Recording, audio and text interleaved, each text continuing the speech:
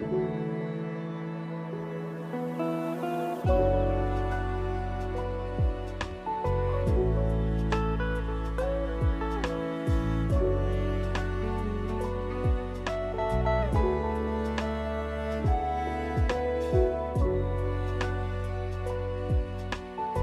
you love Israel? Israel number one. No politics here. Why you no love Israel?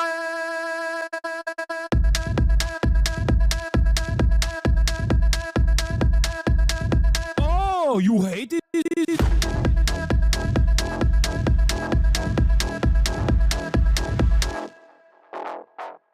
I'm Israel high. I'm Israel high. I'm Israel high. I'm Israel high. I'm Israel high. I'm Israel high.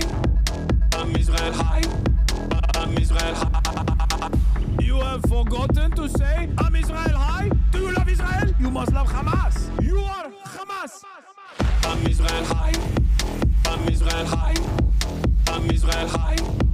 I'm Israel high. I'm Israel high. I'm Israel high. I'm Israel high. I'm Israel high. Oh, Israel not number one for you. Oh, anti-Semitism. Israel, small nation. Israel, tiny nation surrounded by scary Muslims. Ah, you are anti-Semitism. You are Hamas. You are Hamas. No politics here. Say Israel number one. Tweet Israel number one. No politics here. No politics here. No politics here. No politics here. No politics here. No politics here. No politics here. No politics here. Say you condemn Hamas. Say I'm Israel high. Say you condemn October 7. You are Hamas. No politics here. No politics here. No politics here. No politics here. No politics here. No politics here. No politics here. No politics here.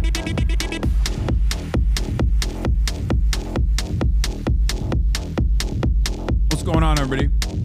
I hope everyone's having a fantastic evening, afternoon, pre-noon, no matter where you are in the world. I'm Hasan Piker, and this is the HasanAbi broadcast coming to you live from sunny California, Los Angeles. Folks, we're live and alive, and I hope all the boys, girls, and MBs are having a fantastic one, because today's a beautiful day. Today's a wonderful day. Today is March 5th, 2026.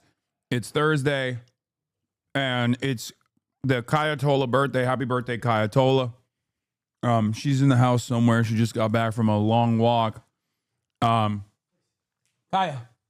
Oh, okay. Well, Kaya, place. Boom. There it is. The birthday girl herself. Doesn't seem like she likes the hat, but. Hi. Okay. We're live, we're alive, and this is a good day for dogs in general. It's a good day for Kaya because it's her birthday. She doesn't know it, but she's been getting extra attention. But it's also a good day for dogs in general, and I'm going to go right into it. Obviously, this is part of the broadcast where I tell you about my personal news, but the reason why I'm late is because I worked out super early this morning, and I had a podcast. We did the Fear Am podcast with a special guest, Jinx Monsoon. That's part of the reason why. I'm live at 12. Okay. Hello, ma'am. Anyway, I'm live. I'm alive. Yeah, and they're still shooting the rest of the podcast right now, but I had to come in because this is a very important day. Ladies and gentlemen, live updates. The first big L has taken place in the Trump administration. I'm going to go straight to it.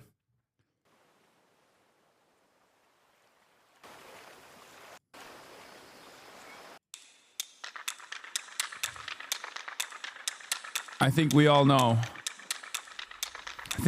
What's up. Ladies and gentlemen. Ladies and gentlemen, boys, girls, and MBs. It brings me great pleasure to tell you that the Department of Homeland Security Secretary, the dog murderer herself, Kristi Noem, has been fired. Smoking on that Kristi Noem pack, ladies and gentlemen, the dog killer herself.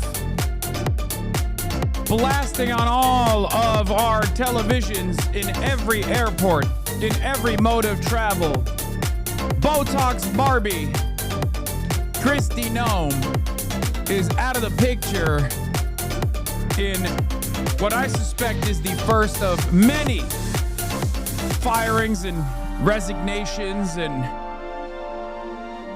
numerous other points of controversy that will inevitably follow as the first major role player in the BURGERREICH Gestapo Brigade is taken out for one reason or another. But President Trump has fired his embattled Homeland Security Secretary Kristi Noem on Thursday and announced plans to replace her with Senator Markwayne Mullen of Oklahoma. This comes after Kristi Noem was grilled by Republican lawmakers this week at congressional hearings on a variety of topics, including her knowledge of a lucrative advertising contract. Mr. Trump announced the change on social media along with a new and previously non-existent role for Ms. Noem. Special envoy for the Shield of America is putting her on janitorial duty, which he said would be a new security initiative for the Western Hemisphere.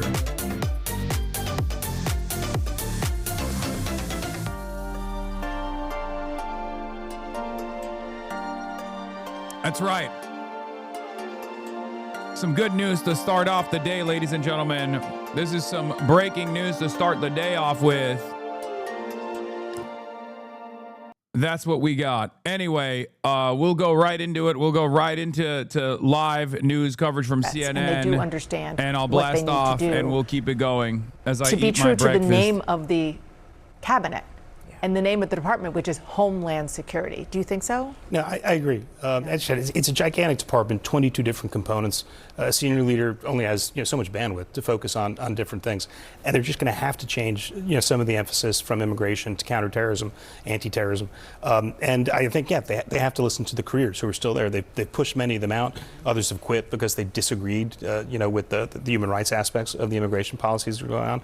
But it's time to get back to first principles. Markwayne Mullen is a real piece of shit, by the way. Just so you understand, like, such an it's not important going to piece get of the better. story is Kristi It's Noem still has going to been be pushed fucking out at, unbearable. DHS, soon to be operational, and Markwayne Mullen we're expecting to be coming in. Thank you, Dana. Thank you, Kevin, to both of you for the conversation. Thank you. We're staying on this breaking news. We'll be right back after a quick break. Standoff, the FBI, power and paranoia. God damn it. I thought I could at least get a couple bites and fuck. Markwayne Mullen is also a ginormous dipshit. Knows He once famously challenged Teamster leader Sean O'Brien physically to a fight. Let's take a look at that. Last time, him and I kind of had a back and forth. Appreciate your demeanor today. It's quite different. But after you left here, you got pretty excited about the keyboard. In fact, you tweeted at me 1, 2, 3, 4, 5 times. And let me read what the last one said. It said, greedy CEO who pretends like he's self-made. Sir, I wish you was in the truck with me when I was building my plumbing company. Myself and my wife was running the office because I sure remember working pretty hard and long hours. Pretends like he's self-made. What a clown. Fraud. Always has been, always will be. Quit the tough guy act in these Senate hearings. You know where to find me. Any place, anytime, cowboy. That's crazy. You just Sir, this is a slapped time, this her is with a the place. meat. You want to run your mouth? We can be two consenting adults. We can finish it here. Okay, that's fine. Perfect. You want to do it now? I'd love to do it right now. Well, stand your butt up then. You stand your butt up. Oh, hold on. Big No, guy. stop it. Is that your solution every poll? No, sit down. Sorry, you're a clown. Sit down. Look at you. You know, you're a United States Senator. Sit down. Active. Oh, okay. Sit down, please. All right. Can I respond, Mr. Hold Chairman? it. Hold it. That's the guy. We are coming on the air with more breaking news. President Trump posting on his Truth Social platform that he has fired Homeland Security Secretary Kristi Noem and that he will nominate Oklahoma Senator Markwayne Mullen to become the next DHS Secretary. The president writing, quote, "I am pleased to announce that the highly respected United States Senator from the great state of Oklahoma, Mark Wayne Mullen, will become the United States Secretary of Homeland Security effective March 31st. Literally not highly respected. 2026. I want to bring in Chief White House Correspondent Peter Alexander. Peter, when I spoke with the president just a few weeks ago, he still had a lot of confidence in Homeland Security Secretary Kristi Noem, pointing to the border, but something has changed over the last few weeks, and what was it? Well, it's interesting, Tom, you make that point. So this news, I think you can say, is stunning, but it's not surprising. We know the president has grown increasingly frustrated by Kristi Noem's performance as the Department of Homeland Security secretary, most notably after a series of events that took place over the course of the last several days, where she was testifying before Congress. She'd been asked a series of questions specifically about the role she played in approving contracts, and notably one, a $220 million ad campaign that was used to encourage immigrants to this country to self-deport. The senator from Louisiana, John Kennedy, said on that issue the president was, in his words, quote, pissed. During the course of the questioning, Noem told Kennedy that the president knew about her decision to approve the ad campaign contracts. You can imagine that did not sit well with the White House, certainly with the president as well. And so that appears to have been the tipping point in this moment. Funny there that had only previously Trump been some frustration by the president as it related Trump's to Noem for her handling preordained of the allies get to do operations, the deals immigration like this. enforcement operations that had taken place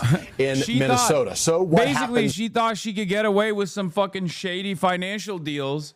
And Trump was like, bitch, I'm the only one who gets to do that. And maybe my best friend is not you, dog killer.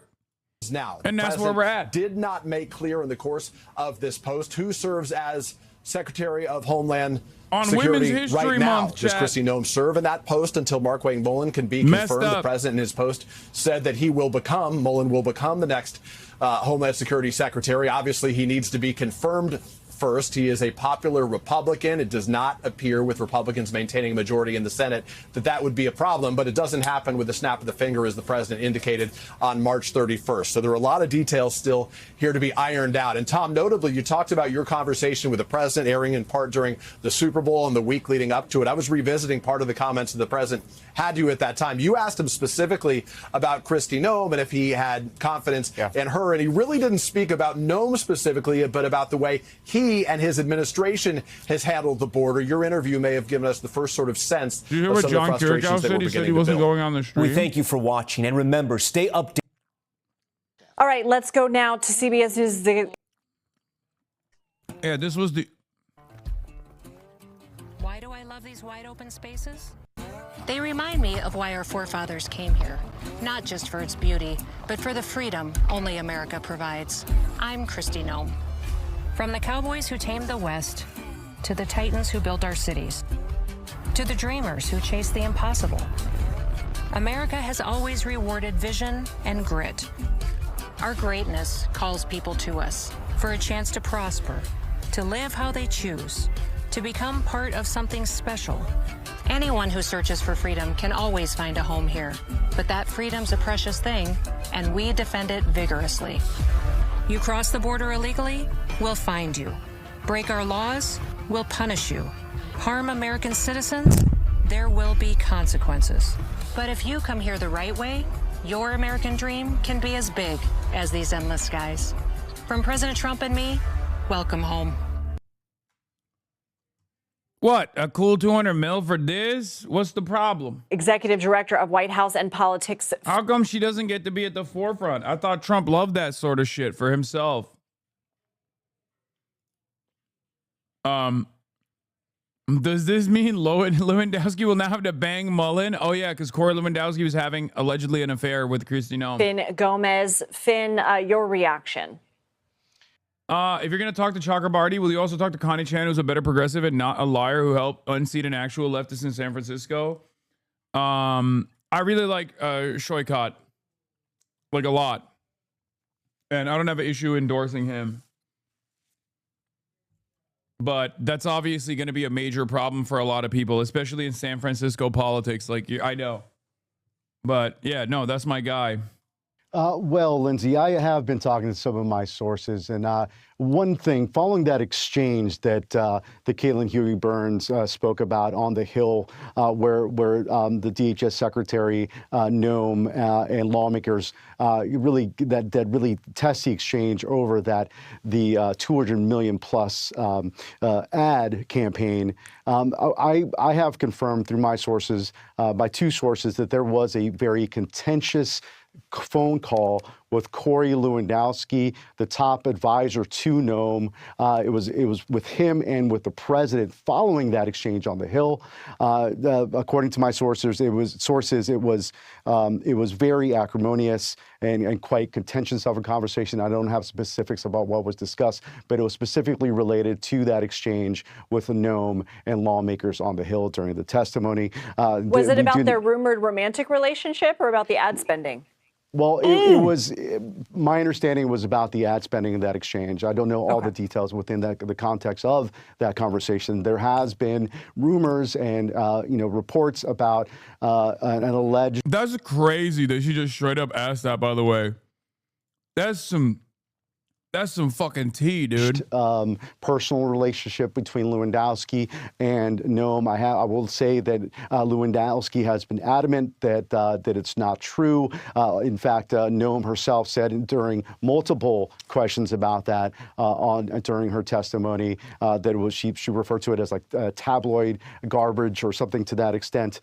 So they have denied, at least Lewandowski has denied that straight out. But it's something that has persisted for a couple years, and we have been hearing, and it's been part of the chatter within Washington. I have not confirmed that, and I can just go off what has been reported and and their denials, of course. But we do know there was quite a fiery exchange between the president and Lewandowski. Lewandowski, of course, goes back with the president back to 2015, where he was the co-campaign manager during the 2016 presidential cycle, in that successful bid by the president to win in his presidential campaign in that presidential cycle with Lewandowski and David Bossie at the helm.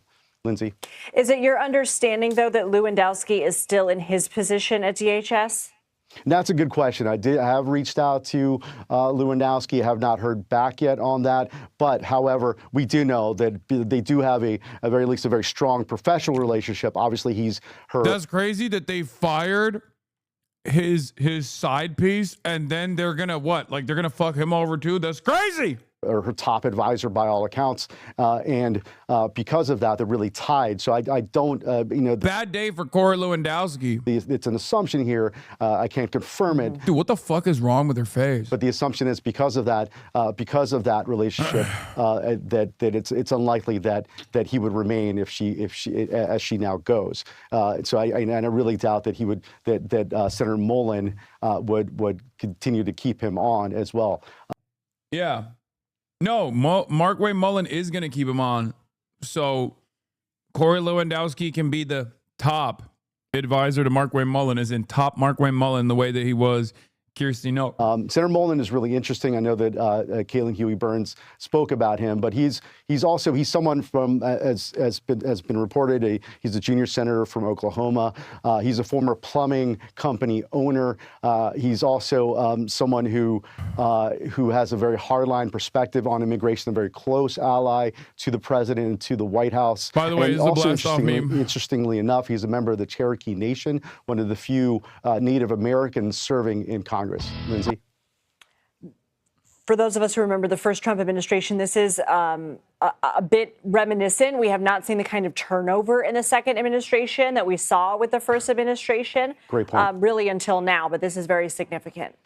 No, to that point, like I did cover the first all 4 years of Blast off me, the maybe I first already Trump, blasted off, chatter. Administration, and there was a lot of this sort of upheaval that you saw then. A lot, 6 months, and they would change the chief of staff. Reince Priebus famously is the first crack in the defenestrated dam. This is the first crack in the dam in many respects.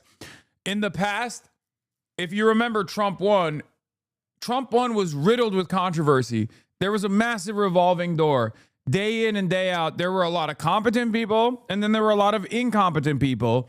But because Donald Trump wanted the competent people to demonstrate loyalty and the incompetent people to also demonstrate loyalty or to do things in a competent manner, there were people that were consistently getting fired and replaced, right?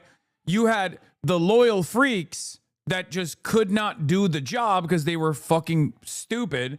And then you had the actual competent people who were managing the situation to the best of their ability. They were evil, make no mistake. They were still Republican, but there was a level of evil that they were willing to entertain without like breaking the entire system. Trump too is different.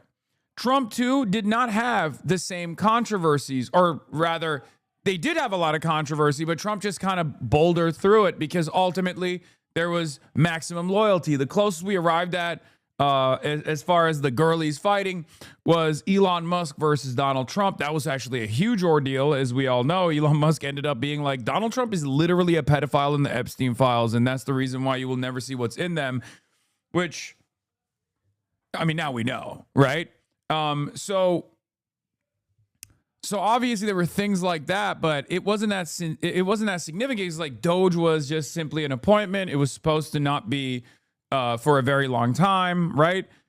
Whereas this has a different energy to it. This is different. This is like an actual very significant position in the admin. The head of the Department of Homeland Security, who is no longer going to be the head of the DHS. So they hate you but love her even though she killed her dog. Yeah, I know, of course. All those people that are like, you're a dog abuser, know that I don't abuse my dog, but they actually do love a dog abuser. Her name is Kristi Noem.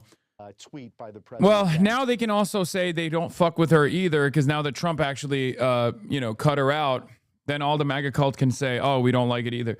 Is Mark Wayne worse? Yes. Yes, I would say Mark Wayne Mullen is worse. Maybe a little bit more competent than Kristi Noem, but like just as loyal. So, they're all fucking demonic. They're all gonna do the same awful shit no matter what.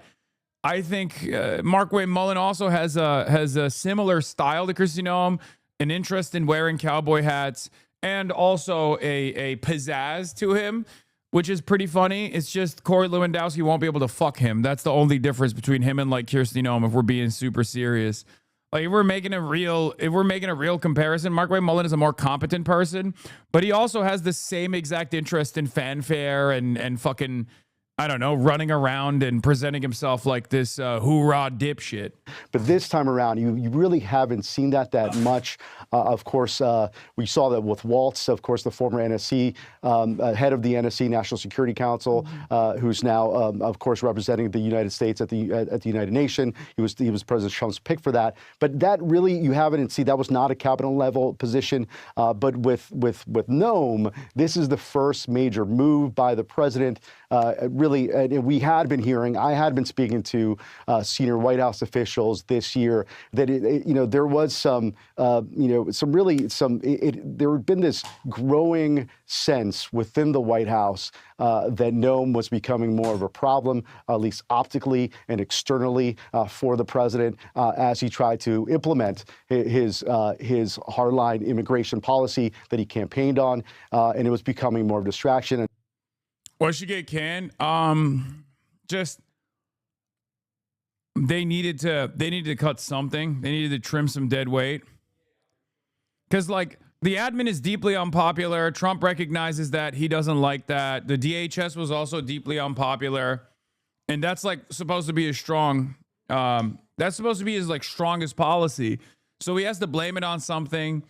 Then there's a $220 million ad budget scandal that took place, and it's like, oh, you don't get to sit on top of my currently not popular Department of Homeland Security operations and also do fraud on the side. It's fucking bullshit.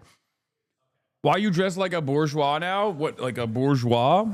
I'm literally wearing a fucking Chinese jacket that I got from Army Logic that's like not even, it's inexpensive. Oh, thank you. Thank you, sir. But yeah, it's over. It's over for Kristi Noem. It's awesome. It's been we've already reported this, but following the events that occurred in Minneapolis, there was more of a pronounced more of a pronounced internal consensus that there had to be a change at the head of DHS. And I think there was a sense that the writing was on the wall. I'd been hearing that in some form for weeks. I know also Nicole Skanga, our great correspondent at DHS, had also been hearing that. So I think it was, I think the testimony on the Hill. Yeah, Noem getting fired because Noem getting fired became inevitable as soon as she told Congress that Trump signed off on that absurd $225 million ad campaign for DHS. She forgot the first lesson any Trump crony learns: never make him look bad, even if you have to lie. Literally, they did the congressional hearing, and then one day after, she's out. This is the correct assessment by James Surowiecki. It's true.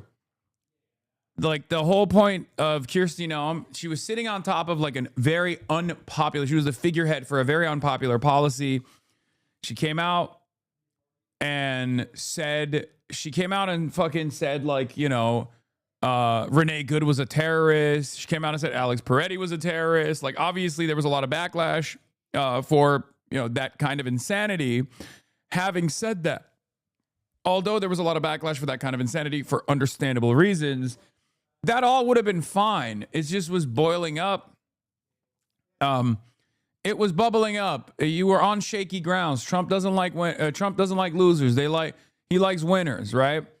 So he'll trim the fat if it comes down to it, to create like a pressure valve, because if his base starts not fucking with Kristi Noem, then someone's got to go. If the base is starting to get mad about the DHS operations, like, someone needs to be the fall guy.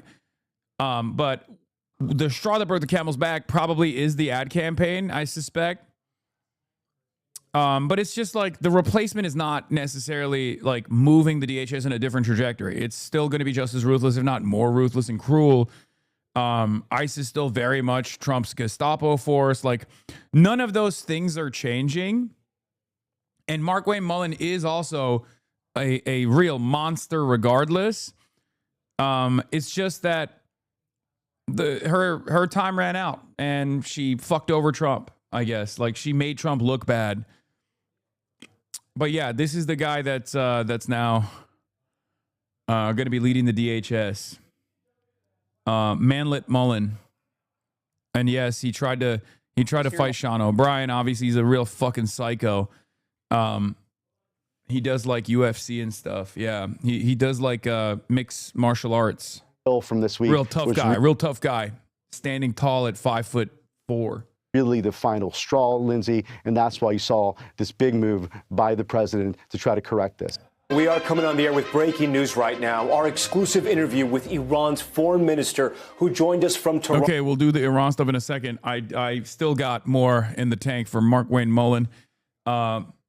Let's take a look at Mullen Plumbing, his pappy's work, by the way, that he took over as a small business owner. Markwayne Mullen is a small business Hitlerite. Many such cases, Oklahoman. I guess as is the case with a lot of quirked up white boys, he claims Cherokee, I think. Hi, I'm Markwayne Mullen with Mullen Plumbing, the Red Ritter. Do you have a stool that just doesn't flush right? A lot of times that's due to the water level in the tank that needs to be adjusted. It needs to be about a ½ inch below the Douglas valve, or to where it's clearly marked says water line. All you need to do is pull the clip, pull it up to increase water. I mean, he might be actually fully Cherokee. I actually don't know, but like he's a fucking straight up hog. So I don't know if we're gonna claim that. You know what I mean? I don't know if people want to claim that. I feel like the the Native Americans in the audience might not want to. I mean, it's Oklahoma. Everyone is literally everyone's part native. Or pull it down to lower the water level. How do you clean your garbage disposal? Well, let me show you. Take you a wooden spoon and a pitcher of ice.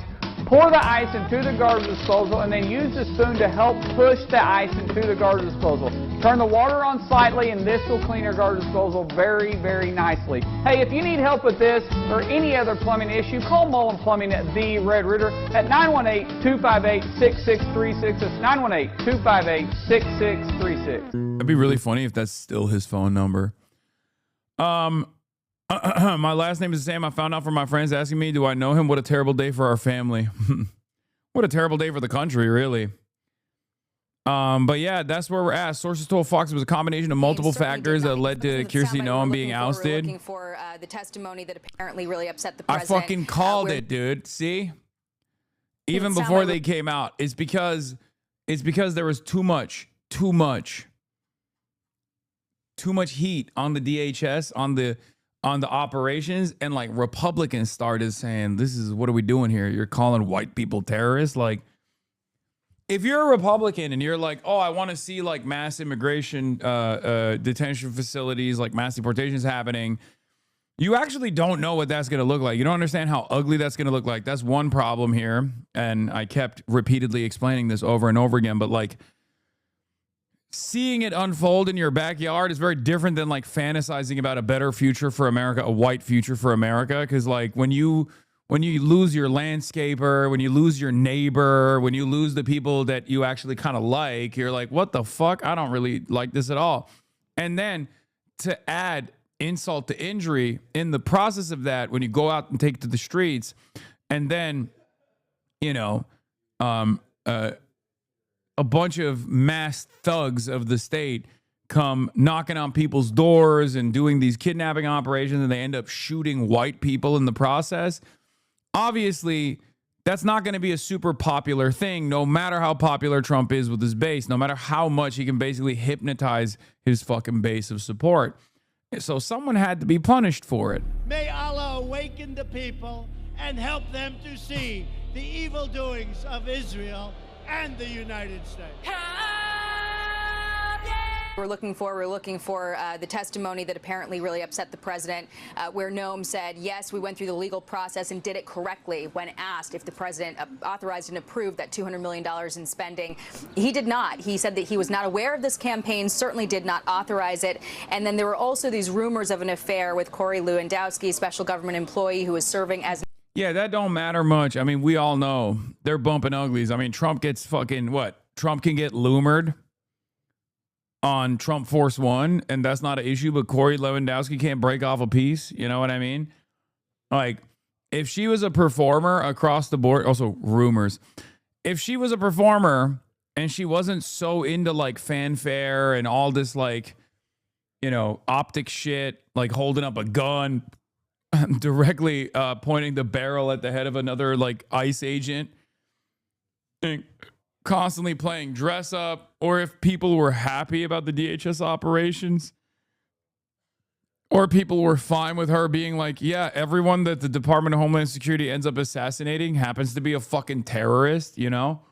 If people were chill with that, I guess, then it wouldn't be, then she'd still be the head of the DHS. It's just a combination of all those factors combined is the reason why someone had to go. An advisor. He is also married, and reports floating in the last several weeks that Noem had sought to appoint Lewandowski as her chief of staff, but the president blocked that decision amid these rumors of an affair. So the combination of those factors that tipped the president's decision to elevate Markwayne Mullen into this position and get him confirmed. Martha. Yeah, that's very interesting. What's interesting is like how this works with the Senate seat. Like, do we just like the fact that Trump did this so haphazardly, so hastily, and took out like already a slim majority that exists in the Senate and make it even more contentious. I guess they have John Fetterman, so like it doesn't really matter, unfortunately, but I mean, he's up for election this year regardless. Okay, but like slim majorities matter quite a bit, especially in moments like this. But I guess you can do whatever you want because the Democrats are controlled opposition, so it doesn't matter. Jackie, because, you know, the person that you're citing, the source that you're citing, and just tick off for us again the three things that they told you went into this decision, because that's not really a soft pedal the way that it was described to you. Can you go through those again one more time? Minnesota, her handling of the fallout to the deaths in Minnesota of Renee Good and Alex Preddy, the statements that she made in public calling them domestic terrorists before some of the facts had come in, and her handling of that scenario, the ad campaign, the $200 million that featured her on horseback at Mount Rushmore and claiming that the president signed off on it when he had not, and also the allegations of an affair with Corey Lewandowski. This person close to the president described these. They're getting nasty with it. The fact that the White House is leaking this shit as like primary reasons is that like she got the chop. She got the chop job. Like they cut her. Clearly. Cause like they're being very nasty about it too. Like they're not even keeping up appearances like, oh no, she's better suited for the new position that she got demoted to. They're just straight up like Kristi Noem, she was being a harlot. These three things as a combination of her many unfortunate leadership failures. So less a decision to move her into a new role than to get her out of the one she had been serving in. Yeah, many unfortunate leadership errors. Strong language from a source close to the president that Jackie is reporting right now. So this is a much harder line in terms of what unfolded here. Jackie, thank you very much. Jackie Heinrich. Time is running out. To bag a good leftist for California governor, I really believe you would help California if you had Carolina Bueller on your stream. Chatters, I'm going to keep it $1.50 with you. I think you greatly overestimate the amount of power that I have singularly in my hands at my disposal.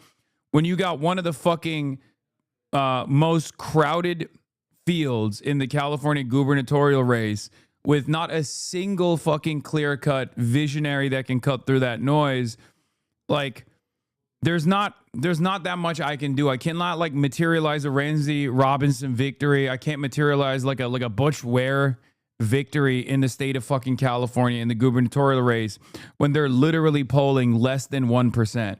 Okay, like a lot of you guys are totally oblivious to how this kind of stuff works, especially at such a high profile and impactful election. I don't know why you like legitimately think I'm a fucking kingmaker. I can push things in the appropriate direction, but the bare minimum has to also be there. And the reality of the matter is, like with Zoran, for example, if he didn't have DSA New York, if he didn't have Working Families Party, and that's the mayoral race in the Democratic primary, like a lot of you don't understand. Like I didn't fucking single-handedly make Zoran Mamdani. You know what I mean? Like this kind of stuff is also silly because you will literally be like, "Oh, have you seen her policies?" Yeah, I mean it does not matter. Like it doesn't matter if someone has good policies. I think you guys are literally oblivious to how this kind of stuff works. Hasan doesn't care about California. You're fucking stupid. Like you have to. I do so much electoral analysis here that it's like always shocking to me that people in this chat are like childish. You know what I mean? Like they have like a childlike understanding of how things work, where you legitimately think that like one fucking content creator has the capacity to overwhelm multiple billions of dollars invested in a fucking California gubernatorial race, where like the reality of the matter is, although he's not my favorite, Eric Swalwell, I mean, I don't really fuck with him at all. Eric Swalwell is most likely to win the race at the moment, and there hasn't been like a clear cut. There hasn't been clearly like someone who could be the vehicle, the agent of change that people can like unite behind. Does that make sense? Like, I think optimism gets confused for childishness. No, they just like, I see that a lot. Like I don't have a, bro, it's because you're literally talking to people new to electoral politics. I think so too. Like you guys hear someone say all the right words and you start thinking like, oh my God, like this is it. Like, why can't other people understand it? You do realize like Nita Allen is a great example of this. Like someone can have the best fucking possible policies and still not make it across the finish line because there's a lot of ad spend, because there's a lot of politicking happening behind closed doors Like, for example, the fact that AOC did not endorse anybody. Why didn't she do that? Why did the Congressional Progressive Caucus endorse Valerie Foushee, even though she's awful? Well, the reason is because the Democratic Party in the House of Representatives has a policy to push for incumbents no matter what, right? A lot of that stuff plays a role. A lot of you are completely oblivious to how unions work in the background and how how the relationship with unions and like corporate Democrats exist, and you're like confused. Meanwhile, those endorsements do actually matter quite a bit. Unless someone has like a real well-established existing relationship with the rank and file, if the union leadership says this is our guy, a lot of people don't think twice about it. They're like, well, we're voting for one D over the other. Who cares, right? And but you push for Ray for LA, but she's way behind too. I know. Exactly. When also push is different than interviewing, okay? So in any case, also California is a jungle primary. If this poll holds, then we can be stuck with 2 Republicans on the ticket and 1 is a Brit. Yeah, I mean, that's not going to be an issue. By the time this race materializes, like there will be people will unite around one person, I suspect. But yeah, you got Katie Porter and Eric Swalwell at the top, like with the Democratic Party brand recognition. You got Tom Steyer, who's dumping $200+ million. None of them are super exciting, if I'm being totally honest with you.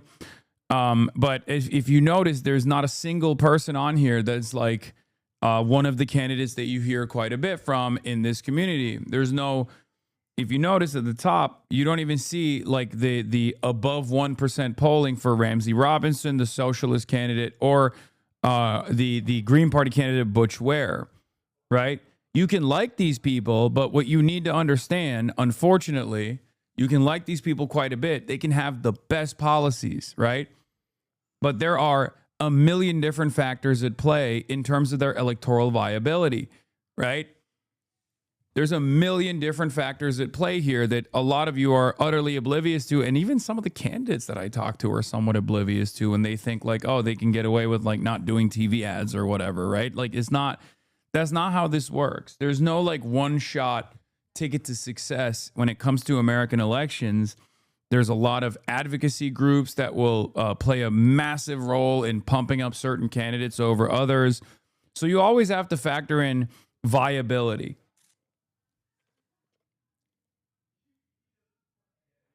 What was Zoran's magic?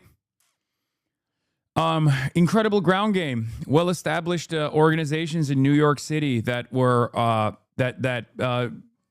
that picked a progressive champion that could cut through a somewhat progressive race, cut through the noise in a race that had a bunch of other progressive alternatives as well. Like there's a lot of that played a major role. It wasn't the fact that like it was like me and Chapo and Majority Report and all these other broadcasters that really pumped him up. That wasn't the case at all. They had fucking fantastic ground game. They had he was visionary, he was bold, he had the good policies, but he also had the traditional backing as well. Like the campaign had all of the important aspects that you need to have covered. Sometimes you get a once-in-a-lifetime generational candidate where you're like, he has the policies, he has the charisma, he has the stage presence, but also on top of that, he has well-established ground game that will only snowball from that point on. Okay?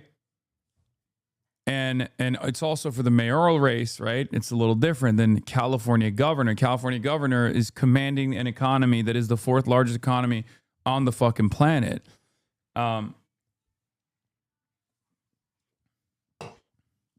That's why Fight Agency is so good, because Fight Agency works with a bunch of candidates, including with Tom Steyer and Graham Plattner and all these other candidates. But like Fight Agency is good because it's like a traditional agency at the end of the day. They know how to take a candidate with good policies and then like put them on the TV spots that are necessary as well.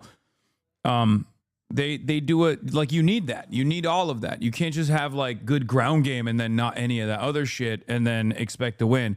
You can't just have good policies and expect to win. It doesn't work that way at all. So it's a combination of all of these factors. I guess John Kirako isn't coming on stream. Skip the 3055. What is this? Allied munitions to do what What? I don't want to. Thank you. Thank you. they want to do with Taiwan, whether that's through diplomacy. Yeah. Yeah. Hey, real quickly, Grey Horse, thanks for the $5. Grey Horse, I saw recently that John's going on Hasan Piker's stream. A lot of his rhetoric is anti-American. His community is also extremely toxic, especially to the left. Curious as to why you're associating with that. I'm not going on Hasan Piker. Wait, what? Hasan Piker reached out. Okay. He said he is. I don't know why he's like now Up to saying me. he's not. And I said, no, thank you. I've got nothing scheduled with him. Blatek. Wait, what?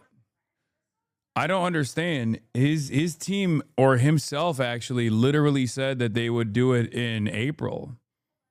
It's very surprising. But I mean, it is what it is. It's the Zoran method. He's a fucking CIA agent, man. I don't care. I'll talk to anybody. I don't give a shit. That is a strange response. I'll be honest. I don't know why he reacted that way. He's pressure, bro. Don't give it away. In my experience, it's vital to have unions on board. He was scheduling an interview with Hank Pegger. This is from 5 hours ago. Leak the receipts. I'm not the one doing the communications. I'll look back at the talks, but probably trolling if I had to guess. I mean, it's fine. It is what it is. Who cares? They're bombing Lebanon right now. Apparently, they want to wipe out South Lebanon off the map. After the cameo, he's not trolling. He's just a boomer.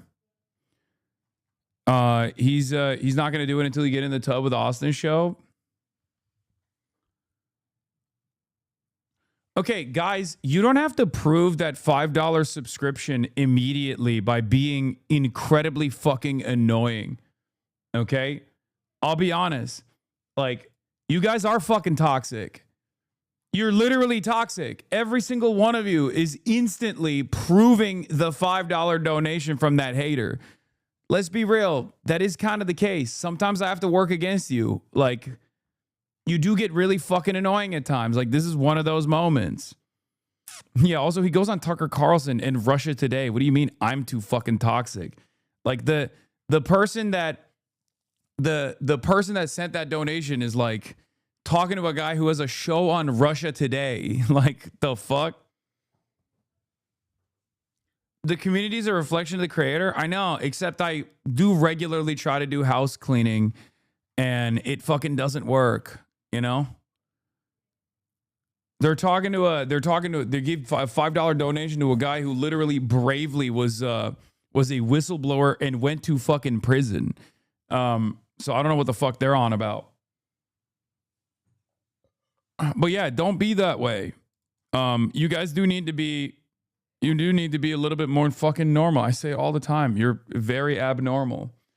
But at the end of the day, picking between having my community that I have, comprised of well-intentioned individuals who sometimes gets really fucking annoying to a degree that it really pisses me off too, versus having like a guy having his moment on TikTok on. Yeah, of course I pick my community over anything else. It's just, you guys do need to be fucking less annoying regardless of the situation, because you piss me off. And that's unacceptable. I don't give a fuck about like not having John Kiriakou on. But I do give a fuck about making sure that my community is not unimaginably annoying. You know what? Fuck you. Okay. See? That's what I mean.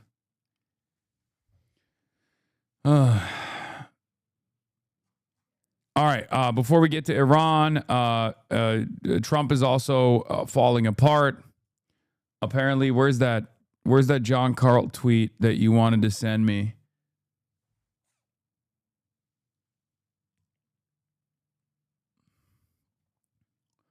Yes, of course I saw this tweet that I also retweeted.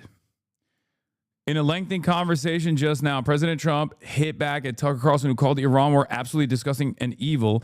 Tucker has lost his way, Trump told me, according to Jonathan Karl of ABC News, chief Washington correspondent. He's not MAGA. I knew a long time ago he's not MAGA. MAGA is saving our country. MAGA is making our country great again. MAGA is America first. And Tucker is none of those things. And Tucker is not really smart enough to understand that. Now, the reason why the girlies are fighting is because Donald Trump is actually kind of right, and so is Tucker Carlson. Tucker Carlson is right when he says Trump is not America first, even though he never would be brave enough to openly say that out loud. He's not willing to take that fight right now. He might take it when Trump is even weaker, right? To cut away at the noise and to present himself as like the viable alternative to all this like ridiculous Israel first Trumpism that people are going to eventually get frustrated with and be done with. Having said that, for the time being, America first, or MAGA, is whatever the fuck Trump wants, right? That's just true. If you look at the actual polling data on this stuff, the entire world and the entirety of the American Independent and Democratic Party voters and all the fucking unaffiliated voters are straight up saying this is completely ridiculous. Why the fuck are we going to war with Iran for Israel? It's got majority disapproval overall, except for one group. The castrated slave class of MAGA voters, okay? It's real. It's at 84%. It went from like fucking, majority disapproval to after Donald Trump did it and then said it was good to 84% approval because the MAGA class in this country are straight up slaves, okay? They are straight up cattles. They are the cattle class. Like they will go whichever way the Trump government goes, the Trump administration goes. If Donald Trump literally said you have to assassinate your firstborn child, I think there's a lot of people in the MAGA cattle class that would do it. They would just be like, all right, yeah, it's time to execute my firstborn. After all, that is kind of what's happening right now, isn't it? Like he's basically saying like, take your firstborn and send him out overseas to go fucking die for Israel. And a lot of people in the MAGA world that have children in the military are straight up saying, yes, I would love to do that. This is the annoying part about it, where anytime people talk about a rift in the MAGA, I have to shake my head. The only time where there's been an issue of salience in the MAGA rift that caused the real rift in MAGA is Epstein. There's there was a little bit of rift on the Iran stuff, but Donald Trump came out and was like, no, this is good. I love Israel. Shut the fuck up. And you should die for Israel. And everyone was like, never mind. I forgot. We're American patriots and we die for Israel. That's just kind of what we do. And very quickly, the approval for the Republican side shot up. Now, it's not enough, especially as the base is withering. But anytime people talk about a rift in MAGA, I have to shake my head. Over 60% of MAGA people love war with Iran. Over 80% of MAGA people love war with Iran, still say Israel's doing amazing in Gaza, say the economy is amazing. A majority even say they approve his handling of the Epstein files as total servility. Yes, the reason why I'm saying 60% is significant, it's an issue of salience, is because, normally anything that's sub 90 means it's an alarm bell for the Trump movement. That's why I'm saying that. Because think about it this way. The MAGA movement is what remains of Trump's base. Everyone else is left. It's basically us versus them. And the smaller that group gets, the better it is for the country's future. Let's be fucking real. And that is approximately like 20%, maybe at most 30% of the country. And then 70% of the country want to literally put them in fucking prison. Okay? It's getting there, right? And here's the thing. Even amongst the MAGA movement, or even amongst like Republicans that are polled, which is, mostly just MAGA, anytime you get sub 90 on the approval side, there's an issue, right? That's why I say even with Iran, It's sub 90. It's at like 80% or 84% approval right now. There's an issue. It's not as big as an issue as the Epstein stuff, though, which is at 60. Now, obviously, it's unexpected. If you're following along and you're like, well, I've seen all of the shit that Donald Trump has pulled off. It's all disastrous for the country. How can there still be 60% approval? You're missing the forest for the trees. 60% approval for a Republican initiative under Republican administration from the Republican Party is devastating. Okay? It's devastating. It's unacceptable. It might as well be 10% approval at that point. There is no difference. The further you get away from that 90%, the bigger the problem is for Trump. And I mean, like, even 80% is a big problem for Donald Trump. And that's part of the reason why they have to do this, like, maximum propaganda tour to fucking run around and be like, no, you don't understand. We have to die for Israel. It's like the most important country on the planet. And, everyone else on the opposing side are just like Iran-loving, Muslimans that are secretly trying to destroy this country or bring about Sharia law. Like, they have to do a lot of racialized propaganda in an effort to just like whip the base into action, to whip the base in support of Donald Trump's initiatives, no matter how ridiculous it may seem, and no matter how antithetical to the initial Trump movement policies it actually is, because he ran in as anti-war. We already knew that was bullshit. I talked about it quite a bit, as a matter of fact. But like, there were still people that voted for him because they thought foolishly that he was anti-war. Now, the expectation in a rational society is those people turn around and go, wait a minute, I fucking voted for you so you don't go to war with Iran. I didn't want to die for Israel. I posted those memes about the shirtless guy drinking a PBR with a fucking Mac 10 saying, I'm not going to die for Israel, but now you're demanding I die for Israel. What the fuck's that about? Under normal circumstances, a rational base would react that way. They would go, what the fuck do you mean? This doesn't make any sense. Why are we dying for Israel? But because Donald Trump has the cult backing, when Donald Trump goes and says, you're going to die for Israel, you're fucking cattle, a lot of people say, all right, well, I worshiped Israel anyway. This is great, right? Why break silence and platform a billionaire? Platform a billionaire for California before a progressive? Y'all cooked. Wall break silence? What do you mean? Chat, lock in, please. If you're talking about like me interviewing fucking Tom Steyer, did you think that was like a positive platforming initiative? Or did you think that I was doing my role as a person who has a lot of fucking questions about a guy who's presenting himself as a very progressive candidate? Like there were parts of that conversation that were not very positive for Tom Steyer at all, including but not limited to his lack of interest in openly saying that that Israel is committing a genocide. I pressed him pretty hard.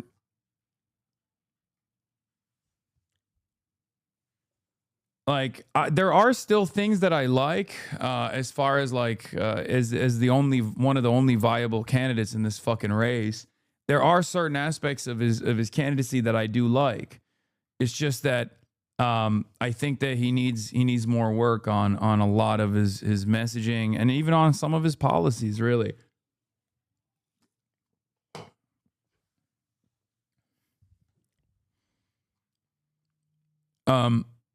But yeah, as it stands, I do not think that Tom Steyer is a class traitor. I would say that easily about Shoykot, but I would not say that about Tom Steyer. You're eating the rich, bro. You're eating their cocks. Yes, I know. I love the rich. I am rich. I love the wealth accumulation. I love capitalism. I think we have to do this every now and then. Like, I just have to like say things that trigger some of the sweatiest fucking losers on the planet, who will like try to find a new home where they'll like get their crank fantasies out. Like, if we're talking about elections, like you got to look at fucking, you got to look at viability. You got to look at the performance. You got to look at the policies. I do all of that shit. And then I try to go through it. But many of you have like a very black and white approach to things where you're like, why are you platforming a fucking billionaire who ran for president? Like, I'm not platforming a billionaire who ran for president and spent $253 million on his presidential run. and then another $200 million on his gubernatorial run. Like, you guys need to live in the fucking real world for a second. There's a reason why he's polling at 10%, whereas candidates that are infinitely closer to me in ideology are not. They're not even cracking 1%. Because unfortunately, having the right opinions and having the right policies and saying it boldly is not going to get you across the fucking finish line. But many of you don't understand that. And that's it. I hate getting baited over really stupid shit. It's just utterly irrelevant to what I try to do.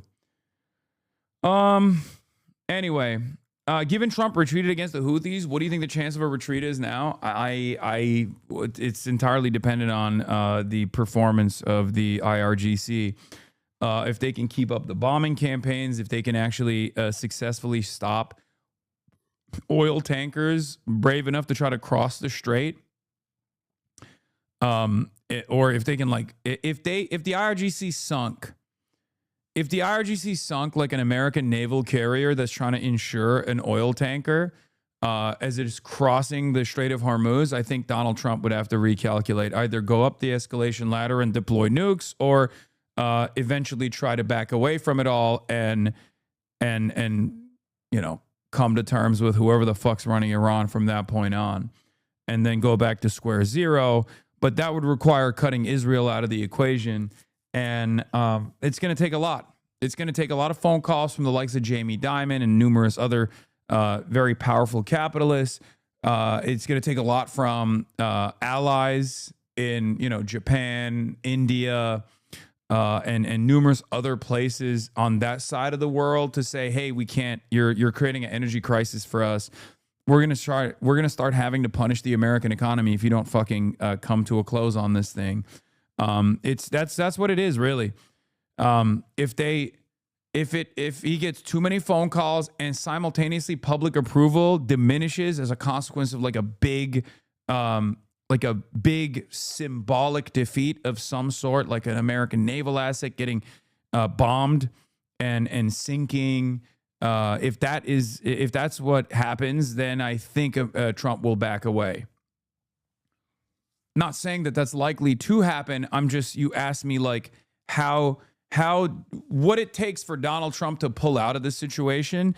There's a couple factors at play here. The number one factor is to cut Israel out of the deal, to use Israel as like the reason why we did this, and basically say, yeah, they fucked up. We're gonna reconsider this deal, whatever. And yell at Israel over it and blame Israel for it, basically, because that's what the whole purpose of Israel is, right? Israel is supposed to be this like separate entity from the United States of America, a sovereign country, but an important ally.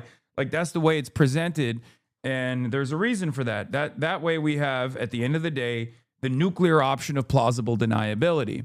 If things get too out of hand, you can just blame Israel, and you can turn around and say, well, Israel's the reason why this happened.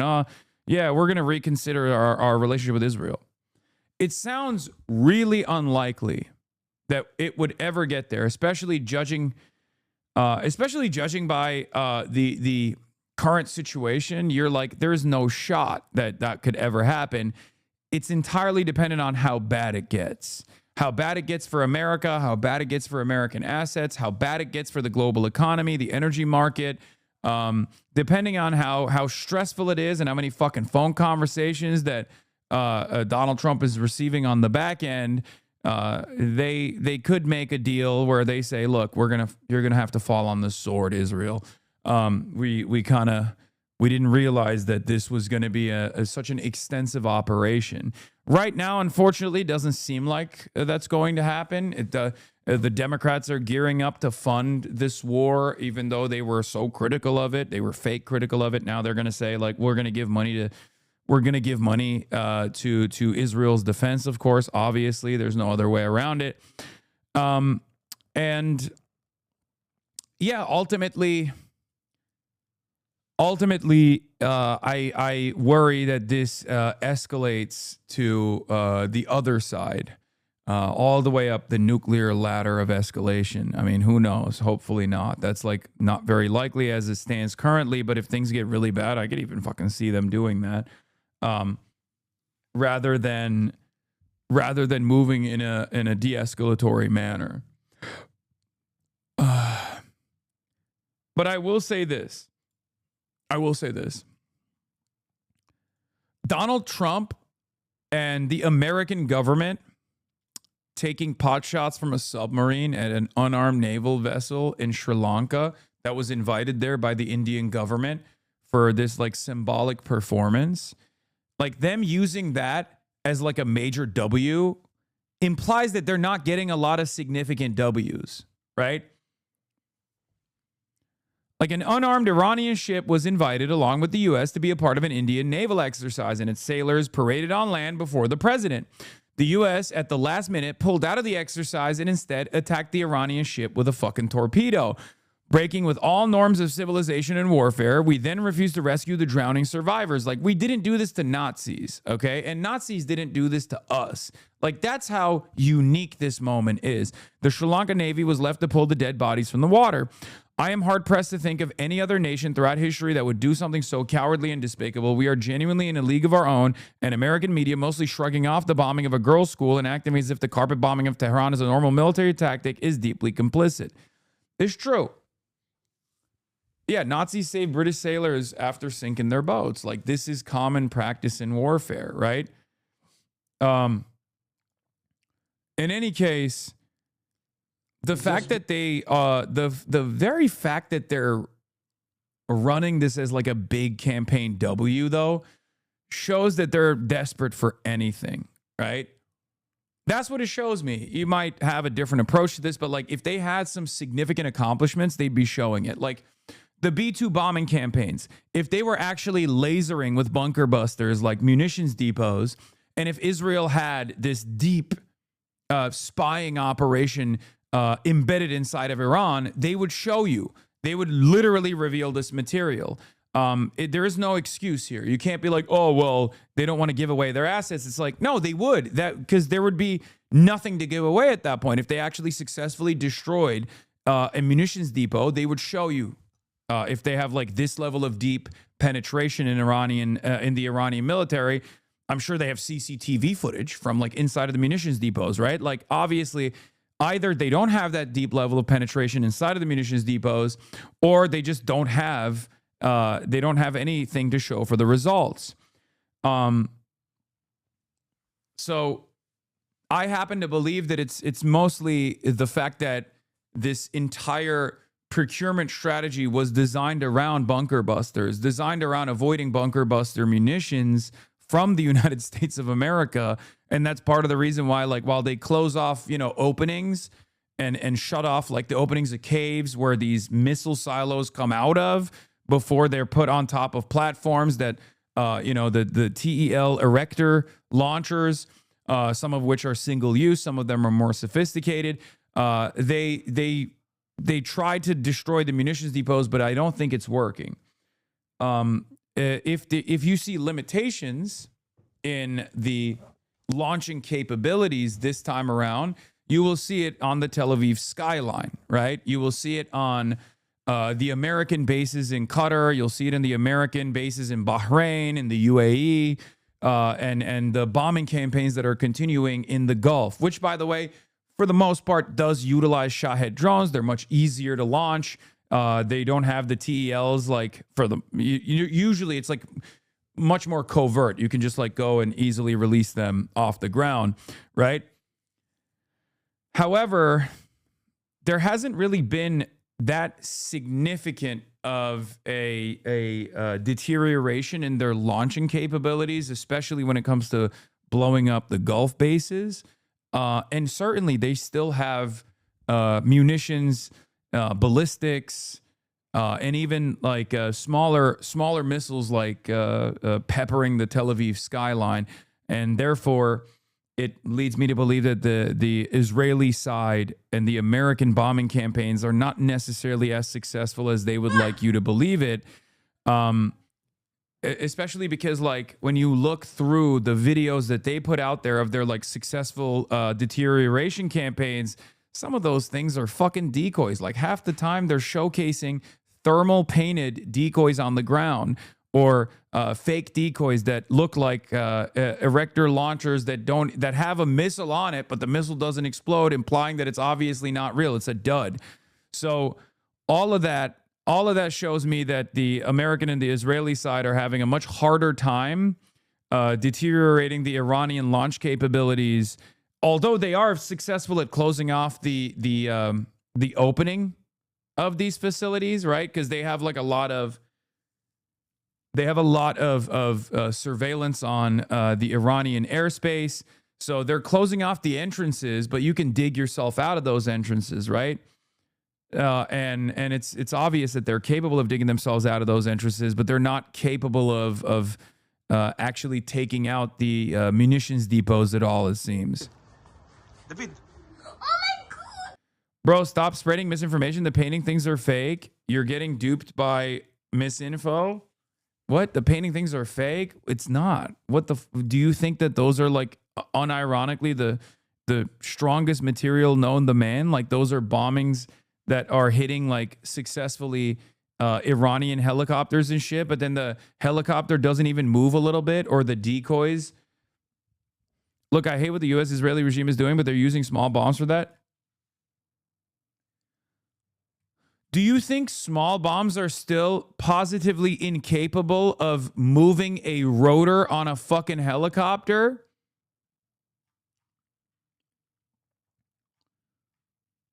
Are you insane?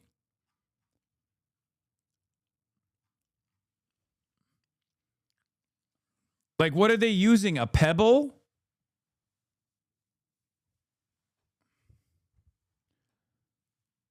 I would send a link of one showing it on the helicopter, but I'm not a sub, but it's like that. Maybe someone can. Either you saw like a fake AI video or something, or we're not talking about the same thing. Also, fake decoys to exhaust the enemy's munitions is not a new technique at all. They did that shit in World War I. They did that shit in World War II. It's not new at all. Anyway, meanwhile, the proof still exists in the fucking Tel Aviv skyline, as I said. This is Tel Aviv right now. In spite of the complete blackout, on the Israeli side and the military censor, there are still obviously going to be people who fucking film their houses catching on fire, and you get to see successful impacts regardless. And if the American government and the Israeli government were correct, you wouldn't see any fucking impacts whatsoever. Now, these could still be from Hezbollah too, because Hezbollah is also pushing. Hezbollah is also consistently bombing, especially northern Israel. But ultimately, I think that there are still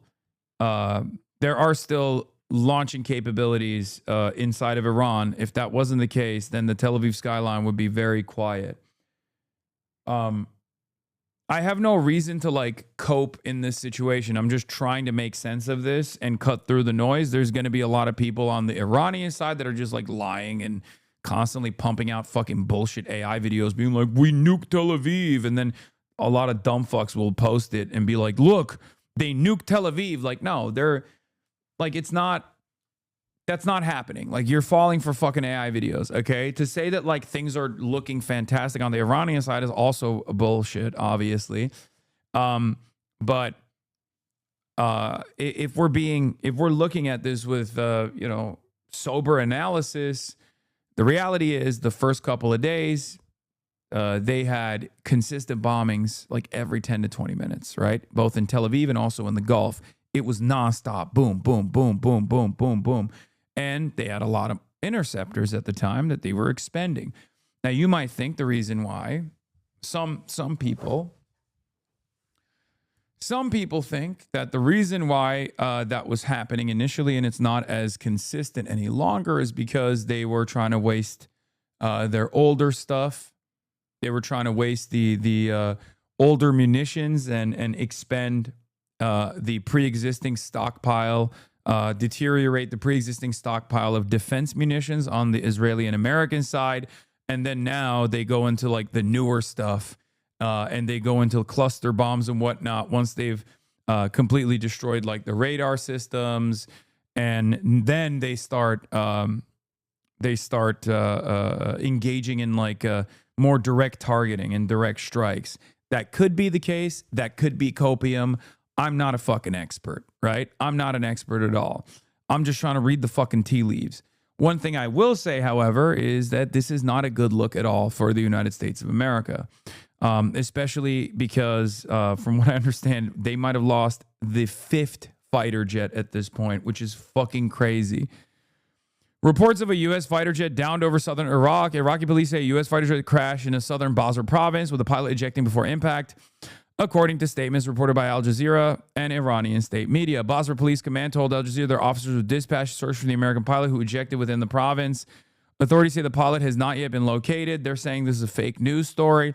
Images circulating on Iraqi social media purport to show the aircraft going down and the pilot ejecting. I don't know if this is real or not. I have no idea. And the United States is denying that this happened. A U.S. official denies reports that an American fighter jet was shot down over Basra province in southern Iraq, telling Al Jazeera the claims are false.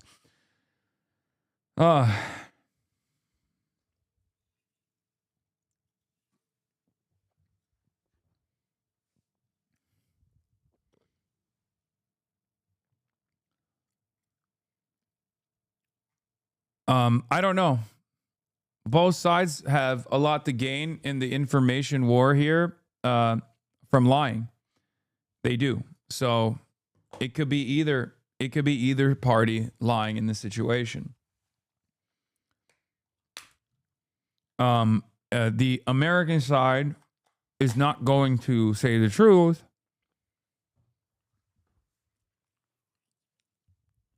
The American side is not going to say the truth, and the reason why the American side is not going to say the fucking truth is because, like, it's a big morale diminisher when the glorious, mighty American military, with all of its like multi-billion-dollar weapons, is having a hard fucking time stopping Iranian loiter munitions. All of a sudden, you got a problem, right? You take a big, decisive blow because force projection is the name of the game. Force projection is within your capabilities. Like it's a big part of the confidence that you develop. If you can no longer offer security assurances to people that have set up American bases on their soil, all of a sudden, why the fuck would anybody want to be a missile sponge for Israel, right? This is one of the sides of this story that a lot of people are not talking about. Everyone looks at the situation and goes, oh, the Gulf is really mad at Iran. Yeah, of course they're really mad at Iran. Iran is bombing them. Okay? It's true. But what they don't realize is a lot of the Gulf leadership is also making this calculation in their minds where they're like, bro, we've bought billions of dollars of weapons from you, and you're literally allowing us to be missile sponges for Israel. What the fuck? A country that has bombed some of the Gulf. Like, I don't think people understand the collective psyche in this region right now. Americans do not comprehend it. They look at it and they go, of course, they're just like really mad at Iran. Iran is the big bad. Iran is the enemy. Iran is these guys are very mad at Iran. Yes, they are mad at Iran. Okay, of course they're mad at Iran. But you know who they're also mad at? They didn't give Iran $1 billion. They gave America billions of dollars, and they're fucking oil-rich countries. And what has America done in return? What has America done for them in return? Turned their fucking countries with other billions of dollars of investments to try to fucking bring white people over with all their real estate projects and all their glory and all their marketing and all their sports washing. What is America doing? Using their existence as a fucking bullet and missile sponge for Israel and America. Like, the average population, in my opinion, from the people I've talked to, at least in the region, they're less mad at Iran than they are at fucking America and Israel. But I'm talking about the leadership that designed these contracts, the leadership that said, we're going to give you billions of dollars of petroleum and we're gonna buy your fucking weapons, because eventually when push comes to shove, you will defend us. When the defense doesn't come, you're like, what the fuck? Why am I giving you this oil? What the fuck is this?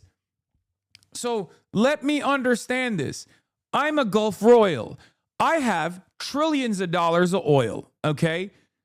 You help with the refinement of the procurement process. That's fine. I could do it on my own, but let's say we're working with American contractors. This is a very beneficial situation for American capital. We've opened up our doors entirely to American investment.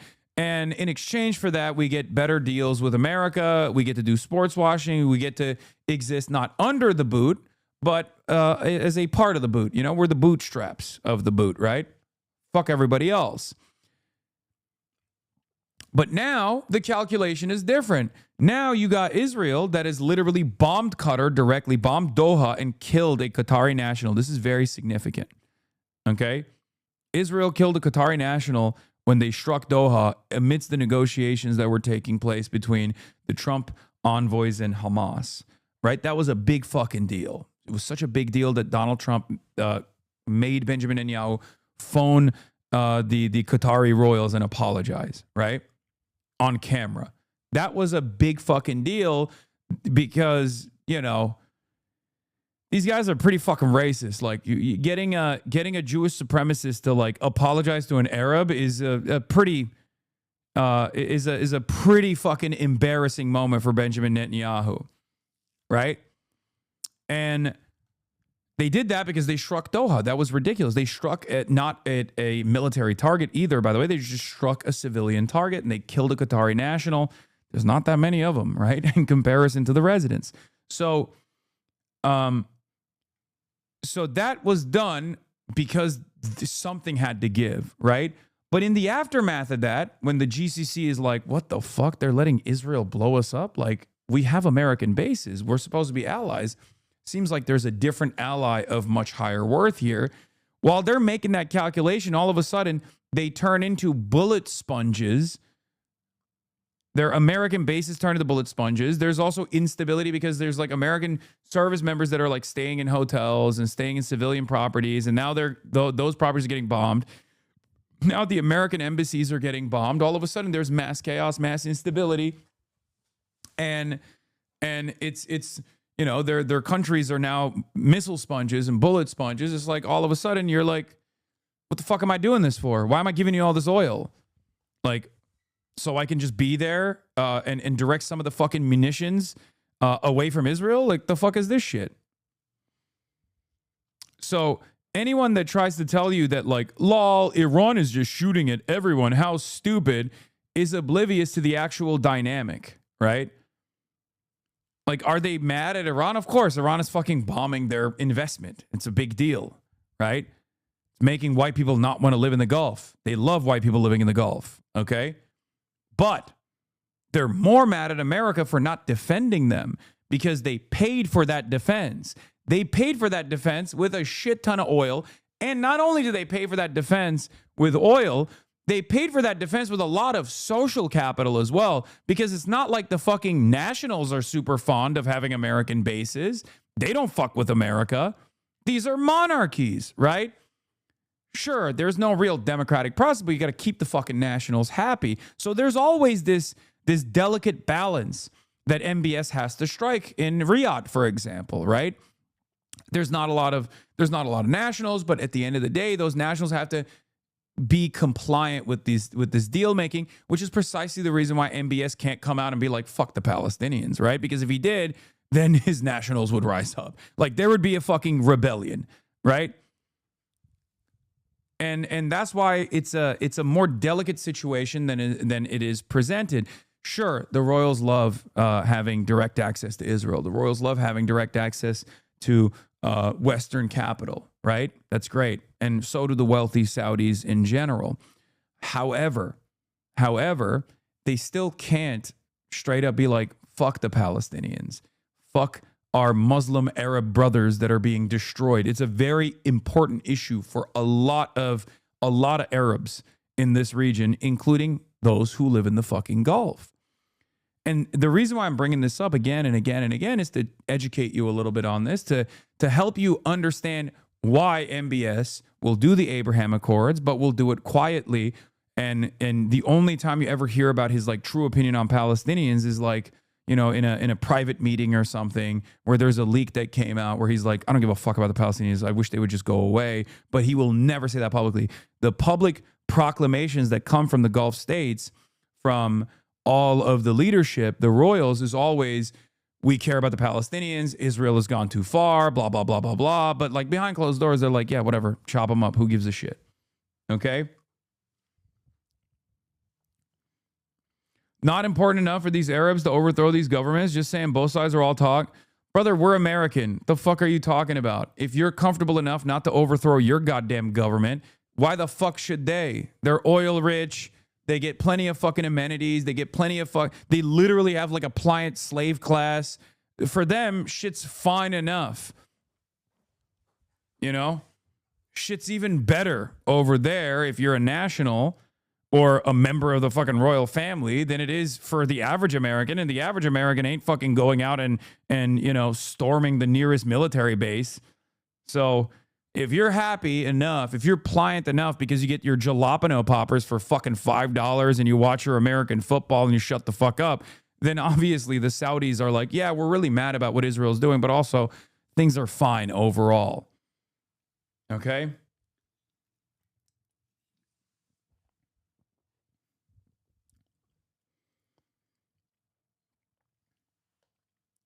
But yeah, I can't stress this enough, though. This is a decisive blow at the confidence and force projection that America has, and every other global leader, every other great power in this world has seen it. You'll hear a very different story. You'll hear a very different story from American news. Obviously, American news will be like, "Oh, our mighty weapons are fucking destroying our enemies." Amalek, we're purging the world of this great evil. Oh my God, you need to stop spamming Scott Ritter, dude. Okay, please, Jesus fucking Christ. I promise you, it's not as good as a clip as you think it is. I got it, bro. You love Scott Ritter, okay? He's a little bit of a kooky guy. I'm sorry, to say the least. As a Euro-pathetic HasanAbi head, what the hell is a Geopolitical popper? Jalapeno popper. It's a deep-fried, cheese-packed jalapeno pepper. It's delicious. I like to use it as a symbolism of American servility. So yeah, I think the situation is not as black and white as it's presented in American news. And I don't think like Iran is doing a fucking phenomenal job either. Like, I'm not saying that like, oh, Iran has really got Israel on the back foot right now or anything like that. Obviously, their striking capabilities have deteriorated, at least judging by the frequency and the efficiency of the strikes. Looking at the strike patterns on Tel Aviv, it's clear that they have, you know, they probably still have a lot more missiles.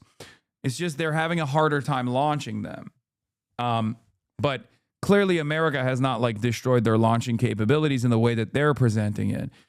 This is just how it is. It's always how it is. Anytime there's an incident, anytime there's war, you have both sides that try to make their side seem like they're fucking winning. It's information war. David. Oh my God! Oh! One! Two! Three! מה זה אזעקה? אין אזעקה. אוי, הוא נופל, נראה לי שהוא נופל. נופל! מה זה? הוא נפל. וואו! נפל! כן, הוא נפל. There's a lot of Israeli censorship too. Yeah, I mean, of course, all the Gulfs have censorship regimes too, obviously. So it's not looking great. Like overall, there are still a lot of successful impact sites, and it's quite difficult to present this alternative reality where like you know, America's fucking killing it, and Israel's able to like successfully defend itself from attacks such as this. Trump is live with Lionel Messi? What the fuck?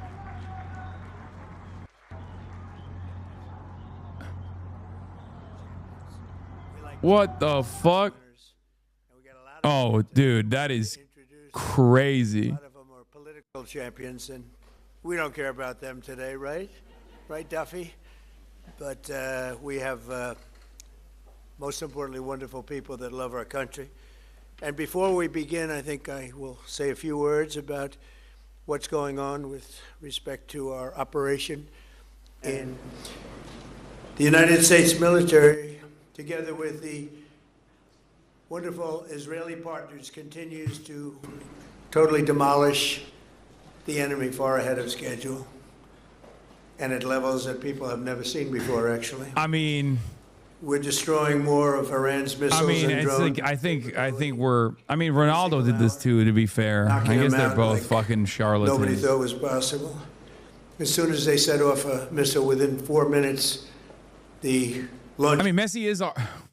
They don't know what's happening. He's Argentinian. What do you We expect? have the You greatest know. military anywhere in the world. Their navy is gone. 24 ships in 3 days. That's a lot of ships. Their anti-aircraft weapons are gone. So they have no air force. They have no air defense. All of their airplanes are gone. Their communications are gone. Missiles are gone. Launches are gone. About 60% and 64% respectively. Other than that, they're doing quite well. I said, what's left? But they're tough, and they want to fight. And they're calling, they're saying, how do we make a deal? I said, you're being a little bit late. And we want to fight now more than they do. We've had 47 years, depending on the way you count it, but 47 years of horror with this group. And, you know, when you see somebody walking down the street without their legs, without the arms, whose face is so badly affected and hurt, it mostly came from 95% Soleimani and Iran. And we, other presidents, lived with it. I didn't live with it. And so our people are doing a great job. Again, the greatest military anyone's seen. Thank you. What are you clapping, big dog? What are you clapping there? And yesterday, my administration The guy announced behind him was decisive like, "Why are you action clapping?" to help keep down Literally, fuel prices. the dude in the back was like, "What are you doing? What the fuck? Yo, keep your claps to yourself, man." Transiting into the Gulf, as you know, pretty dangerous territory. Further action to reduce pressure on Luis oil Suarez is clapping. imminent, Dog and has the no oil idea seems what to was pretty said. He's much like, stable. I love American weapons, very good.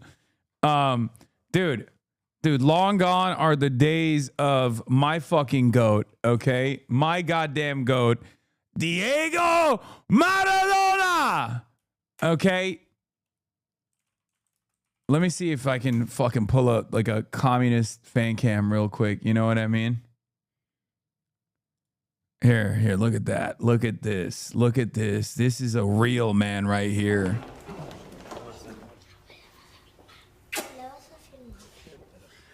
Muchísimas gracias. Yo le puedo poner lo que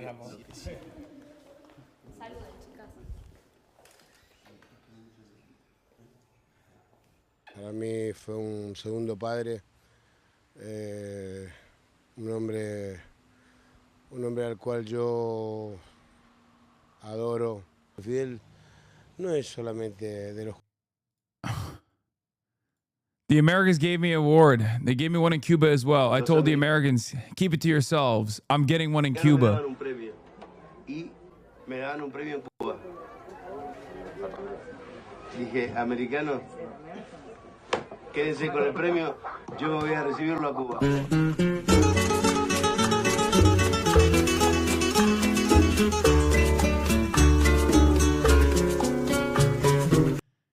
Yeah. The fucking goat, dude. The fucking GOAT. Anyway, let's get back to these fucking losers. All right, here. To take back your country. Accept immunity, we'll give you immunity, and we'll be giving you really the right side of history, because that's what it is. So you'll be perfectly safe with total immunity, or you'll face absolutely guaranteed death, and I don't want to see that. They don't want to see it either.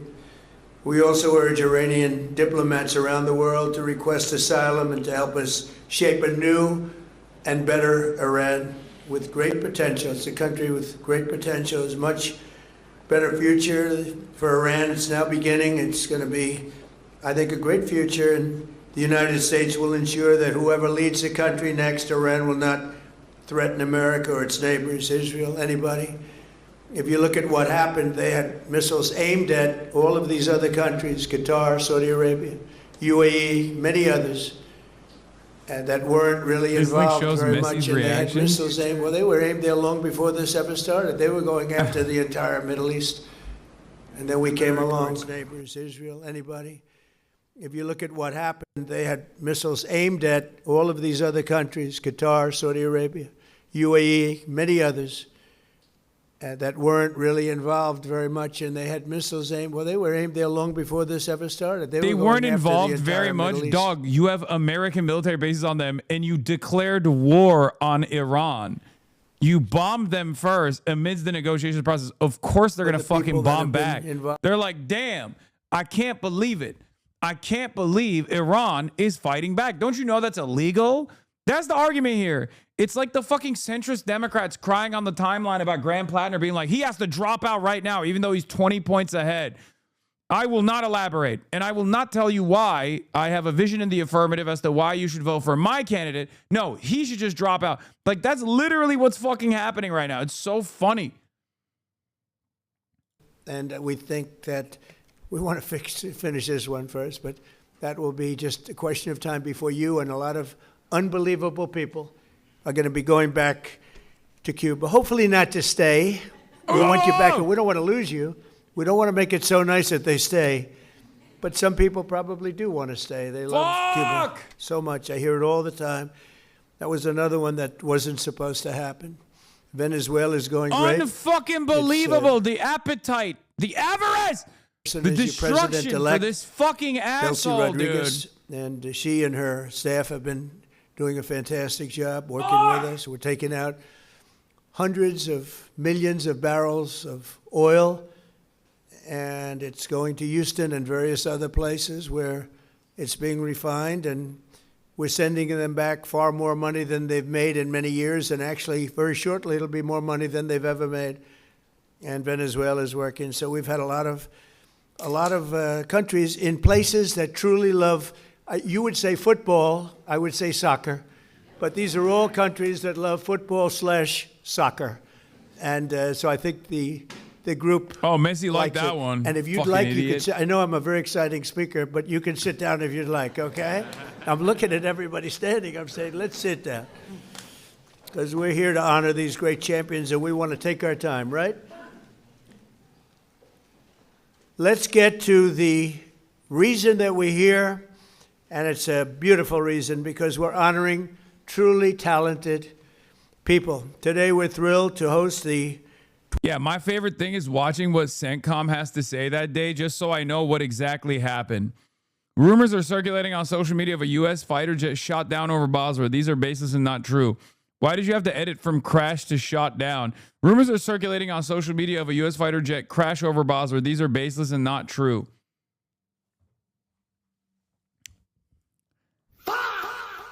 Every day, I love seeing what CENTCOM has to say because, like, it's basically the exact opposite has taken place. Okay? Every time CENTCOM comes out and is like, it's not true. The rumors. Breaking, multiple Iranian missiles have struck Tel Aviv and other areas in central Israel. Videos show buildings sustaining heavy damage, and one missile reportedly landed near Ben Gurion Airport, which hosts U.S. aerial refueling tankers used in operations against Iran. Another missile appeared to carry a cluster munition warhead, detonating midair and dispersing numerous sub-munitions. No interception attempts were visible in the footage of that strike. Earlier today, Iran's Islamic Revolutionary Guard Corps published a video showing the launch of Khaybar, the Khorramshahr 4 ballistic missiles towards Israel. It is not immediately clear whether the missiles seen in Tel Aviv strike footage were from that system. It was not immediately clear whether any settlers were injured or killed in these attacks.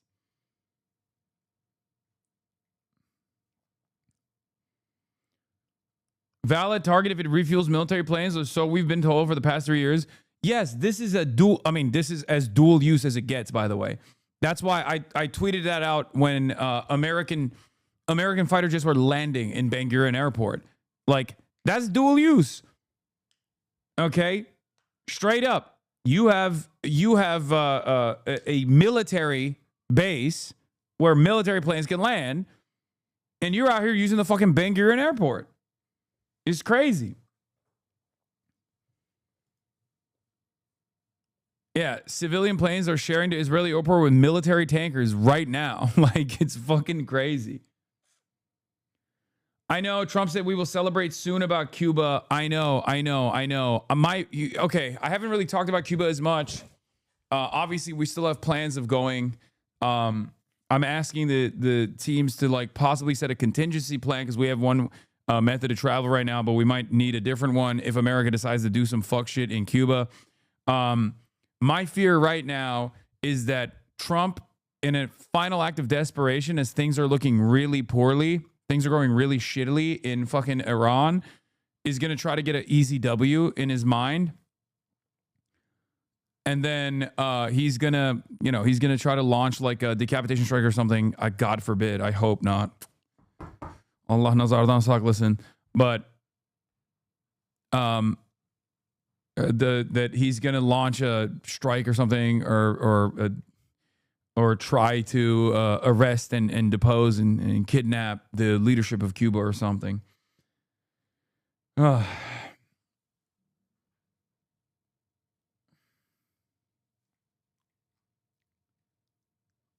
As much as I like you, Messi's on screen. Let me see my goat. Yeah, your fucking goat is literally washed, brother. I'm sorry to say. I know it's important, but please don't go to Cuba right now. It doesn't seem worth it. Man, shut up. That's crazy.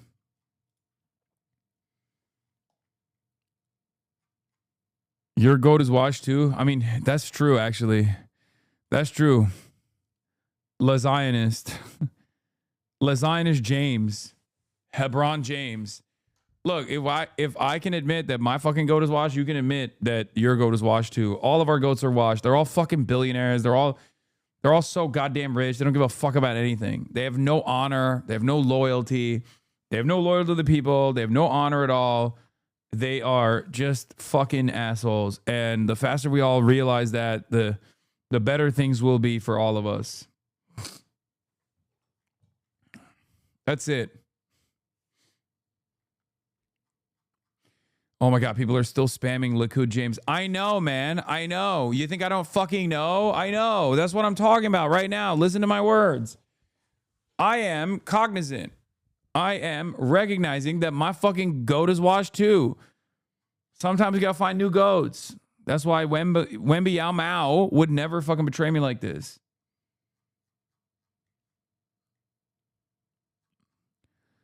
What is this?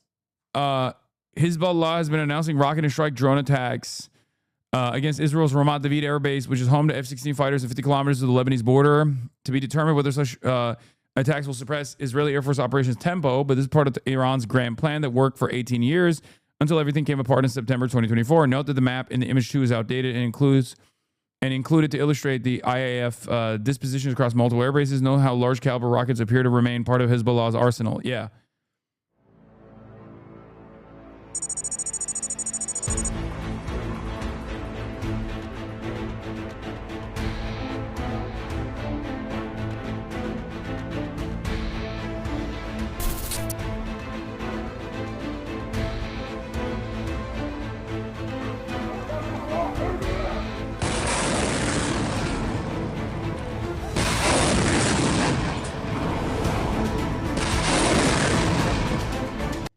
Yeah, I mean, they still have the stockpiles. It's clear. Like, Israel hasn't been able to successfully destroy the fucking munition stockpile of Hezbollah either, even though Hezbollah is like right there.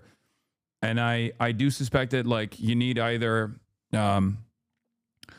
bigger bombs that Israel doesn't have, or you need to deploy troops, which Israel will not do, because every time they fucking step foot in Lebanese territory controlled by Hezbollah, they come in vertically and they end up leaving horizontally, as they like to say.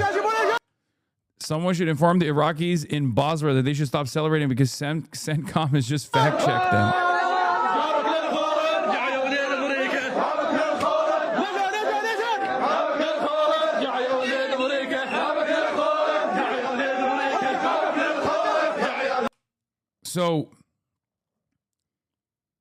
So I guess, like, did it fucking fall or not in Basra? Did we lose another plane? I don't know. Did we lose another healthcare? Did we lose another rural hospital in Basra? I'm never going to talk about these planes and about these munitions with the proper names. I'm just going to tell you what it is, okay? You're guilty of this? That Jubilee hack got you to warn y'all what Iranian monarchists are like and y'all were too busy cracking jokes?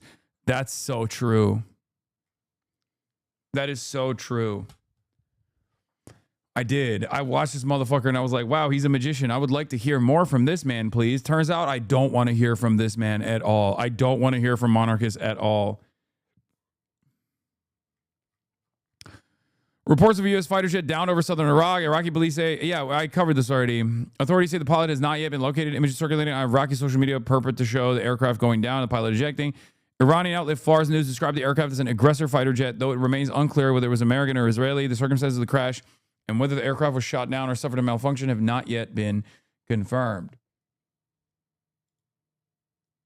Visual confirmation of an Iranian missile directly impacting Kuwait. This is old, isn't it? I love reading the same exact drop site news posts 1,700 times a day because people keep spamming the same link over and over again. The moment two Iranian hypersonic missiles hit the U.S. naval base in Bahrain.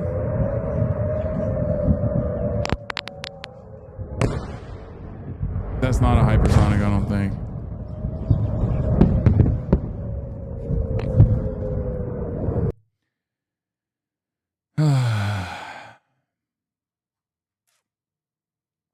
The first one was, though. Israeli War Minister Israel Katz says we had decided to carry out a preemptive strike against Hezbollah, but it preempted that by attacking Israel first. Why admit it at that point? What the fuck? Preempting the preemptor. Oh, that's funny. Now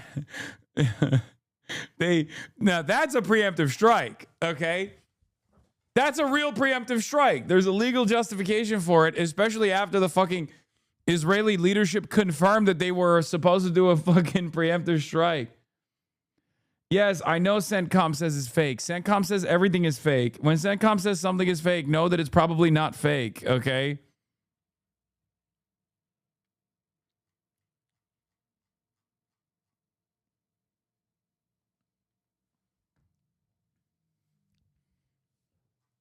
That's not a naval base, the oil refinery.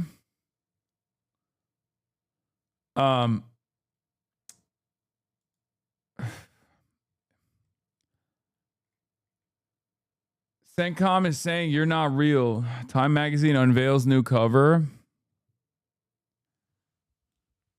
I mean, why don't they have Make Israel Great Again hats? You weren't lying about Shahed drone's simplicity and affordability. Did you know why the Shahed 136 drone is so deadly? It's just 11 feet long with an 8-foot wingspan, but it carries a 40-kilogram warhead and can fly over 1,800 kilometers to strike with deadly precision. The engine loud and rough. It's literally a fucking lawnmower. Okay? It's not stealthy. You hear it coming. But can you stop it? It costs just $20,000, but taking it down can cost anywhere from $400,000 to $4 million. That's like trying to stop a bicycle with a Lamborghini. It's true.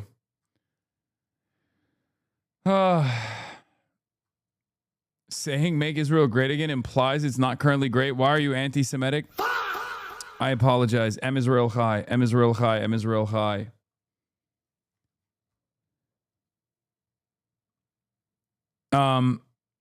So here's the thing. The Kurdish stuff is inconsistent. There's numerous groups and there's a lot of misinformation flying around. Some of the Kurdish leadership has made it seem like they have an appetite to foment rebellion, and some are like, no, we're not doing that. We're either they're saying we're staying out of this, or they're saying we're with Iran. So there isn't like a single resource that we can go to be like, this is what the Kurds are doing.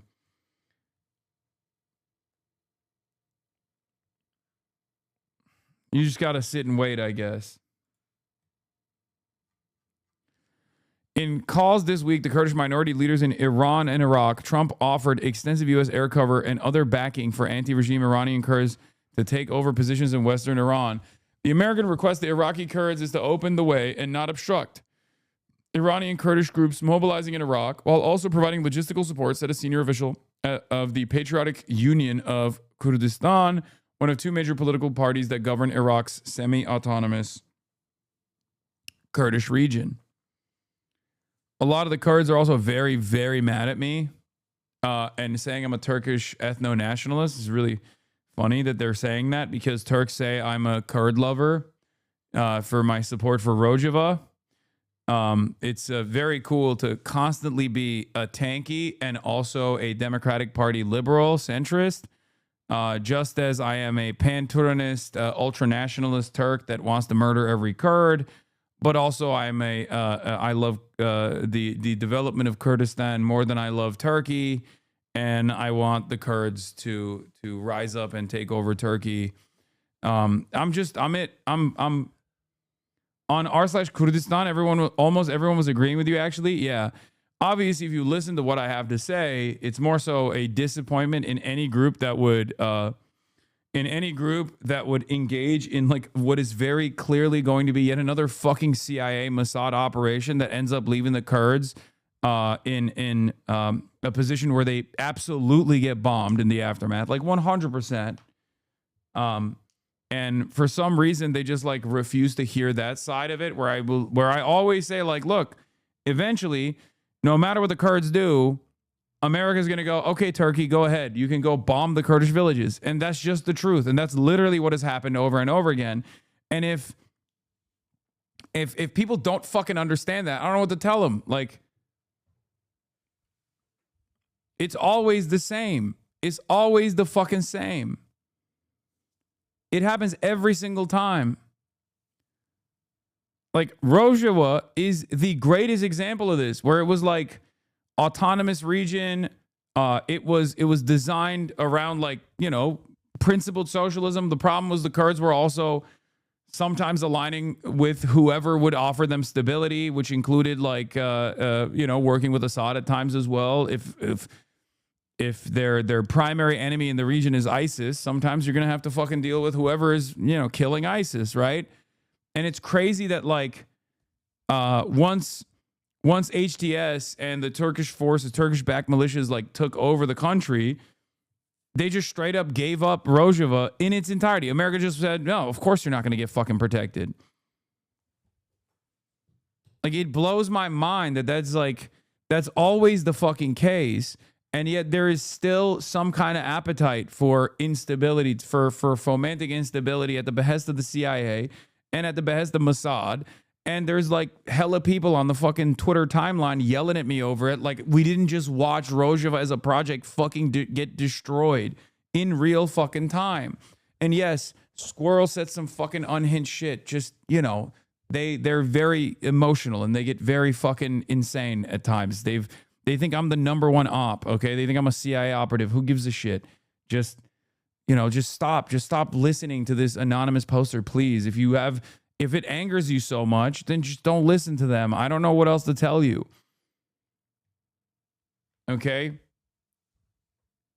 I know it's like, it was like genocidal sentiment pretty much. I know.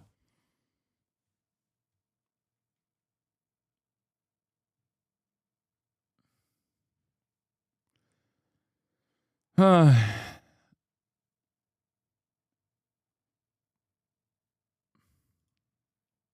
I saw this Macron shit. That's weird too. I don't know what the fuck he's doing. An F-15 fighter jet was targeted and destroyed by the Army's air defense missile systems in Alborz Heights. Can you explain the Baloch Afghan pack angle? Yes, there are some Balochi separatists that live in this region of Balochistan between Pakistan and Iran. And both of these countries are constantly trying to suppress their independence movements. And I think what happened is like the American government went to them. They're one of the ethnic minorities inside of Iran. And America went to them with the same deal that they went to the Kurds with, to say, hey, if you fuck shit up, like we'll offer you some aerial coverage and then you can have your own little piece of Iran. Like we'll balkanize Iran, because the goal is to create instability, right? So they went to, like, there are numerous ethnic groups. Iran is a very diverse country. I know from where we're standing, like, Americans don't understand what the difference between like a Shia Muslim or a Sunni is. But even outside of like religious beliefs, there's also many different ethnic groups that live in Iran. Iran is 93 million, but I believe, what is it, like 60 million is Persian. There are Arabs in Iran. There are Afro-Iranians, as a matter of fact, which I didn't know about either. That was like shocking to me. Apparently, the MENA school is in a region where a bunch of Afro-Iranians live in. I did not know that. There is like a quarter of the country is Kurdish, I think. 90 million is huge. Yeah, there's Azeri Turks that are Iranian. There are numerous religions in Iranian society. There's Jews, there's Christians. I think they're like Coptic Christians, I believe. Like there are a lot of people. There are a lot of different religious. There are a lot of different religions represented. There are a lot of different races and ethnic groups represented in Iran. And America, as always, is trying to fucking cut it apart and create a balkanization procedure here to destroy the nation state. Yeah, Assyrian Christians, Armenian Christians, yeah.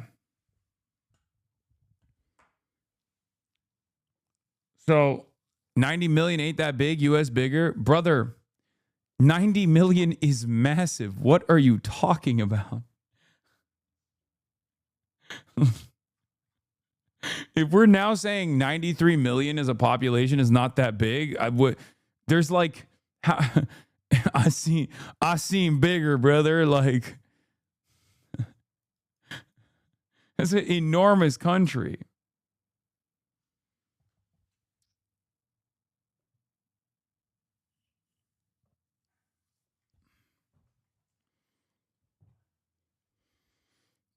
This post is how I found out about Afro-Iranians. Yeah, the Minop school strike, they killed hundreds of schoolgirls occurred in southern Hormozgan province, home to many Afro-Iranians. Footage from the massive funeral is a reminder of a part of Iran and a community that many outside and even inside the country we rarely hear about.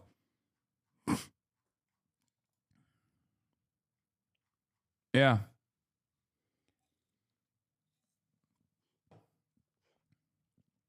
Türkiye girer mi bu işe? Kürtler girerse Türkiye de girer. Amerika ile beraber.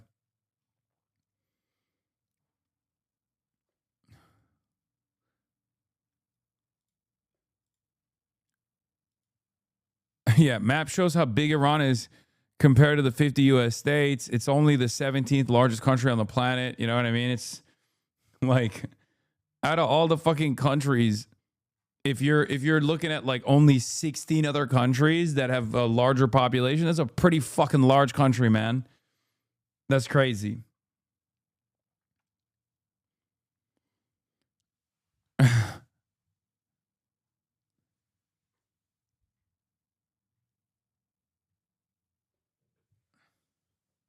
Yeah, it's like looking at the United States of America and being like, US ain't that big. I've seen bigger. I'm like, okay, yeah, you got China, India.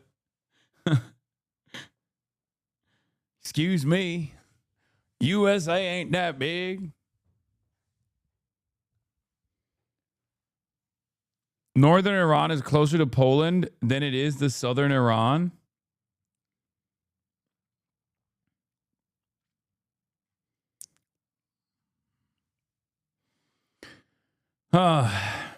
Anyway, is the most powerful country potentially out of any country in the MENA region? American sanctions have destroyed its potential? Yes.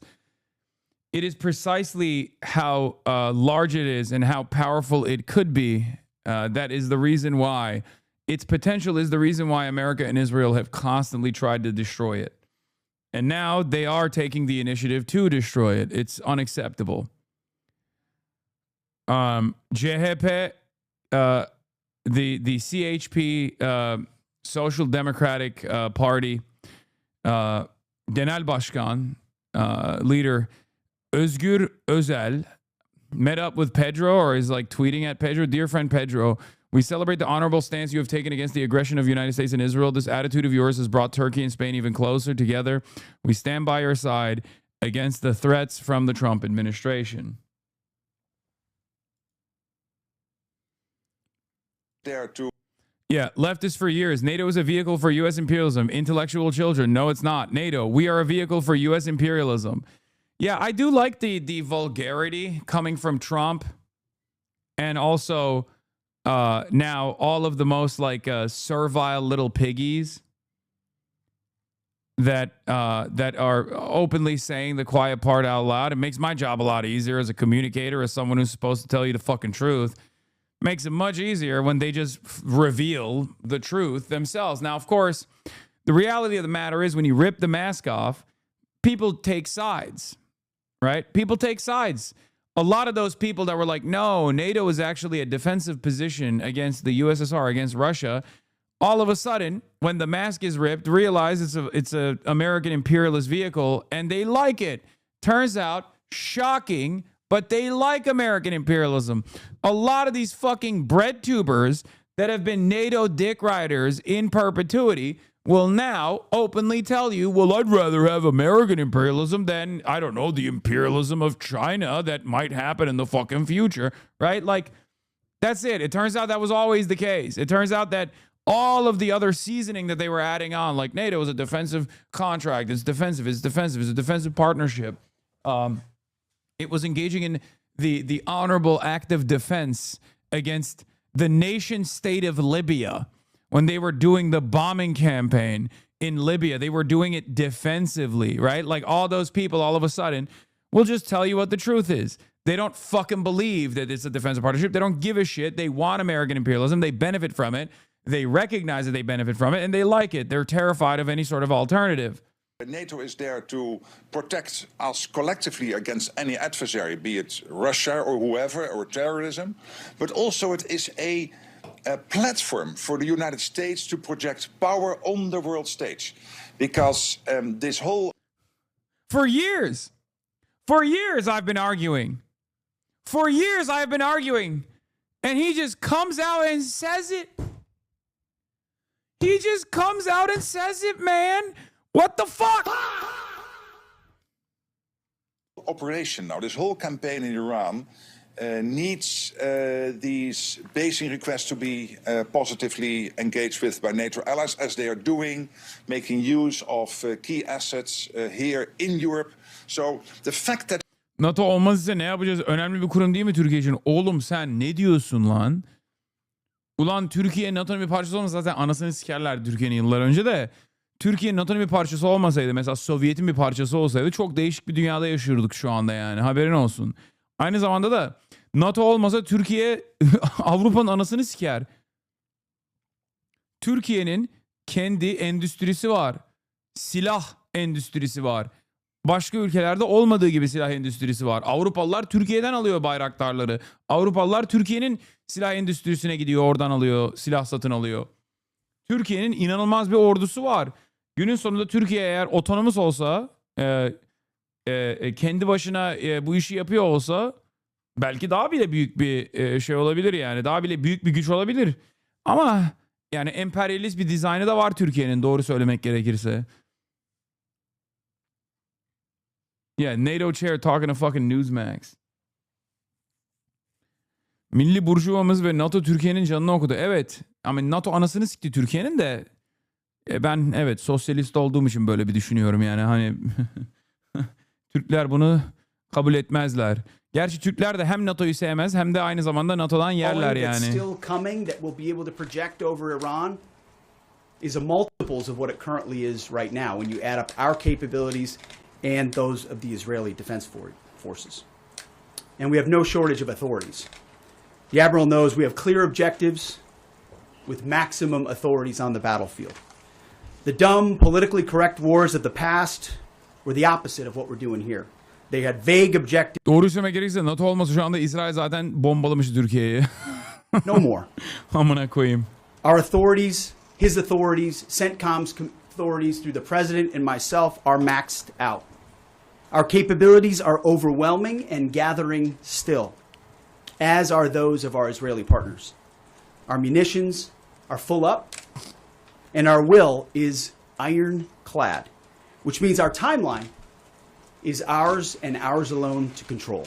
When will Pete Hegseth, there should be a polymarket bet on when Pete Hegseth will sincerely use maxing and mogging while describing American military action. And as our munitions, as we're flying over the top, have even more devastating effects, we set the tempo, we set the timeline, led by the commander on the ground. Told you. Our ear is to the ground. See? Financial Times exclusive. Gulf states rethinking future investments in the U.S. because of the strand of the war. They're trying to force the U.S. to end the war.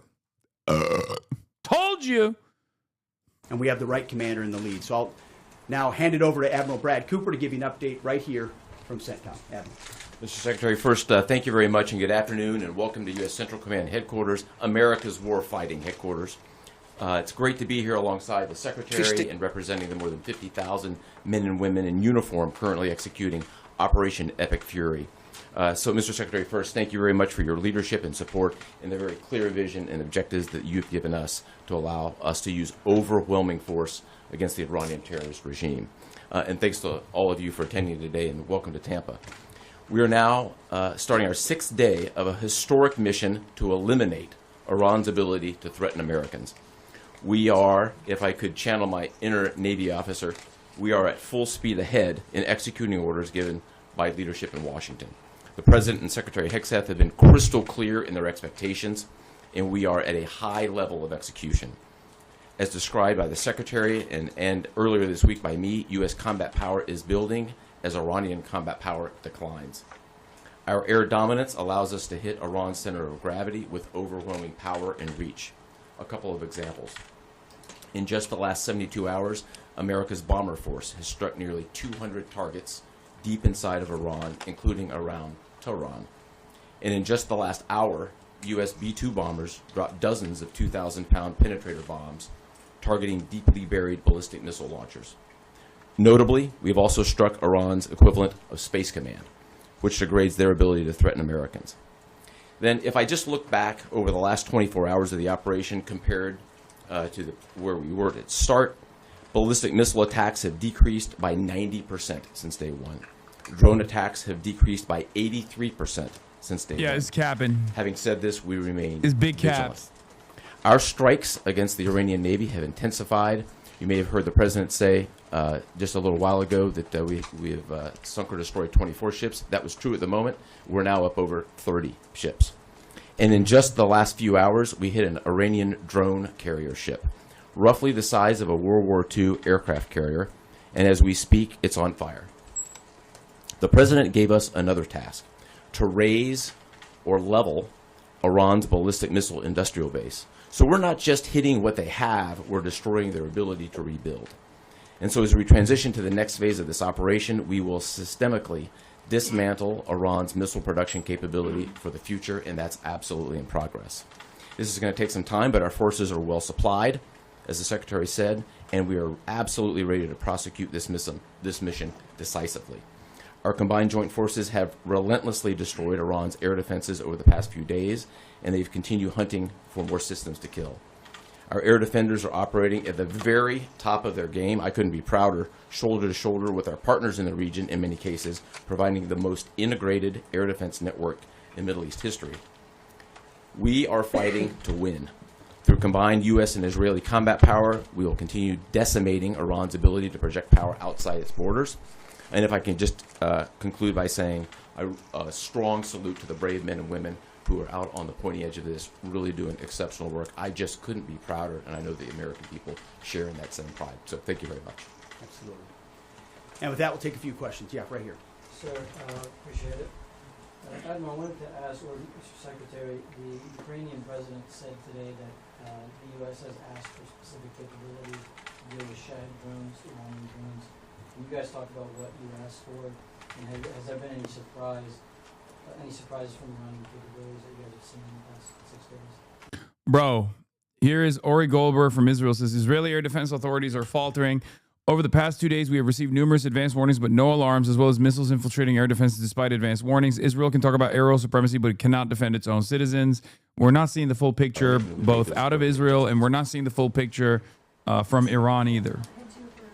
All of the numbers that they give is bullshit. Whenever any country, like Iran, the IRGC will come out and be like, we killed 500 soldiers. That's fucking bullshit, okay?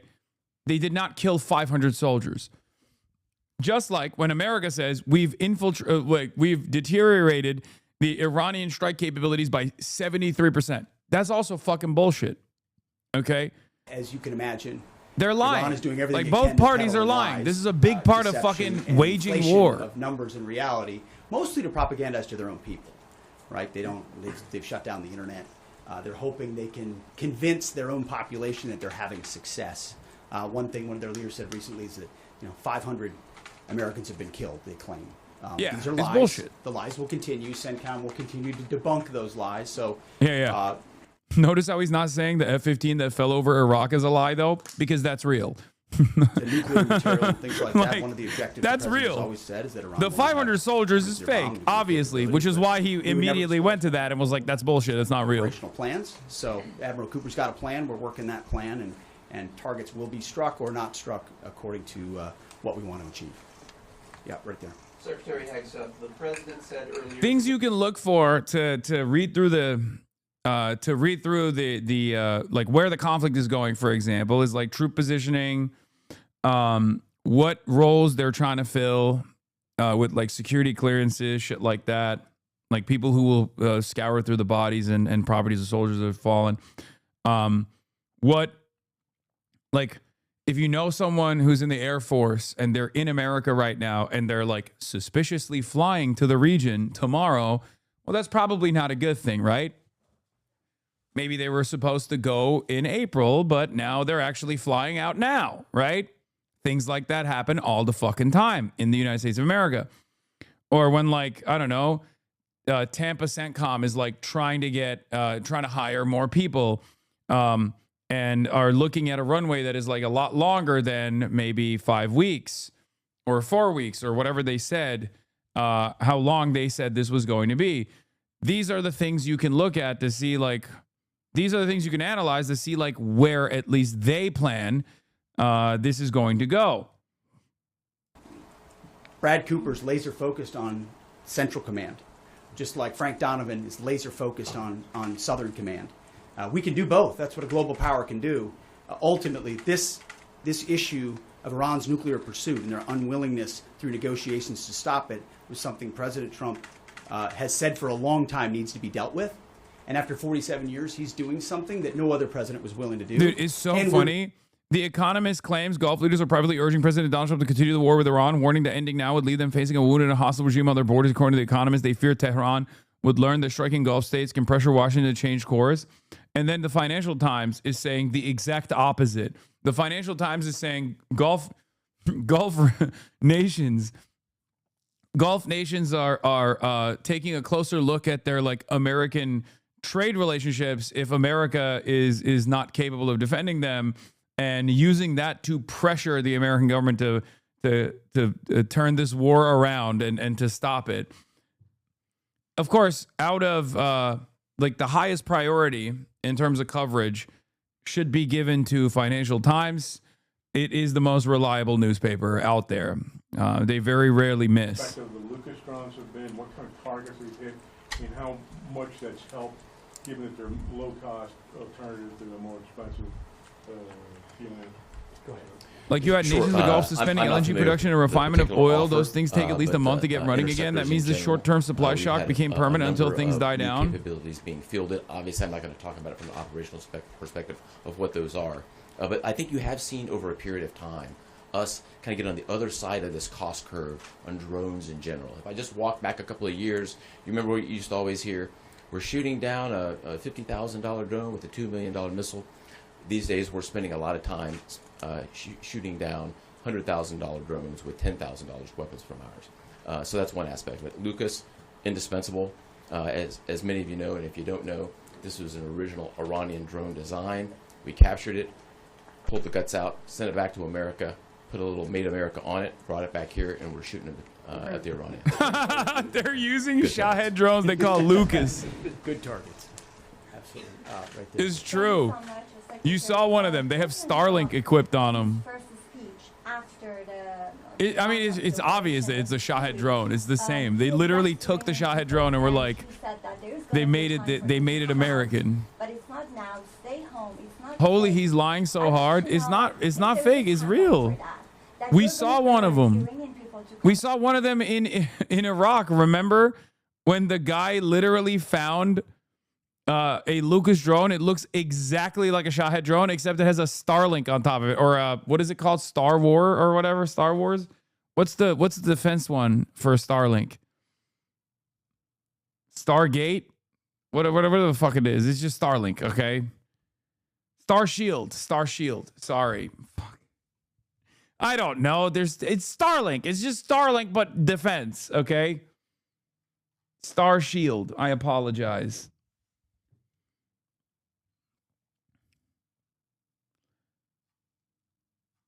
Star Wars, fuck me, okay, chill. Oh, by the way, one thing that's really interesting that I've noticed is that CNN is still capable of sending journalists into Iran.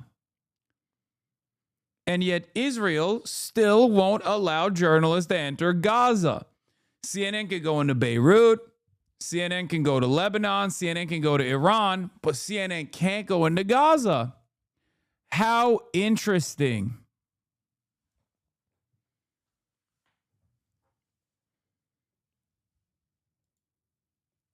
Yeah. Iran is allowing CNN, an American network from another country, currently bombing Iran alongside Israel, into the country to document the war. Imagine Israel allowing Iranian media into their country. Israel arrested me, an American journalist, from its closest ally simply for documenting Iranian attacks on the country the wrong way. We just crossed the border and are now inside of Iran. The Iranian government has granted us a visa to come here and to report. For the record, not only has the Iranian government granted them a visa, they might even offer them protection from, fucking instability and American strikes.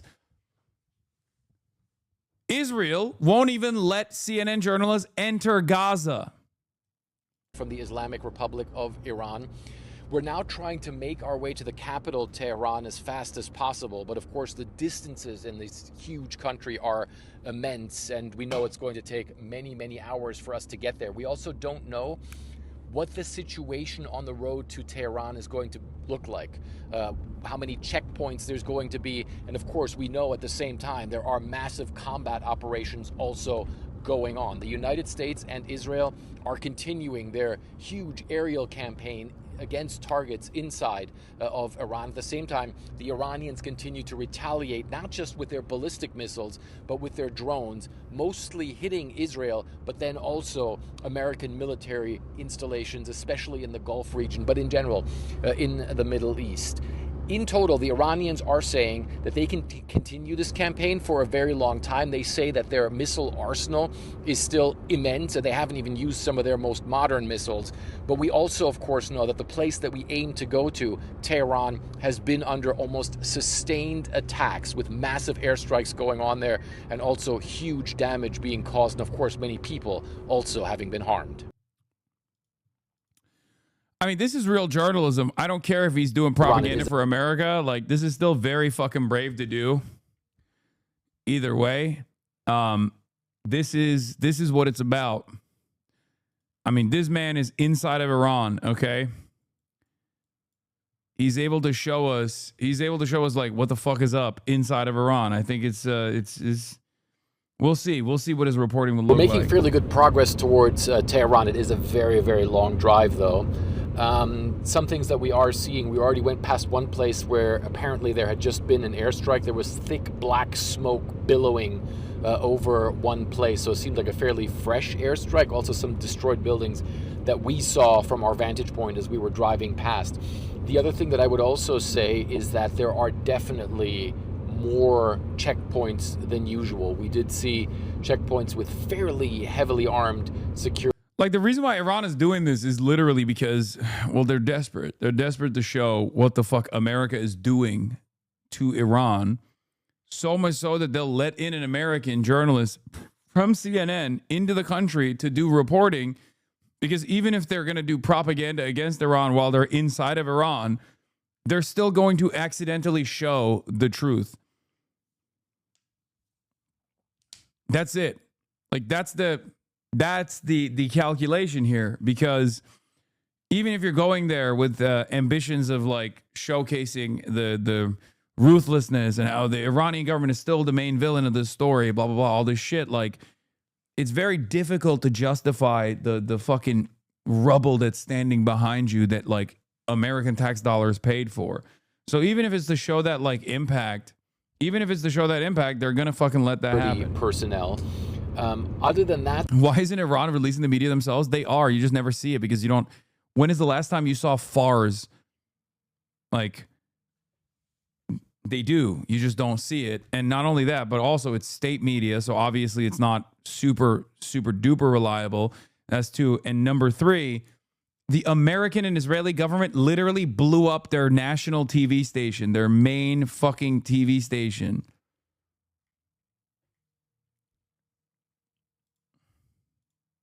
Though it seems as though things are going on, and we certainly don't see any sign of order collapsing here. Taking a quick break for a coffee along the way. We've been driving for several hours. There's a couple of things that we've noticed. Number one is that, first of all the shops are open. All the shops are really well stocked, even with fresh things, like, for instance, fruits and vegetables. Coffee obviously also available as well. And then also the gas stations. There's no long lines as gas stations. Fuel seems readily available, and you just don't see any sort of degree of panic anywhere. Brother, it's a massive country. By the time you get to Tehran, there's probably going to be a very different attitude. And also, what are the people supposed to do? They're just like, all right, whatever.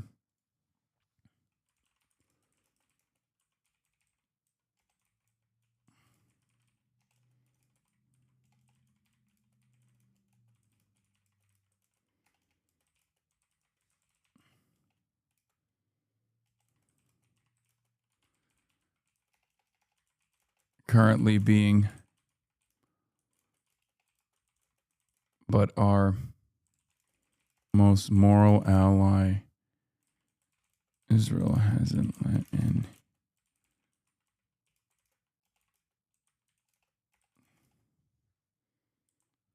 Makes you think.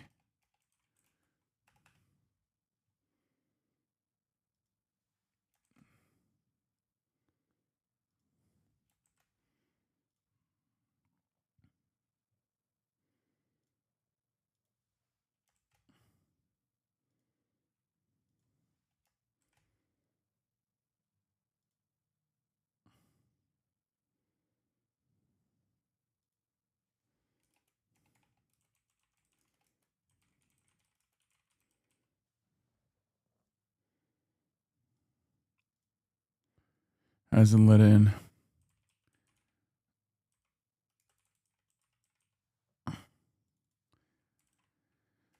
Into Gaza. Makes you think. Sorry, I was tweeting. I was fucking tweeting. I was zeeting. Oh, I'm zeeting. Were you not talking about the ring? What are you? Oh my God. Guys, stop talking amongst yourselves. Where'd you get the cuff? What do you mean? What cuff?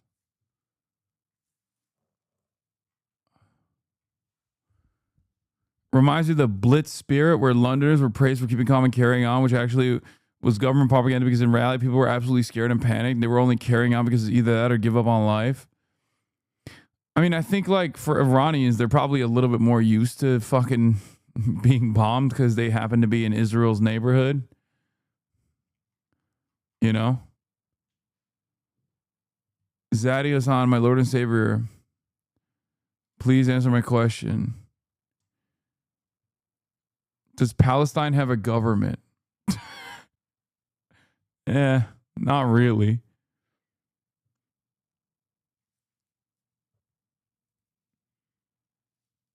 Any advice for a leftist Iranian diaspora in this trying time? Try to fucking educate your parents about all the ruthless attacks and all the death and destruction that's taking place right now.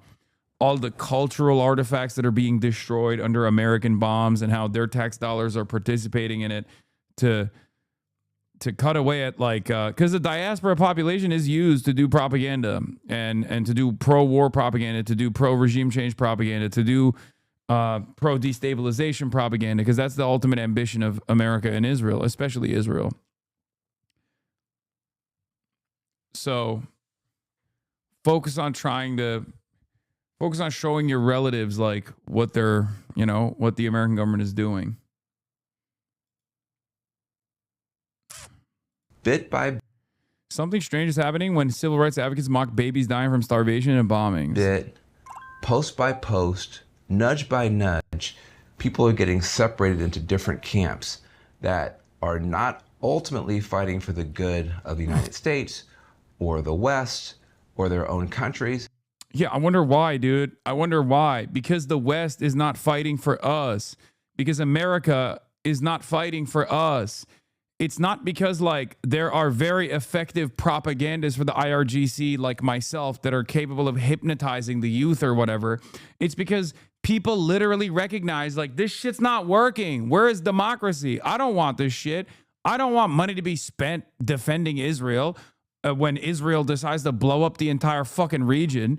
I want money to be spent on my rural hospitals. I want money to be spent on my schools. I want money to be spent on my fucking roads.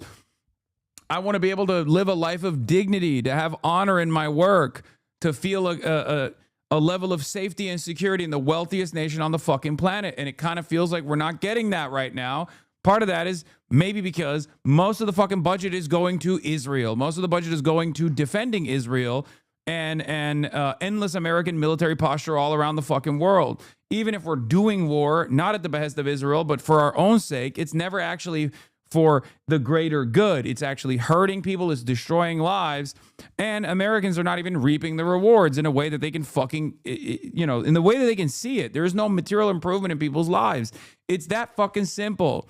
If you don't offer your population base amenities and a real upward trajectory, a real positive trajectory, then they have nothing to fucking fight for. So they inevitably realize perhaps this shit doesn't work. Perhaps there is no real democratic process.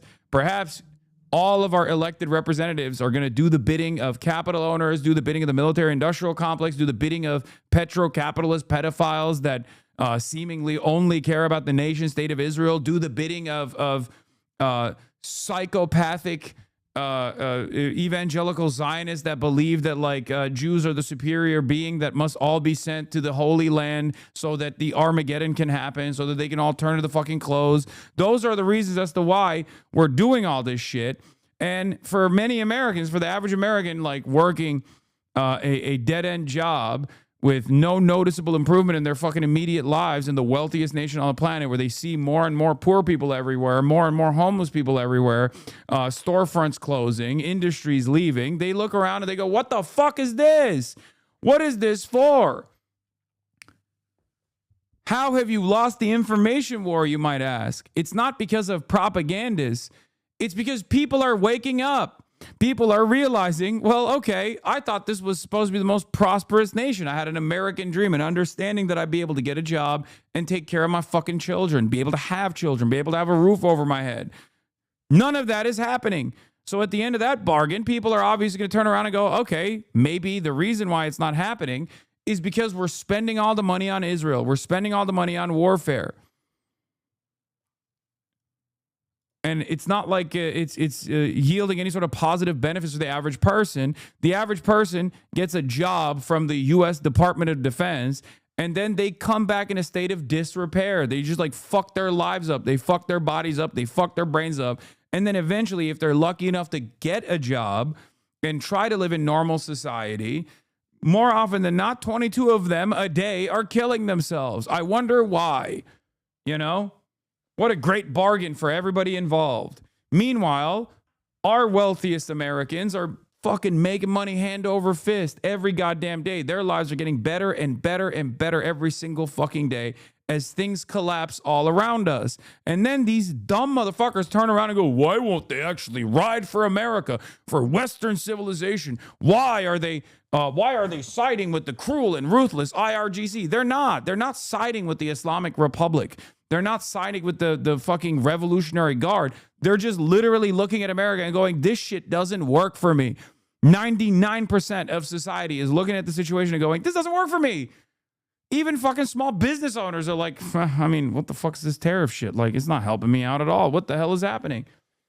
But are actually functioning at a pawn layer, a pawn level, being moved by different algorithms, by different information operations to cluster and be useful to people who ultimately... Also, this guy literally got $100 million, no questions asked, from Jeff Bezos. And he is the biggest dick rider of Israel in mainstream news, okay? It is unbelievable how much of a fucking propagandist this guy is. And it's so crazy because people call me a fucking propagandist. They're like, oh, you're getting paid by China. You're getting paid by Qatar. You're getting paid by Iran. You're getting paid by Hamas. Yeah, dude, Yahya Sinwar was sending me fucking checks. Stupid idiots. Meanwhile, this guy literally is getting paid by Israel. He is. He actually is getting paid by a fucking foreign state that does not have any sort of fucking fair restrictions. It's crazy. He is directly getting paid, and Americans look at him and go, oh, that's not a propagandist for the nation state of Israel. But then they think I am a fucking paid propagandist for all these other countries. Why? Because I think there's a better alternative out there. One where we're not constantly fucking dominating the rest of the goddamn planet militarily, and instead focusing on our goddamn selves and you know, using our productive output for actually productive things. Okay? Improving the goddamn country. Mean you no good, ultimately not benefiting anybody in the United States. Why is it that you see young people in America who give a free pass to Iran, which is butchering people, shooting down young people? Because we're fucking butchering them. We're butchering them now. I wonder why.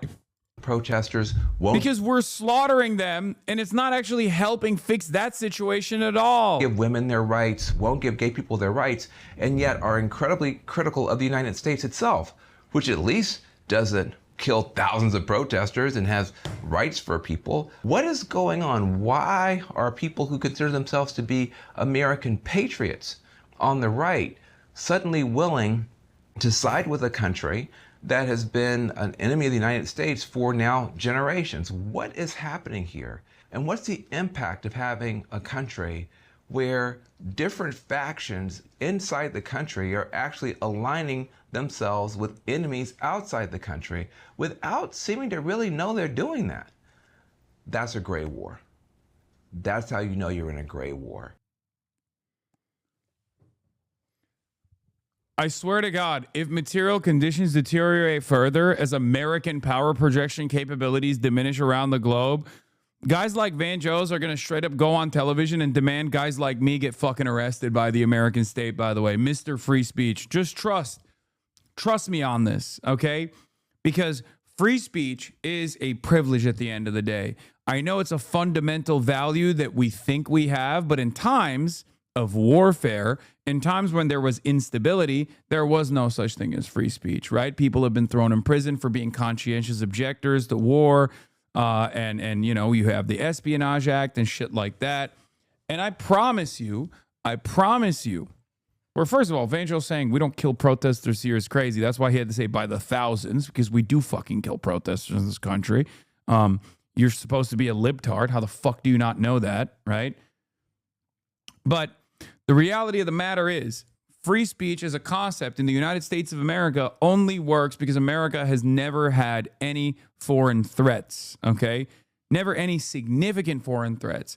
When America does have other countries around the world with a capability to force project or a capability to push back against America, all of a sudden, there's not going to be any free speech whatsoever. Anyone that speaks out of line, anyone that actually doesn't go along with state propaganda, they're out.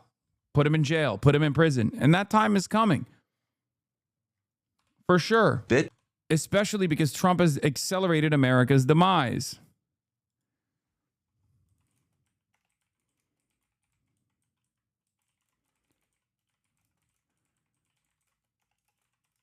Why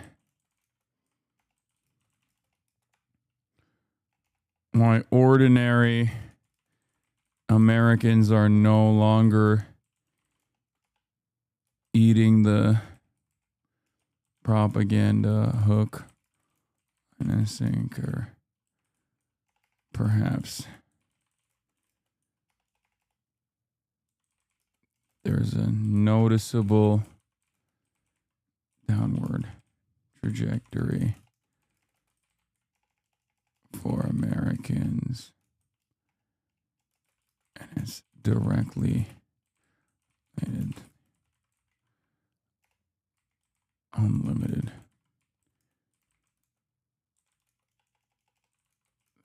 permanent war. This paid propagandist for Israel is wondering why ordinary Americans are no longer eating the propaganda hook, line, and sinker. Perhaps it's because there's a noticeable downward trajectory for Americans and is directly related to the unlimited money sink that is permanent war. Damn, this will ruin the 250-year world tour extravaganza. Yeah. Former Secretary of State Blinken. Oh, dude, I know. I saw. Blinken got woke.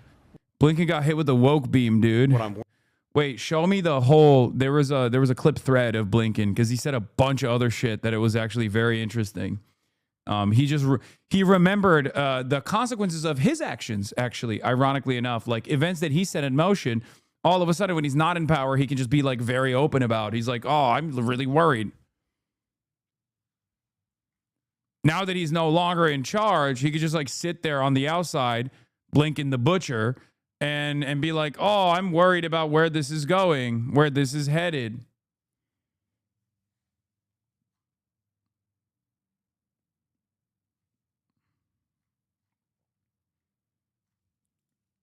Worried about, one of the things I'm worried about, and this gets to the second and third order consequences, is we so deplete our arsenal, and it takes a long time to rebuild it, that puts us in a disadvantageous position when it comes to, say, a China or a Russia.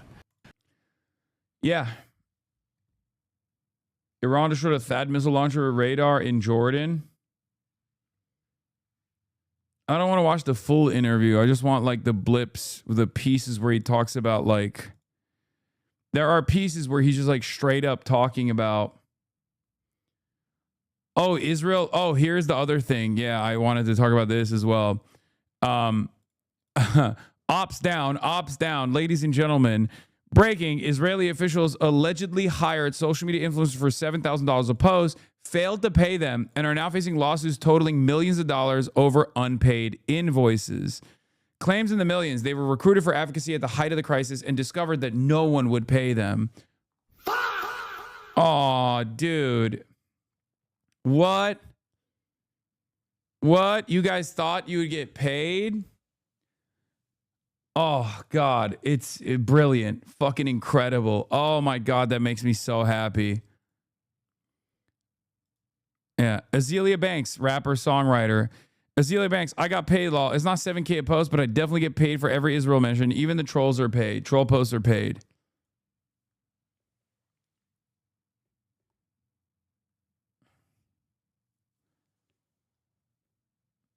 The American influencer accounts were getting paid. I think this is an Israeli one for the record, but still, it's still fun. Just so you know, this is an internal Israel-related problem. Oh, here's the Blinken thread. Thank you. Is that off-ramp? Here. Anthony Blinken all of a sudden remembered that he can do analysis when he's no longer in power, when he's no longer the fucking butcher himself. I think the president may simply declare victory. He'll say, got rid of the Ayatollah. We diminished or degraded or destroyed their nuclear program again. We did the same thing to the missile program. We did the same thing to the Navy. And as to the regime, well, over to the Iranian people. Good luck to them. Hope they succeed. And if they don't, it's their fault. If they do, we'll take the credit. How Iran responds to that remains to be seen. And how does this go, and how does this end? And I think we're looking at a couple of things going forward in terms of where does this go and how does this end. And it seems to me that there are two critical factors to look at: markets and munitions. I think we're looking at a couple. Where are the oil markets? Where are the oil markets? Yeah, this is the best part of the entire interview where he says markets and munitions. It's exactly how I've described it to you. Okay? Markets and munitions. Oil markets, the energy crisis that is happening currently already, and how many phone calls Donald Trump has to withstand. Okay? And how much anger and resentment the average American will feel towards Donald Trump, who has now already openly admitted that he's doing this for Israel. Right? And munitions. How much do they have in the tank to defend Israel? Can they continue this war of attrition? How expensive that is? How expensive it will be? Or do we even have the capability of restocking the munitions once they're depleted? Okay? These are massive, massive issues for America. And no matter how stupid Donald Trump is, like, I don't think he's as stupid as a guy who doesn't understand when, you know, Jamie Dimon is calling him a fucking cocksucking shithead on a phone call. You know what I mean? Where's the stock market? Where's the bond market? I know President Trump is very attentive to those. And if they... Yeah, where's the stock market? Where's the bond market? Also, foreign countries like Japan start hitting American... the American bonds because they want to punish America after they make a couple phone calls when they're like, come on, dude, enough, cut it out. We're not getting energy. You know, when the Dow is no longer hitting 50,000, people are reminded that we are a nation run by pedophiles, as Pam Bondi so perfectly put. Go in a southerly direction and stay that way, or in the case of oil, in a northerly direction, that's going to be possibly a limiting factor. Markets. Where are the oil markets? Where's the stock market? So a race between grinding down Iran manufacturing or the war is getting too expensive for America?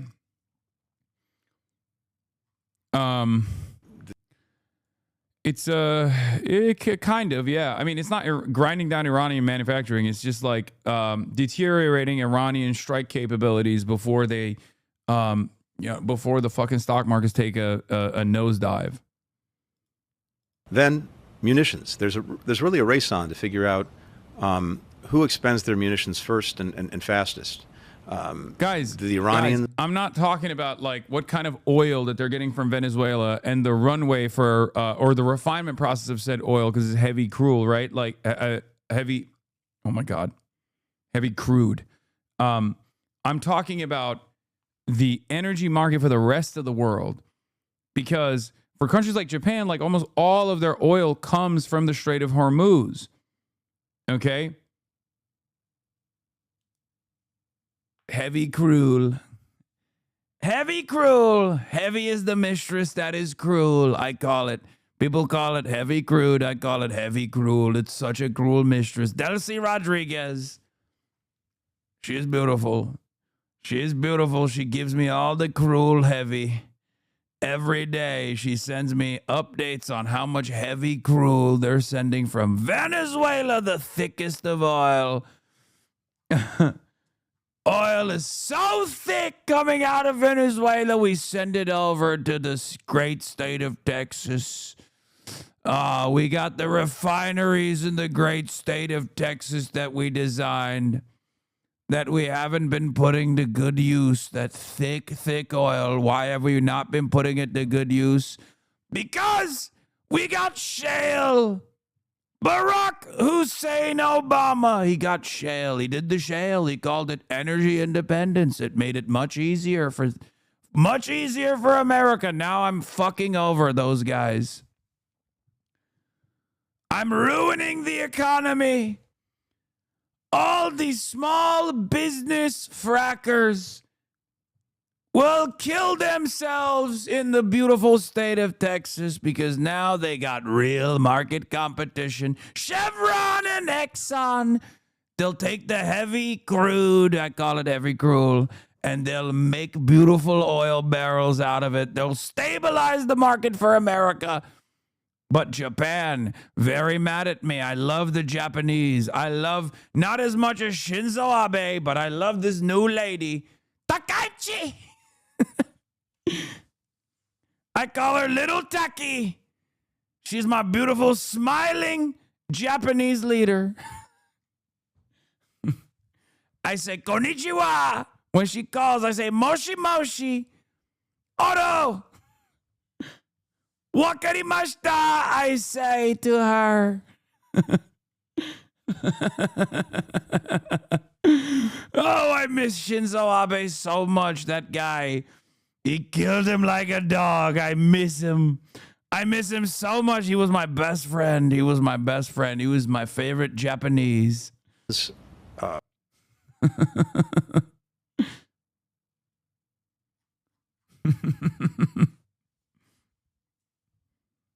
All right, sorry. I don't know where I was going with that. Let's keep going. Munitions. There's really a race on to figure out who expends their munitions Japanese first and fastest. Every accent works and the Iranians put us in a position where we've used up a lot of interceptors to deal with defense, or even our offensive missiles to take out their launchers, or conversely, did they run out and we still have what we need? I don't know the numbers here. I'm not privy to that, but it is something we have to be very, very attentive to because these things are not in infinite supply. The production times are very long. And of course, we're also using in many cases, very expensive weapons to take down $20,000 drones. That's not a good equation if you keep that going over time. Then I'm worried about. And then one risk, the war with Iran is depleting the U.S. arsenals so much that it takes years to rebuild them, and America is at a major disadvantage. This is why all the fucking OSINT, all the NATO Andes that are like, oh, dude, I bet fucking Russia and China are cowering right now. They're so scared. Sorry. God damn, they just slipped out of me. All these fucking NATO Andes on the timeline that are like, America is fucking dominating Iran. And I bet China and Russia are terrified right now. Like, bro, if China was like America, if China had the same smoke that America had, they would treat Iran like America treated Ukraine. Okay? They would just be offering a steady supply of munitions from the Eastern Front that is like virtually impossible to cut off. That supply chain is there, and China could just steadily fucking give them the Dongfeng missiles, secretly fly out some IRGC generals to China, train them on the Dongfeng systems, give them all the fucking munitions, and just let them rip apart the existing American defense capabilities. Okay? Dongfeng missiles. Ni hao, I say. I saw Xi Jinping. Love the guy. Very powerful guy. Very tall, very powerful. He told me he's sending Dongfeng missiles to Iran.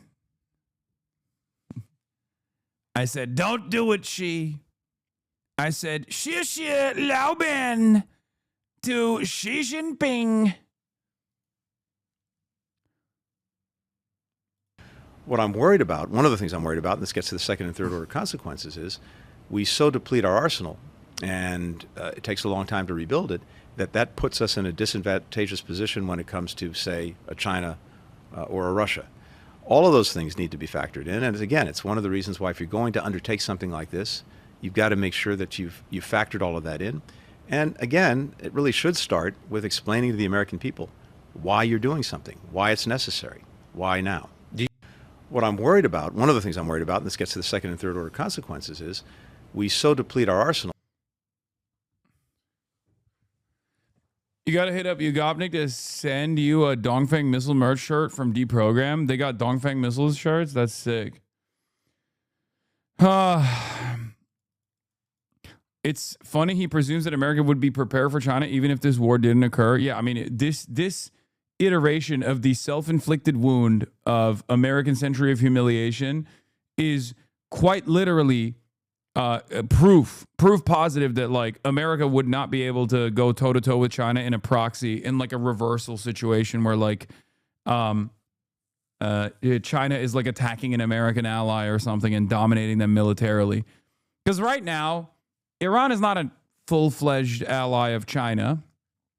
They have trade relations. They sometimes, they engage in some limited security cooperation, but like nothing super significant. I would go so far as to say that China has an even better relationship with Saudi Arabia than they do with Iran. These are major energy providers. China doesn't want instability in the region. That's why they're sending a Chinese foreign minister once again to try and restore the Iranian KSA agreement that existed before October 7. They love trade maxing. Who's a fully fledged ally of China? Ironically enough, I would say the only country that is basically the comprador nation of China is Pakistan. And even then, Pakistan is literally run by the CIA. So I don't even fully understand how that works. Like with DPRK, they have an allegiance. They have an actual commitment to DPRK. That's the only country that they officially have a security relationship with. They have a positive relationship with Russia. That is more comprehensive than their relationship with like African countries and whatnot. But as far as like level of priority and allegiance, DPRK, historic allegiance, China has literally defended the Democratic People's Republic of Korea. But as like out of the countries that aren't like the obvious ones, Pakistan is the one that's like a Chinese vassal. But even then, that Chinese vassal is still run by the fucking CIA. So I don't even understand how that shit works, to be honest. Pakistan's government is factional. The intelligence service is pretty close with the CIA, but the military and landlords are more flexible. Yeah, but the intelligence service runs the country, and they are the CIA. But the weapons that the military uses are Chinese. But like, China has not given Iran or trained the Iranian Air Force, if it even really exists at this point, with the same fighter jets and same like defense systems that like Pakistan gets. Pakistan gets all the coolest Chinese shit.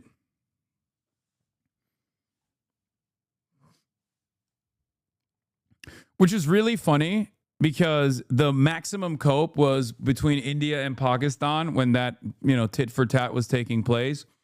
And Chinese gear came out superior on that front. Ever since then, every single time America attacks a country, the OSINT Andes will literally fucking turn around and be like, see, it's the Chinese surface to air missiles. They're failing. They're failing. That's why America has air superiority. Or in Venezuela, where they're like, oh, you see, Chinese surface to air missile systems are failing. That's why America was able to dominate Venezuela. It's like, bro, I don't even think China gave any of those guys any of the fucking anti-aircraft defenses at all. I don't know why you invented this alternative reality where you just claim that China gave all of the defenses to Venezuela and Iran, and then they failed. And then, it once again is a major American W, American military superiority once again. It's a very strange version of COPE, but it's basically another version of the same, like, American force projection makes me feel powerful mentality that people have. Whenever they fucking come out and they're like, oh, they're going to learn today. Yemen is going to learn why we don't have healthcare. It's like the same thing. As long as America's weapons remain mighty in my mind, even if like the reality on the ground shows something entirely different, sometimes the exact opposite, it doesn't matter, right? It doesn't fucking matter at all. I feel powerful sitting in my crusty boxers with no job prospects, no bitches whatsoever. And, I hope that my parents don't run out of insulin, because then they might sell me off to, slavery to pay for their insulin. I think between all the GCs, they committed about $2.5 trillion to AI and data centers and chips. Their banner, Stargate and Google AWS data centers being bombed is costing them a minimum of $100 billion by my calculations. That shit hurts. Even to $1 trillion monarchs, not $50 million buildings. I don't know if they've seen that level of success destroying their fucking data centers, I'll be honest. Is the S-400 any good compared to the USA or the Iron Dome? I don't know. I'm not as big as a missile autist as many others, so I can't tell you whether the S-400 is like super well equipped. But I will say what the Ansar Allah has done and what the Iranians have done is very interesting. Not with the S-400s, but with like much older systems. Like the fact that Ansar Allah was capable of potentially dropping an F-35 is significant. That's not my assessment. That is literally something that we heard from the New York Times. Like military, the American military leaked that information to the New York Times. That's huge. That's a huge deal. It's our next gen fighter, multi-role fighter jet. That Ansar Allah does not have anything. Ansar Allah should not be able to come near an F-35, right? Like there shouldn't be serious capabilities in the hands of fucking Ansar Allah. I'm going to repeat that one more time. This is like a half of a state, okay? In the aftermath of a long civil war that took place and mass blockades, mass famine, death and destruction. These guys are basically shooting AK-47s at F-35s.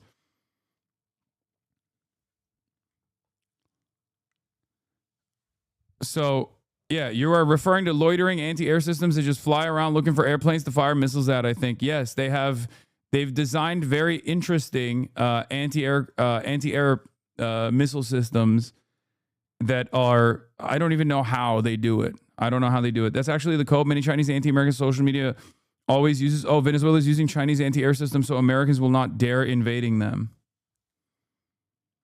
Oh, that's what they say? Is that where that comes from? Because I genuinely don't know. Maybe Venezuela did have Chinese anti-aircraft systems and maybe they did fail, right? Like, but I don't know enough. And I always thought it was just like cope that these guys claim it. Because like I know Iran gets some Chinese equipment, but it's mostly for manufacturing. And Iran is a pretty reliable. Iran is has a fairly, as we know, fairly reliable indigenous munitions manufacturing industry, right?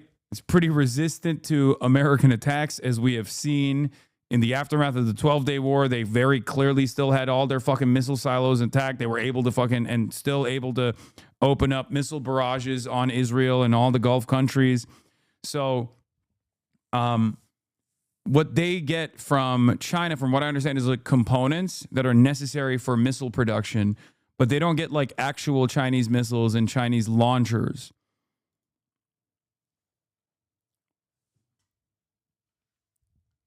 They don't have, which again, I really don't understand why China wouldn't do that. This is not me saying this is a good thing, this should happen, okay, before, parody, before people fucking yell at me, but like, I don't understand why China wouldn't want to test out their weapons like in the same exact way that fucking a lot of military industrial complex uses Ukraine or Gaza as a laboratory to experiment with their latest technology, as like warfare changes dramatically in the direction of drone warfare, as we saw in Ukraine. Like Iran certainly does that, right? Iran is selling their Shaheds. After testing them in the region, they sell their Shaheds to Russia. I don't understand why China does not ship their weapons to people that are under attack. Statecraft R&D secrets and also scared of failure. Yeah, but at some point you're going to have to probably test them out, and it's better that you would. I'm thinking specifically from the perspective of like a totally foreign country. I'm not Chinese. I got no dog in this fight, But I'm thinking like if I'm a Chinese general, right? At some point, I would rather try to test them, and if they fucking fail, because Pakistan has tested them and it was a massive success. So clearly they do actually give it to people, right? Not only do they give it to people, not only have they delivered not only weapons but fighter jets to Pakistan, but they've also worked very successfully against Western systems and Western fighter jets, right? Like the French fighter jets failed spectacularly in dogfights between India and Pakistan. Why wouldn't you test your missile systems in Iran by just like shipping them and training them to the best of your ability as fast as you possibly can? Because if you don't fucking fail, you're not going to be able to patch the flaws. And when you actually need it, they're going to implode. Do you want that to happen? You can't have a reliable defense industry if you never test the weapons. This is a reality that Western countries know very well, right? This is a reality that Western countries not only know very well, but also routinely engage in. They probably are, but it's not announced. I think that's cope. You are very right about this. I feel like I'm making all the Os and Andes nut today. Ever since we moved into the monitoring the situation, as much as I yell at the Os and Andes and the missile autists, like this is exactly the bread and butter of like 95% of Twitter OSINT. This is like, oh yeah, talk more about this stuff.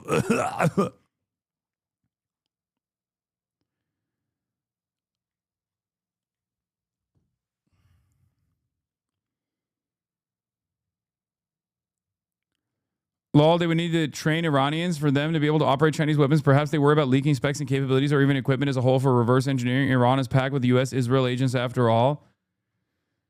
Brother, did I not just say that the Chinese comprador state is Pakistan? It's literally right there in the ass cheeks of Iran. And on top of that, it is quite literally a country run by the CIA. If China is comfortable enough giving Pakistan all of their latest and greatest technological advancements on the military-industrial complex side, then why the fuck wouldn't they train the Iranians and also give them the weapon systems to test it out further? The entire point of the defense industry, the entire point of the defense industry is not only to like build these weapon systems, these platforms, but it's also to test them in unique combat scenarios. When you use them in unique combat scenarios, you figure out unique points of failure. You have to figure out all of that, and the only way you can figure it out is by using it in real time. If I was a Chinese weapons manufacturer, this is what I would be petitioning the government to do. I'd be like, what are we doing? What the fuck are we doing? We gotta test this shit out. They must not be giving Pakistan their cutting edge then, right? I mean, no one actually gives like their cutting edge technology to foreign countries unless we're talking about America and Israel. That's not even a lie. That's literally the only country on the planet that actually gives their cutting edge technology to a foreign nation is America giving it to Israel. That's it. America has a fuck ton of weapons, and there's a lot of cutting edge systems that we have that we do not share with all of our partners. However, Israel is the only country that gets it. They get the literal best. They get the best shit. They also have collaborative partnerships, like the F-35. God, I'm literally going balls deep into fucking plane autism and missile autism here. But the F-35 has a variant. I mean, it has many variants. It has many variants for the Navy, Air Force, all of them, right? But the F-35I is the Israeli variant because there's different countries that have different needs for the F-35 multi-role fighter jet. So Israel is the only country on the planet that has its own applications running on the F-35. No other country on the planet is allowed to get off the American system on their F-35 fighter jets. Israel, on the other hand, has Elbit Systems weaponry that the F-35 uses, and it has its own controls. F-35 fighter jets, just like many other American weapons, technically are not used independent of the American government. They're still, like, America could, like, maybe shut them off if they wanted to, right? Murat, please correct your bro. First of all, why the fuck would Murat know anything about F-35? Bro thinks he's Murat. F-35 is a Lockheed Martin project, and it's a fucking abject failure. So it doesn't... Yeah, so that has nothing to do with him. He works at Boeing.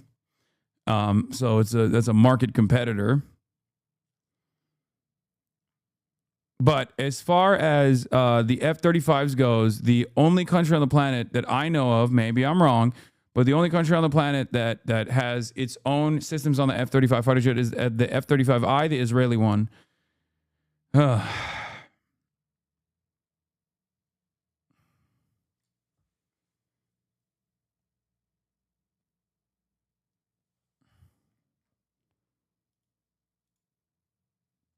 Anyway.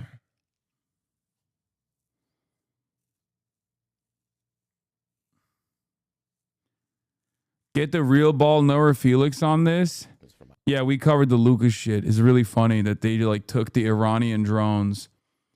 They took the Iranian Shahed drones and like retooled them and straight up slapped made an America sticker on it and started mass producing them. That's not true. Every country can alter its design upon delivery. No, the F-35s are still, like, they still run on American controls except for the Israeli ones, as far as I understand. Maybe I'm wrong, but obviously, depending on what the role the fighter jet is supposed to take, for each country, they're going to have unique weapon systems that they use, right? It's not a one size fits all. But what I'm talking about is something different. Israel has its own platform on the F-35. Variants are just variants. No, it's not just the weapons, chatter.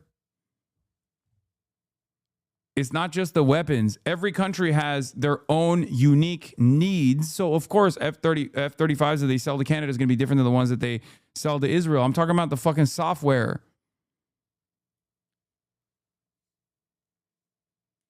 Like, the F-35 runs on American software, except for F-35I, which runs on Israeli software. It's the only version of the F-35 fighter jet that does not run on American software.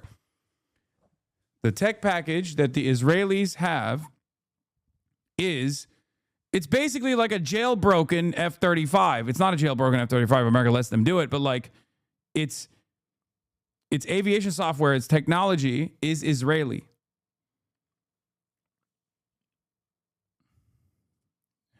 Yeah, it runs on Waze. Yeah. Waze. SodaStream.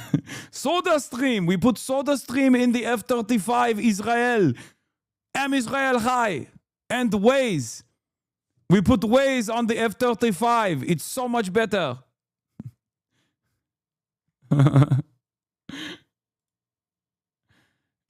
F-35I, Israel's custom F-35 that no other nation has. Look at this. It's a unique variant of the F-35 Lightning II, tailored for the Israeli Air Force. It is very good at killing babies, Hamas babies. We had very unique interest in killing Hamas children, and America complied. Oh yeah, we got to do the NBC interview with the Iran foreign minister on the war with the U.S. Which just wrapped up moments ago. The foreign minister answering questions about why Iran is attacking its neighbors in the Middle East and whether they're willing to negotiate with the U.S. But I started by asking him who exactly is in charge of Iran right now after its supreme leader was killed over the weekend. Minister Arashi, we thank you for your time. Who is in charge of Iran? Can you point us to where he is? Sir, can you please tell us where the guy is? Come on. Who should we kill next? Please. Who is in charge of Iran right now? Well, thank you, Tom, for having me in your program. Well, I think the system is working very well. I do. A part of me appreciates, in some very weird, fucked up way, that while we're literally blowing up their country, we still allow their foreign minister to come on American television as like some dumbass gets to berate them about why they're fighting back. You know what I mean?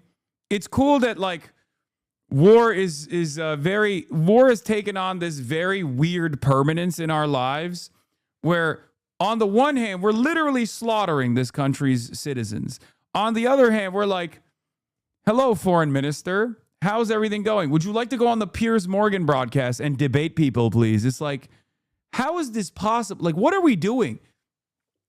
Doesn't this kind of destroy the whole, like, I don't know, the whole, like, this is the world changing, we have to kill these people necessity all of a sudden?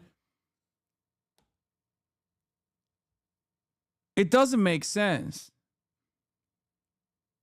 Because if this is a matter of life and death, if this is a matter of life and death, like, I don't really understand how we're having these sorts of conversations like nothing's going on, you know? We have lost a supreme leader, but according to our constitution, there is now a council which takes charge of his duties. And then yeah, that's true. I said this yesterday, but the fact that the Iranian officials speak English so well is probably not great for the American otherizing propaganda. Yeah, definitely. And the president, the cabinet, ministers, everybody is in its position. So the system is working very well, and everybody, is in charge. We know that there's been a council. We know that there's been a council to fulfill the duties of the supreme leader, but we also know that there's a selection process in play to pick the next Ayatollah. He also mogs. It's true. He does mog. There are reports that Ayatollah Khamenei's son is a front runner. Is that true? Well, actually, I have don't exact information. There are many rumors around, but we have to wait for the assembly of experts to choose the new supreme leader. I also asked the foreign minister about Iranian ships being sunk and whether he believes Iran can win this war. Here's what he had to say. The world saw your battleship sunk in the Indian Ocean. Dozens of Iranian sailors died. Your response was, quote, "Mark my words, the U.S. will come to bitterly regret the precedent it has set." So what is Iran going to do? And at this point, given the state of your military right now, what can you do? Well, first of all, that was a training training ship, which was invited by the Indian Navy to take part in an exercise. And they went there as their guests, the Indians guests, and they, did participate in that exercise, and they were in their way back home, and the ship was unarmed. So attacking an unarmed ship full of, training officers and sailors is, a war crime, I have to say. What type of battleship, Minister, excuse me, but what type of military would allow a battleship into the ocean with no weapons on board? Well, because it was, the goal was not, their aim was not going to war. They went for an exercise,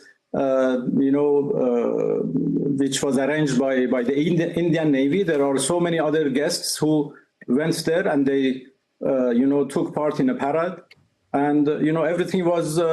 Bro, this is so crazy.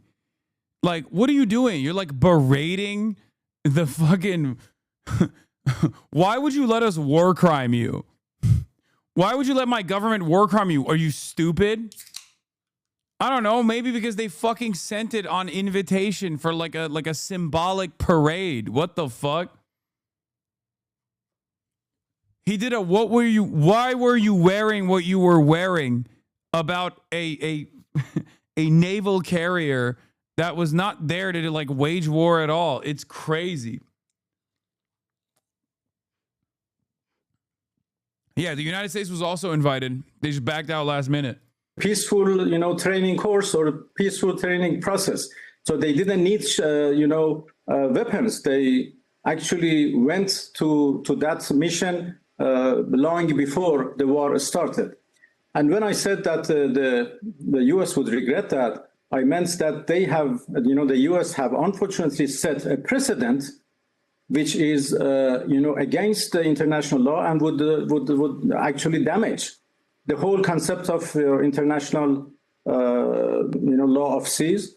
When an unarmed, ship is attacked with no reason, and a big number of sailors are killed without taking part in any battle, that would set a precedent. And the U.S. The U.S. says it controls the skies, that Iran's ballistic missile attacks have dropped more than 80%. The U.S. has hit over 2,000 Iranian targets. The Pentagon says America is winning decisively. Do you think they're wrong? Well, I think, now 6 days after the war, it is clear that the U.S. Has failed to achieve its main goal. This is true, by the way. Like, of course, the United States is capable of bringing maximum damage to civilian populations. But as far as his like stated objectives, if it's regime change, that hasn't happened. If their stated objectives are to destabilize the country and rip it apart, that hasn't happened. If their stated objectives are to deteriorate Iranian ballistic munitions launching capabilities, that hasn't happened. If their stated goals are to defend the Gulf nation states, that hasn't happened. So, like, when you have such superior weapons and a fuck ton of money that you have dumped into your superior weapons, your sophisticated equipment, with all the runway, with all the logistics to be anywhere around the world at any given moment, and you can't even take care of a fucking country that has an economy that is crippled by you because you also literally have that tool at your disposal, where you can't even like successfully destroy a country with 93 million people that has the economy the size of like an American state. The rest of the world looks at that and does see it as somewhat of a failure. This doesn't mean that Iran will be able to successfully hold out, okay? But it will be a Pyrrhic victory, if there is one at all at the end, considering how much the American forces have experienced attrition, how much American munitions have been depleted, how much force projection capabilities have been shown to be wrong. Part of the strategy of the Trump administration is to make the strategy of diplomacy unusable even when they are out of office. Who can trust the U.S. again? Who can trust Europe? They want believing in any kind of international peace to be unbearable, naive-seeming fascist scum. Yes, that absolutely is the case. With the way that we are waging war, we're trying to do might is right. And the irony here is, or what I don't understand why Americans don't realize, is when you set the standard for might is right, when you just completely drop all notion of like liberal international rule-based order, which benefited you for 100 years, okay? You designed this system, the system of fake diplomacy where you get to destroy all of your enemies and do it while also simultaneously claiming that you're the world police and that's for the, overall common good. You design the system, now you're breaking it. And not only are you breaking it, but in the process of breaking it, you're also kind of showing the world that you might be a little bit of a paper tiger. This is not dissimilar to what Russia did in Ukraine in some ways. Russia was crazy enough to say, fuck the hegemony, fuck America. we are wild enough to throw unlimited bodies at this problem, and we are going to militarily cut through American interests in this region, in our backyard. And it was incredibly consequential, and it was incredibly destabilizing for the entire world. But in the process, Russia also, regardless of how well they can hold Ukrainian territory that they've now gained, in the process, Russia basically showed Europe that they did not have the military capabilities of taking over larger territories and maintaining larger territories in Ukraine. Okay? They showed that, and that's precisely the reason why, instead of the Finlandization of NATO, what came next was the NATOization of Finland, right? Because like Finland and Sweden had a handshake agreement with Russia to not join NATO for the longest time. They had a neutrality agreement with Russia for the longest time. But once they saw that Russia actually did not have the capability, once they saw that Russia was crazy enough to try and do it, but also did not have the military capability to just like ride over to Kyiv and take it by force in a matter of days in a special military operation, then they were no longer as afraid of joining NATO. Right? And basically, that proved to a lot of the European countries, no matter how much they talk about how fearful they are of Russia, how fearful they are that Russia is going to go and like do the USSR over and over again, it showed the rest of the European allies like, oh, actually, you know, we can feed into NATO even further. It's not going to be an issue of consequence. We'll just keep using Ukraine as a way to destroy Russian forces over and over again for years, with hopes that they can never recover, and then maybe we can balkanize Russia in the same way that we did, or in the same way that we're trying to do to Iran right now. Now, that hasn't been a complete success either. Obviously, I mean, currently Russia is succeeding in their ambitions of at least taking eastern Ukraine, right? They've successfully taken eastern Ukraine. They've hardened their positions. So it hasn't been a resounding success for the Western world at all. It's been an abject failure. But the reason why I brought this up is because Russia's overall ambition, if they had the super powerful military, was to, you know, take over Kyiv, install a puppet state, turn it into Belarus, and then move on, right? But they weren't able to do that.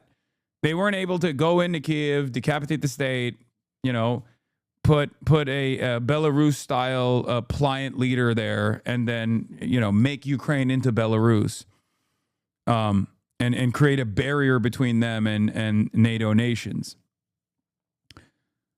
So that was unsuccessful. And it showed the rest of the world that like Russia also wasn't as like powerful as people previously thought it was.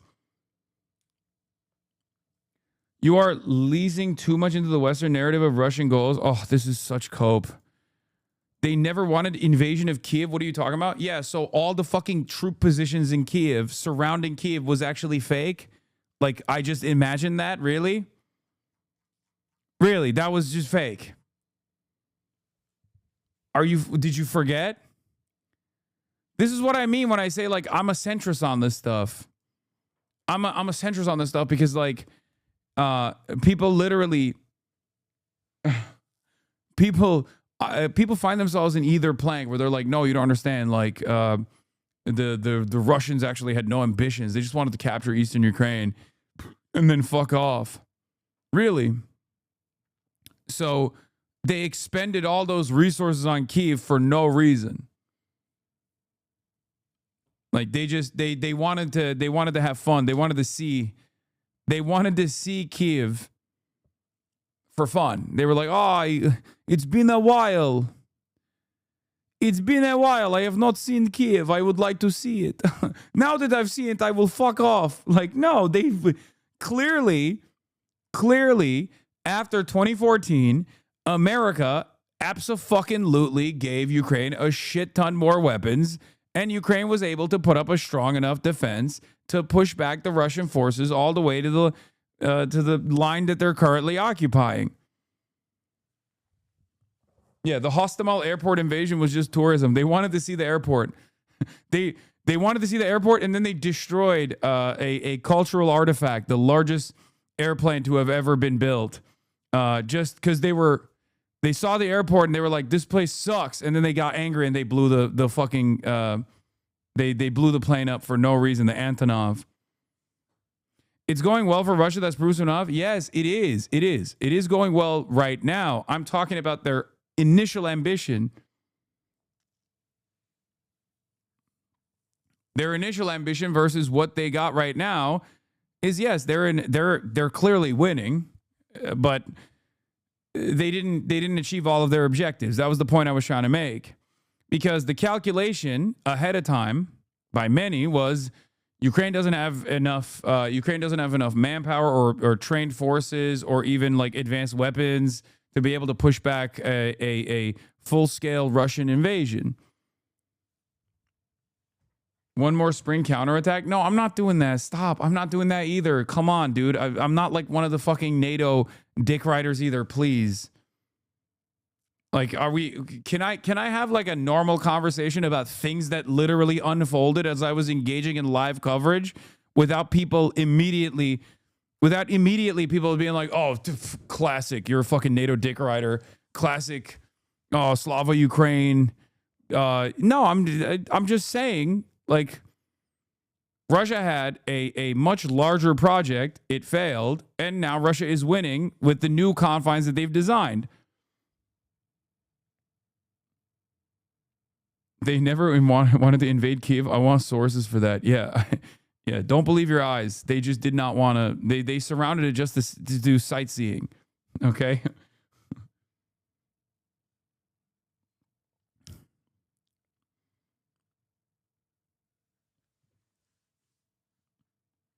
Anyway.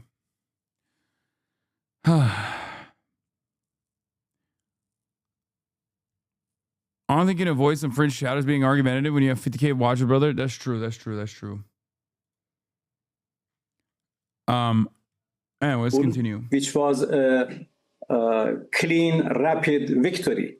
They failed to achieve that, and now they are trying to justify why they did attack us, and they have, presented so many different reasons, but none of them worked. And now they are talking about, Plan B, and I believe that, their Plan B would be even a bigger failure. So they are controlling our sky. But at the moment, Minister, your supreme leader was killed. Your top military leaders were killed. Your military installations have been bombed. How can you call that a failure? This is fucking crazy, dude. It's just like, oh God. You got to keep up the cope. You got to keep up the cope. You got to keep up the cope. Well, then what they have achieved? What was their goal? They came here for a regime change, perhaps. They came here for a rapid victory, so they can, control everything. But they have failed. The system is working. The commanders have been replaced, and the supreme leader is going to be replaced soon, according to the procedures set by the Constitution. So everything is in order. Yes, we have been targeted, but we have also attacked so many targets in Israel, and so many targets belongs to the Americans. Their assets, their bases, their installations in the region, and they have not been able to prevent those attacks. Our missiles are still working. Our missiles are still in place and hitting their targets in a very precise manner. So, Minister, can Iran win this war? If I can ask you, can Iran? Like, what does victory mean in this situation, right? What does victory mean in this situation? Like, does it mean wiping Israel out? Is that what we're talking about? Because that's not going to happen, right? Like, what's victory? Victory for Iran, if we're being super serious about it, is if they punish the capital owning class hard enough that they literally come down on Trump, and then Trump turns around and fucking cuts a deal with Iran and cuts Israel out of the equation. Okay? Now that doesn't even mean that they will have a longer timeline for survival. That just gives them a lifeline for the time being. After that, I suspect that the IRGC will go to China literally and say, we are your vassal, we are your servant, do whatever you want, especially now that the Ayatollah is gone. And I suspect that things will change in the Iranian governance structure in very consequential ways. But that's just me as an outsider. Increasingly seems like Trump was betting on a decapitation strike resulting in immediate surrender. This obviously hasn't happened. Fucking called it. Now they are scrambling through the drawer of bad ideas for Plan B, the Kurds, special ops, ground troops, total shit show. Imagine how good Netanyahu felt when he got Trump to believe this was a possibility. Also, what I find really funny is that they were doing, on the New York Times Daily this morning, while I was working out, I was watching... I was working out and listening to the Daily because that anger fuels me when I listen to American propaganda. I highly recommend it if you guys don't do stuff like that. Yeah, I know many of you listen to music while you're working out, but I listen to the Daily and it really pisses me off, and I get better lifts in that way. Of course, they had the Israeli guy, the classic, I forget his name. He's like the Israeli NatSec reporter.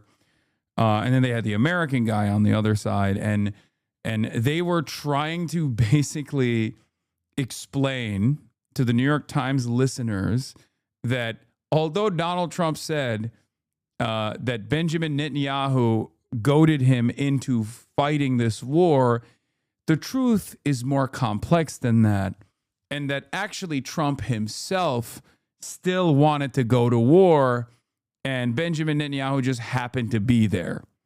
Okay? And it's fucking, they're just trying to fix the situation after Marco Rubio gave the game away, after Trump gave the game away. They're still obviously going to play the role and act as though this was definitely what America wanted to do from the start. But even then, the best thing that they could come up with as far as propaganda was, Benjamin Netanyahu convinced Trump that Iran wanted to assassinate Trump. That's why he was so angry. This is revenge. This is revenge.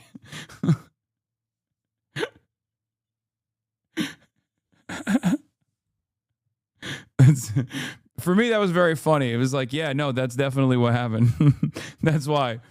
Yeah, it was the revenge narrative that Donald Trump was investing. Win this war, and what does winning look like for Iran? Well, there is no winner in this war. Our win is to be able to resist against their illegal goals, and this is what we have done so far.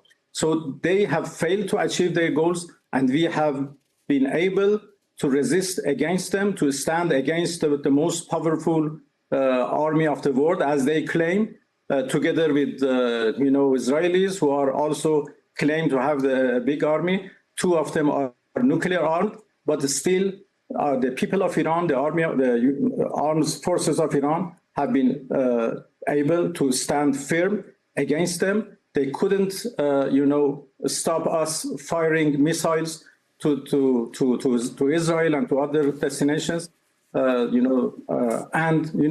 are doing very well, and they have not been able to stop us. So this is our win. Yeah, how? And I don't think they can be a winner at the end of the day.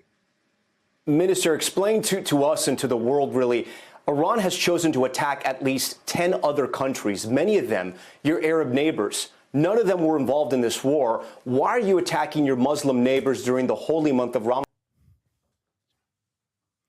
Only we get to do that.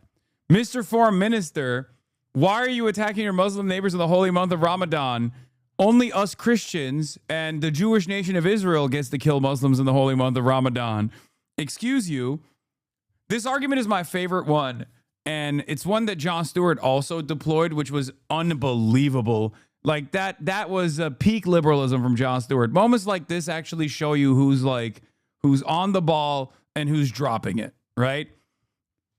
Like the question of why are you, Iran, attacking countries with American military bases is an insane one, because the answer is in the question itself. Why are you attacking our bases in your neighborhood? I wonder why. Perhaps it's because those are American military bases. They're not fucking playing patty cake in the bases. They got fucking air forces in the bases. They got fighter jets. They got missile systems. That's the reason why. They don't want to get fucking blown up by American military bases in their fucking backyard. It's such a stupid fucking question. Like, oh, wait, you can't do that. Whoa, whoa, whoa. Whoa. You can't do that. What do you mean you're fighting back? I don't understand. Why are you fighting back when we hit you? This is so stupid. Don't you know it's illegal to do that? Oh, please don't mistake. We have not attacked our neighbors. We have not attacked Muslim countries. We have attacked Americans' targets and Americans' bases, Americans' installations, which are unfortunately located in the soils of our neighbors. So we have made it clear for them. I have been in touch with their foreign ministers, and I have explained that we are not targeting you. We have no problem with you. We are only targeting the American installations and American bases. And the reason is obvious. But Minister, Iran is hitting civilian targets, striking hotels, high-rise apartments, airports in many of these countries. Those are not. Again, now we play stupid. Military targets. Well, no, we have targeted wherever the Americans are. Maybe there have been some collateral damages, as it is in every war. Bro, just say Hamas was in it. Just say they were housing Hamas. Don't you know that's the magic word? Just say they were housing Hamas. They were housing Hamas. We have it on good authority that there are military tunnel systems under the Burj Khalifa. Okay? You know, look, more than 70,000 people were killed in Gaza by Israelis, and Israeli army called all of them collateral damage. So, yes, there is the possibility of, collateral damages in this situation as well. This is what we have warned everybody in the region beforehand, that if the U.S. attack us, we have no way but to attack their installations, which are in your territories, and then everything may go out of hand, and the war would become, a disaster for the whole region. This is what we have warned, and many others have warned, and many Americans have also warned the U.S. administration, do not repeat the same mistake. They have done it before in our region, and this is what they have done. This war is not our war. This is not our choice. This is a war of choice by the United States. Iran's foreign minister also weighed in about whether his country would be open to a... Why do they keep cutting him off, by the way? That's crazy. Anytime he's cooking, they're like, no, shut the fuck up. ceasefire with the U.S. Here's what he told me.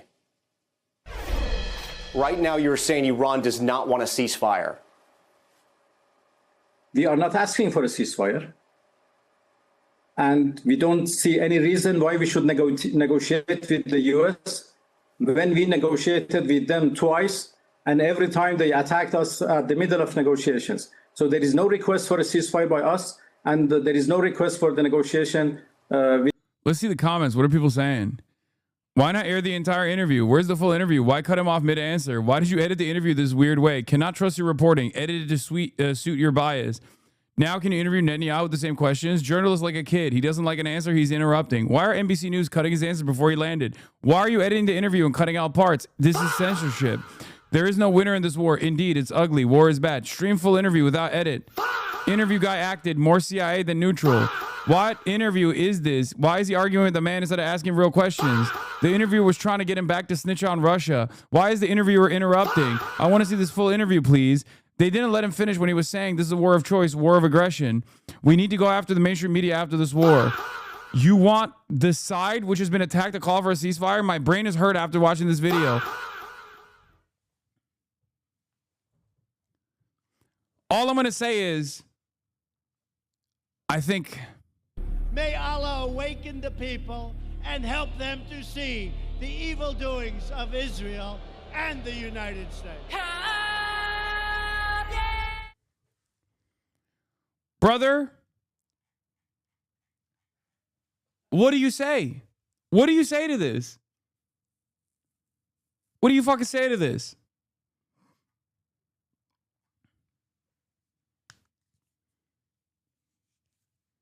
What do you say? This is the de facto, like one of the leaders of the foreign state that we are currently bombing. Like, can you imagine? Can you imagine what an interview like this would look like with Saddam Hussein right after we invaded Iraq? The comments would not reflect this kind of curiosity and the humanization of like the enemy, okay?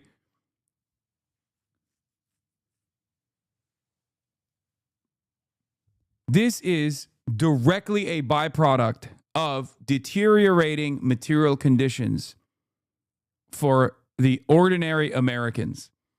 This is exactly what I'm talking about.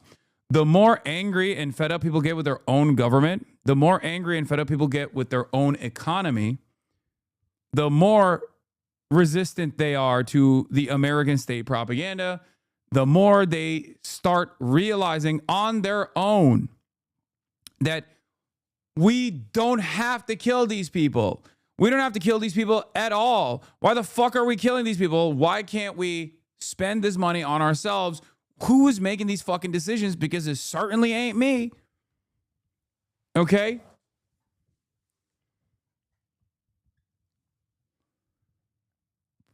That's it. People are waking up. People are waking up to the reality that American imperialism and Israeli imperialism is not beneficial for the ordinary Americans at all. And it's a bloody affair for no reason. It's cruelty for cruelty's sake. And someone's making money, but it certainly ain't you and I. That's it. With the U.S. From us, you have never sent any messages to them. Minister, you said that Iran cannot reach U.S. soil, right? The American homeland with the weapons that you have right now. Is there any other way that Americans should be concerned that Iran could attack the American homeland? No, they have enough bases around us. Why we should go further than that?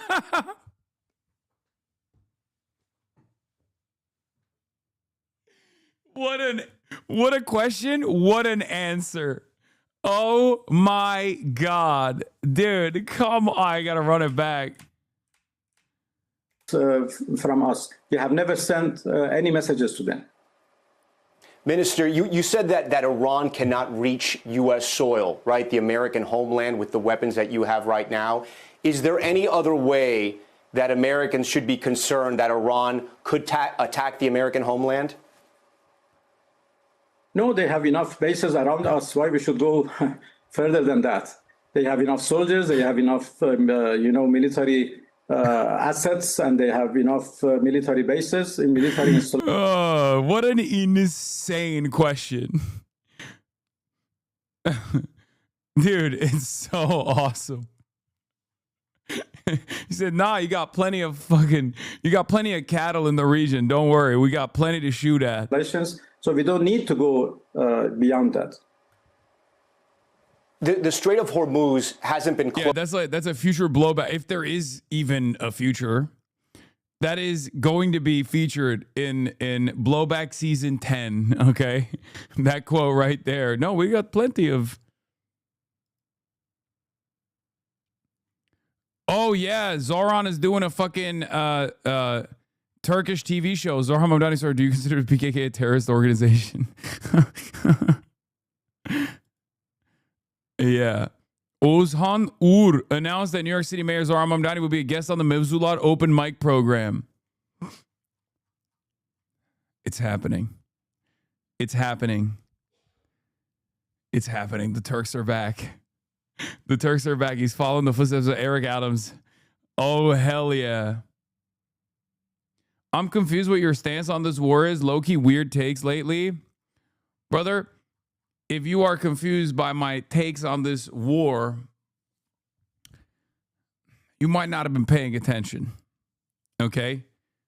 My take is American imperialism, Israeli imperialism, is a devastating force on the planet that is not beneficial for ordinary citizens in America. It's not even beneficial for ordinary citizens in Israel either, but they're too fucking bloodthirsty in general, judging by their approval ratings for these strikes on Iran. And it's certainly devastating for the victims, for the people that are on the receiving end of American bombs. Okay? American military actions are not done to protect Americans. They're not done to even protect American interests. They're done to protect the interests of capital. Okay? This has been a very consistent position of mine for, as long as I've been a professional political commentator. And it's not going to change anytime soon. Right? I believe in diplomacy. I believe in treating other countries with dignity, allowing them to have sovereignty. I believe in peace. So, of course, for that reason, I am going to be very critical of American actions, especially when American actions yield so much death and destruction. Does that help you understand a little bit further? Simply put, for a lot of people, when they hear me say this kind of stuff, they have this understanding that America is good. And when I keep explaining to them that, no, that's not the case, that's a lie, and America presents itself as good, but it's actually doing a lot of evil shit, they go, oh, you're saying America bad. Now, the reality of the matter is, if you say America bad, and you just run with that, and if you're a campist in general, right, you're probably going to be on the right side of most arguments, like 98% of the time. Maybe the 2% of the time it's like devastatingly bad, but like 98% is a pretty good fucking track record. And I don't want that to be the case. I want it to get down to like at least 50-50, where the campists are like wrong 50% of the time. Okay? That's what I want to do. If I can achieve that in my lifetime, I have experienced tremendous success. Okay? Diminishing America's capabilities of empire by 50% would be a spectacular victory for the world. It would allow the world to breathe. It would allow the nations of the periphery to develop on their own without constantly having to worry about America coming down and stomping on their necks. Okay? I don't think it'll happen, but that's what I wish for. That's what I think would be a better future for ordinary American citizens, and it would certainly be a better future for everyone else involved that never really asked for this, but seemingly keeps receiving our health care in the form of bombs, our schools in the form of weapons, and our potholes in the form of defending Israel with ballistic anti-aircraft munitions. The issue is, Hasan, people don't understand that both sides can be bad and that bombs don't discriminate. No, there is no situation where like both sides are bad. One side is always going to be worse than the other side. America is worse than Iran. That much is 100% something I stand on. People can say, oh, well, the Iranian government is cruel. It's ruthless. It's true. Okay? It's true. Iranian government is repressive. It's brutal. Certainly true. Doesn't matter even a little bit in this circumstance. Number one, the reason why we're blowing up Iran is not to save the Iranian population. That's a lie that people tell themselves, and it's a lie that, at least in the past, America would tell the population. They're not even saying that anymore, or at least they're not saying that all the time. There's no messaging discipline on the American side, so it's always shocking to me that people still want to believe it. Okay? It's not even a comparison. America's the greatest terrorist on the planet. Okay. I live here. I pay for it. I hate it. Okay. I wish that wasn't the case. And that terrorism is sold to the American population as though it's for the greater good. Like it's going to yield some kind of positive result for the ordinary American citizens. That's a lie. It actually has a devastating effect on the lives of ordinary Americans. The comparison is right there. You look at China and how much they've been able to develop with how little they had in comparison to the United States of America, even from the 90s onward. And you start to realize, oh my God, we could just have a robust high-speed rail network in this fucking country if we didn't do Afghanistan, if we didn't do Iraq. We could have free healthcare for all citizens if we didn't do any of that shit.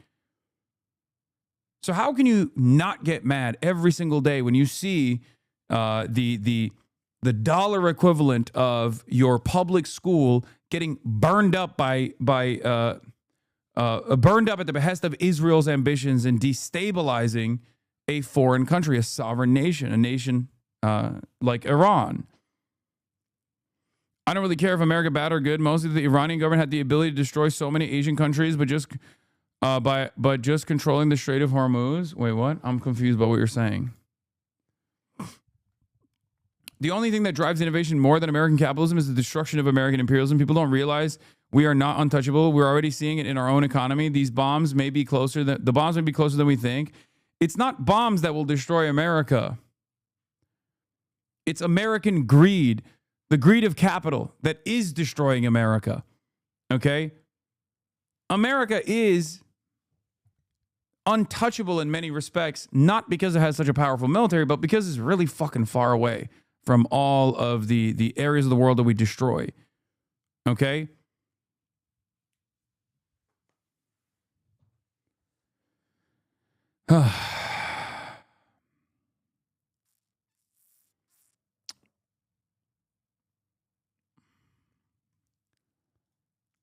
Let's continue with this ridiculous interview now. But the threat of its closure has disrupted the international economy.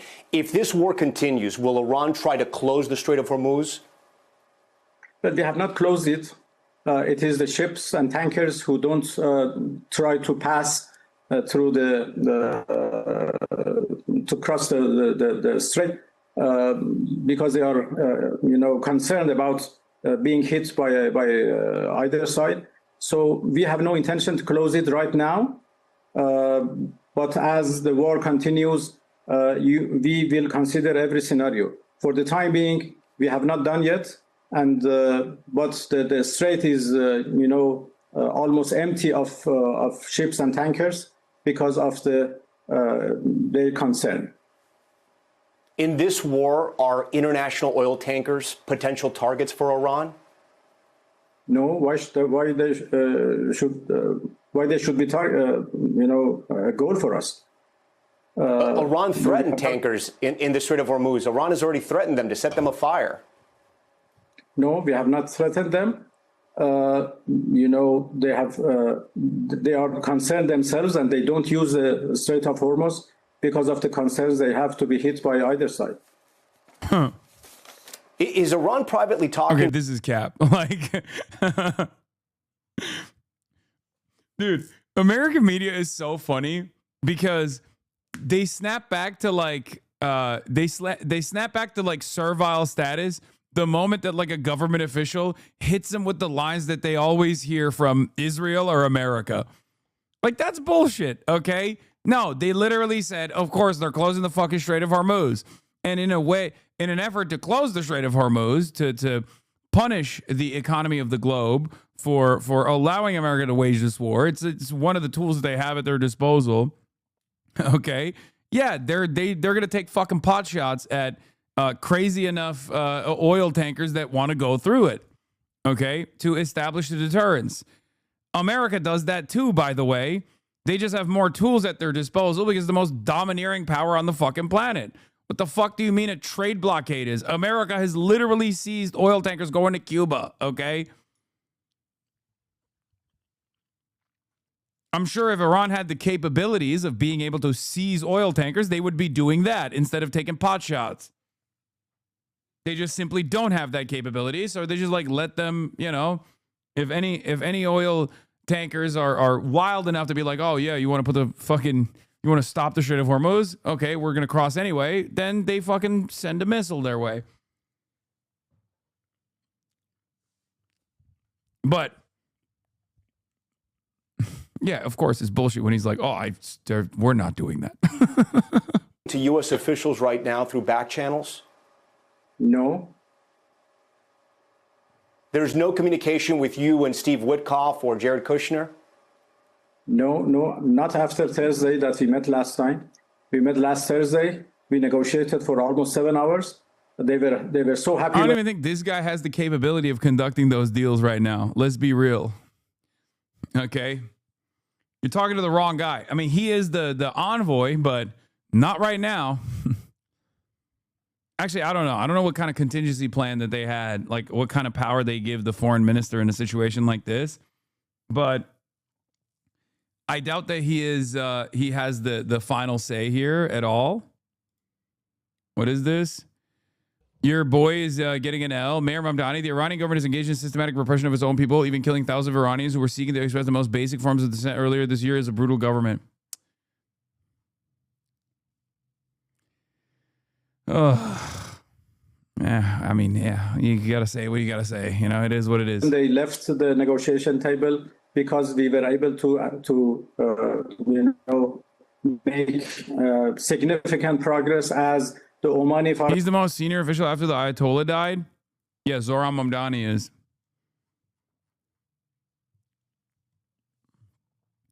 Zoran is a master of not dying on dumb hills. It's not a dumb hill necessarily. I think, I just don't think he has the capability of actually having that conversation. I think I saw the full quote. The full quote's actually longer than this, where he says, I've also said that while I may be a young mayor, I'm old enough to remember the devastating consequences of our country pursuing a war with the intent of regime change, and that very same reason. It's not the best possible answer in that situation, because like the whole point is like, the reason why the American government talks about the ruthlessness or the cruelty of the Iranian government is so that they can justify their unlimited cruelty as we are, bombing the Capitol, right?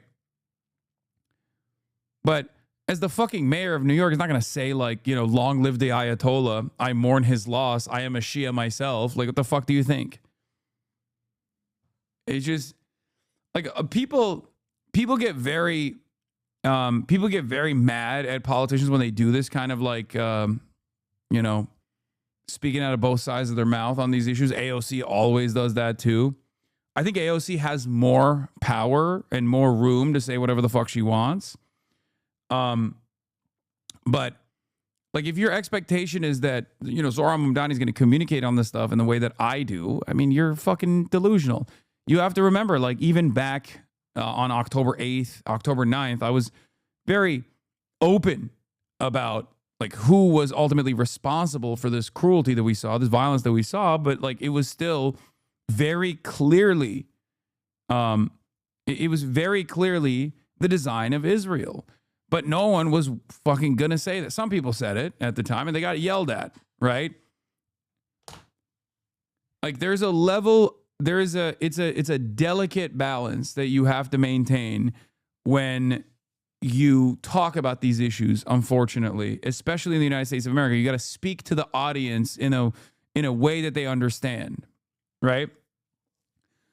The expectation that, especially given how large your platform is, the expectation that like all of these people are going to automatically understand 80 fucking years of history is ridiculous. I certainly had to engage in this kind of, maneuvering over and over again. I did it for fucking 2 years, right? I still do to a certain degree.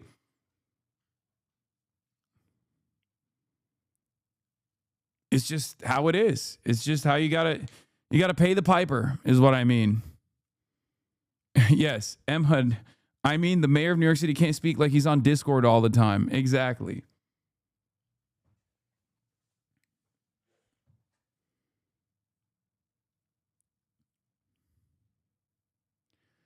Hey, I'm new here. Why did you say that in your video that America will be over due to the Iranian war? I did not I think you might have misunderstood what I was saying. I said America's force projection capabilities have been severely diminished as a direct consequence of the last 6 days, where they've shown that they are not a reliable ally, that they are incapable of defending the trillions of dollars of investment that the Gulf nations put into having American bases, and that they will always put Israel first. And that if,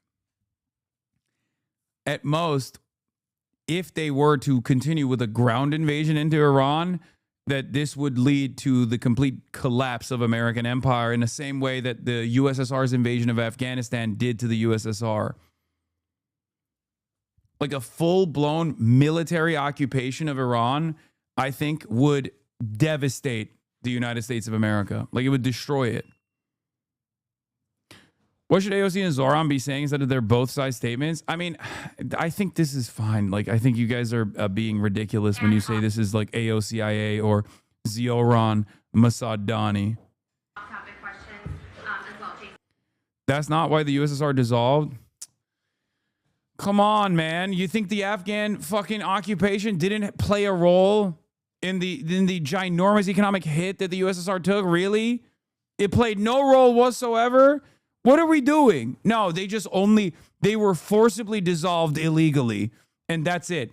They were doing fine beforehand. They were totally fine.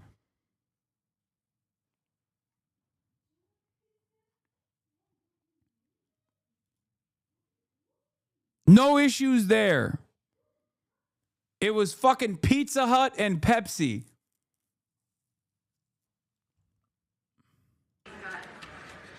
Mr. Mayor, do you think Iran is better off without the Ayatollah? You know, I've said before that I think the Republicans have a much better way of communicating on shit like this, though, I will say. They're just simple. They're straightforward. They cut to the chase, even if they're lying, right? They'll just be like, I'm an isolationist. Why should I care? It's that simple. And a lot of Americans actually understand that, where they're like, it leans into American selfishness. I will admit, like, isolationism as a propaganda tactic is infinitely better than, like, taking a critical anti-imperialist stance.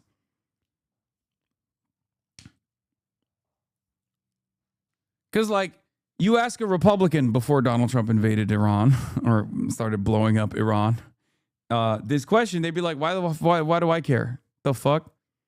I'm an American. I think it's a real shame that my cities look like they've been fucking hollowed out because wealthy benefactors and corporations chose to go ship their manufacturing facilities to China. And now you're telling me I have to spend all of our tax dollars instead of fixing the state of disrepair? I got to spend all my tax dollars bombing Iran? What the fuck are we doing? Get out of here. Why are you asking me about the Ayatollah? I'm the mayor of New York City. Ask me about the fucking snow plowing operation that we put together. Do they ask the Ayatollah about how I'm dealing with public transit in my city? No? Then what the fuck am I supposed to answer that question for? That's what I would say. If I'm the mayor of New York and I'm like a little bit more aggressive in my messaging, that's what I would say.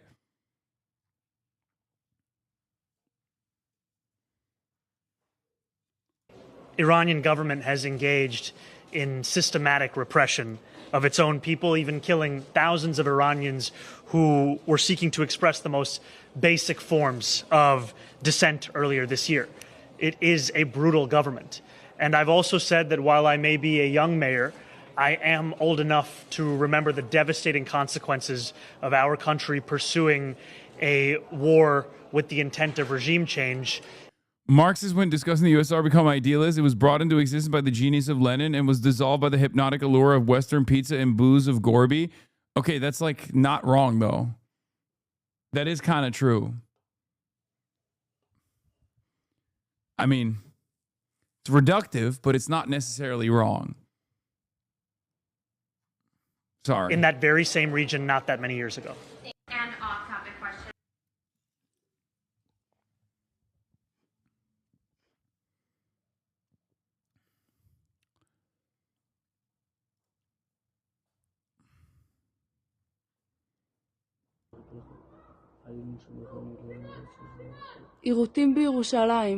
Is this new? I don't know. Suppressed news is not very reliable. He's best to just avoid these sort of geopolitical traps than he can. At best, nothing comes out of it. At worst, they get a horrible clip. He stands to gain nothing. I agree. But you also can't say, I'm the mayor of New York, I don't have an opinion on this. Like, because then that kind of makes you look silly. You know what I mean? Because everyone has a fucking opinion on this. And the reality is, like, low-key, the Chomsky method here, not all of it, not the best friendship with Jeffrey Epstein, but like the method of saying, I'm an American citizen and I can only control things within my realm of power and my sphere of influence. And as an American citizen, like, I want to stop the pain. And I think I think that bombs flying over Tehran is not actually going to help anybody. It's just going to kill people. And I want that to stop is probably the most effective way of talking about it. You know? Do you see what I mean? I'm an American citizen. I'm an American taxpayer. I'm a mayor of the United States of America in one of the best cities in the world, and the best city in the United States of America, New York City. And as an American citizen, I don't think we should be bombing countries. I don't think we should be using our tax dollars to destroy other countries, specifically at the behest of Israel. You know? He's also too afraid of, pissing off Zionist groups. It's probably one of his biggest weaknesses, I'll be honest. I love the guy, but I do think he's very, very afraid. And it's ironic because, like, partially as a direct consequence of his advocacy and his bold, unapologetic defense of the Palestinians, the conversation has shifted dramatically in favor of pro-Palestinian advocacy and anti-American imperialism. Like, that's how you became the fucking mayor. You didn't become the mayor because you sucked up to Zionist groups or tried to, like, recenter liberal Zionists in your advocacy. You literally got there because you were like, nah, I'm not going to fucking Israel. Get out of here. It was his greatest moment. And now you got Gavin Newsom saying Israel's an apartheid state. You can expand on this conversation. You can take pot shots at Israel. 100%. 100% you can take pot shots at Israel, especially right now. As the mayor of New York, yeah, it'll bring some controversy your way, but who gives a fuck? That kind of controversy is good. It's good to have enemies, okay? It's good to tell people who your enemies are. Do not forget this, okay? If the line of demarcation is drawn by your enemies, you say, good, great. And Zionists being considered an ideological opposition to your movement, to your cause, is wonderful, especially right now.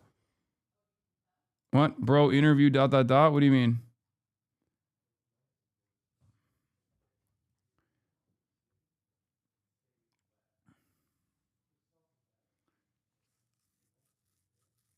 Finished the Arakshi interview? I thought I ended it. Oh my God, I never finished it. You're right. I keep going back and forth on this thing. Said in his statement, and he checked his statement with both sides, and both sides agreed with the term he used. And we were made really significant progress. They were happy when they left, but I don't know what happened after they left. And I asked Iran's foreign minister about whether his country is prepared for a possible ground invasion from American troops. Watch this. President Trump has not ruled out boots on the ground in Iran. Are you afraid of a U.S. invasion in your country? No, we are waiting for them. Huh. You are waiting for the U.S. military to invade the ground troops? Yes, because we are confident that we can confront them, and that would be a big disaster for them. He's right. So you're saying that Iran is ready and willing to take on the U.S. military if there were to be ground troops? Well, we were ready for this war even more than the previous war. So you can see, the quality of our missiles, how much they are upgraded after the last war, because we learned lots of lessons. And we are prepared for any other eventuality. even a ground invasion. So our soldiers are prepared for any scenario. When I said that we are waiting for them, it didn't mean that we are waiting for continuation of the war. No, but we have prepared ourselves to confront with any scenario, with any eventuality, any possibility, and we know that we can handle that.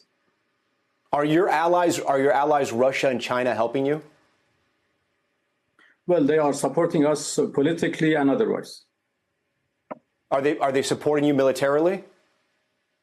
Well, military cooperation between Iran and Russia is not a secret. We have worked with each other in the past, and that has continued, and will continue. I guess. And they are actively helping you in this war? Well, they have always helped us. So I'm gonna understand that to mean yes, that they are actively assisting you in this war. Well, I'm not going to give the details of our cooperation with other countries right in the middle of the war. For more, I want to bring in our chief international correspondent, Keir Simmons. He joins us from the region in Dubai. And Keir, he made a lot of news there, that they haven't picked a leader yet, that they're not interested in a ceasefire. And he really tried to justify why Iran is attacking its neighbors. You're in one of those countries right now that is under attack. Does it seem like they're targeting only military assets? It doesn't, Tom, and that's not my view. That's the view of diplomats in this region and diplomats around the world. I will just say it was a calm, cool and collected performance. But, for example, they've had to delay the funeral of Ayatollah Khamenei. They would not want... These are aesthetic. This is aesthetic. Okay? This is totally aesthetic victories. Yeah. They have to delay... They can't get the clerics together to figure out who the next Ayatollah is. Does that reduce the number of missiles firing? Does that actually reduce the number of bombs that fall on Tel Aviv? No. Oh, we hit a naval asset off the coast of Sri Lanka that didn't even have weapons on it. Wow. You mean to tell me that the mightiest military on the fucking planet is currently waging war against a country that has the economy the size of one of its smaller states, and at the end of all of that, all you can show for it is the fact that you have the capability of striking an open-air funeral if you saw fit? That's it? That's it? That's disastrous. Do you see what I mean? Do you fucking understand how devastating that is for American military force projection capabilities? It's crazy that they're like coping to this degree. Of course they're going to be able to blow up Tehran if they want. They can nuke Tehran if they want to, right? Like that's within the power of the American arsenal. They have a nuclear arsenal. That's not the point, though. The point is, are you capable of significantly diminishing the Iranian ballistic missile launching capabilities? That's the real question. Are you capable of defending your allies in the region? Are you capable of defending your own military bases in the region? And they're not. That's what we've seen in the last 6 days. Meanwhile, U.S. officials tell CBS News that 3 American MQ-9 Reaper drones have been down during the war. What is that now? Fucking 6 F-15 fighter jets? 3 American MQ-9 Reaper drones? God damn. That means probably more than 3, by the way.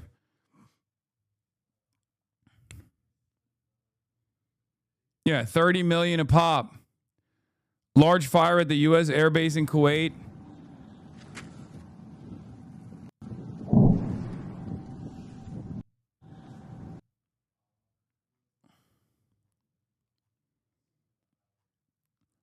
billion a day just on operations. $5 billion worth of damage so far.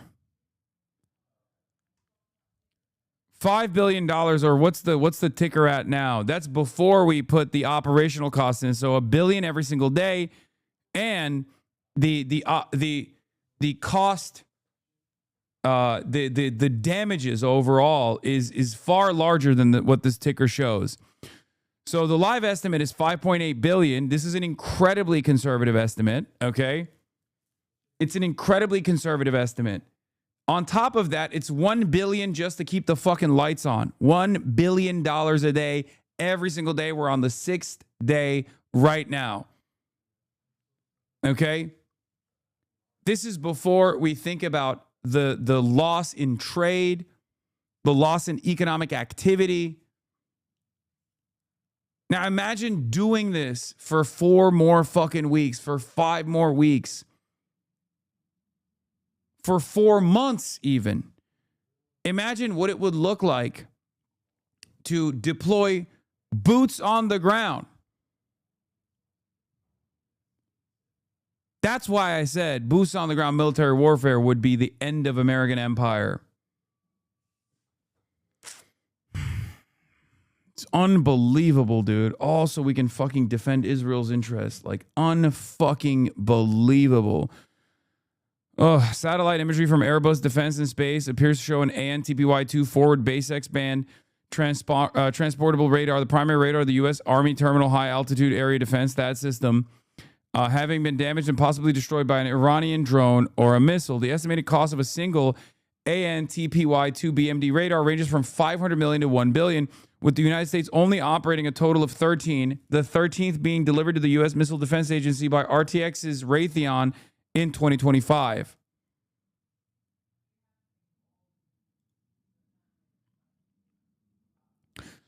Map of U.S. linked locations hit by the Islamic Republic of Iran and high-value radars confirmed damaged or destroyed. Like, this is a spectacular failure. Okay?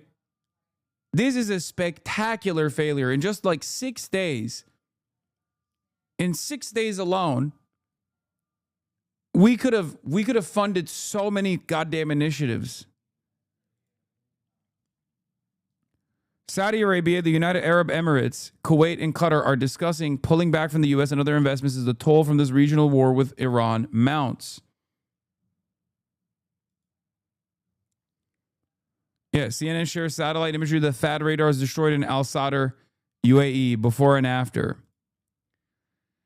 Piker Broadcasting Service is sponsored by you, the viewers, for you, the viewers. For tomorrow's news today, the Piker Broadcasting Service is funded entirely by you, the viewers, for you, the viewers. No more AI. I don't do AI. I yell at motherfuckers that send me AI links all the time, and certainly plenty of people do. It's hard not to get duped. But it's crazy to say that, like, I'm showing you fucking AI shit. This is the CNN website's own coverage. I guess they're doing AI. Closed presents. Thank you for the 100 gifted subs.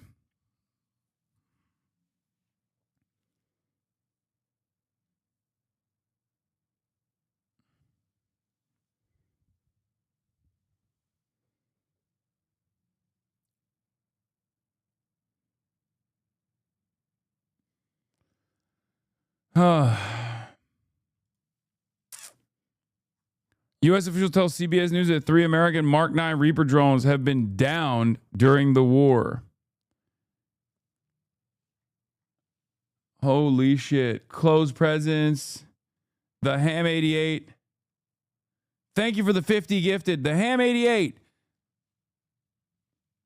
W Comrade. Thank you for the 5 gifted. How do we know you're not AI? What if I am?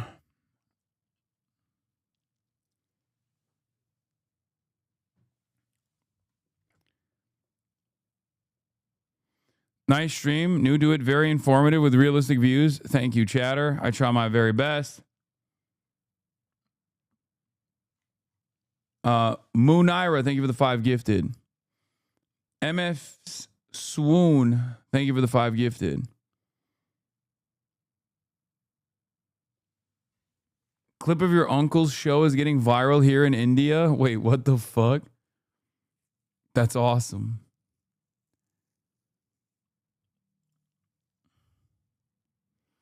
Dude, imagine if this destroys the Paramount deal.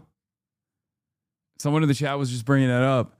Because, like, a lot of the money backing the Paramount deal, the merger, is literally Saudi funds and Qatari investment, too. Oh, my God. Iran might literally be unintentionally doing trust busting.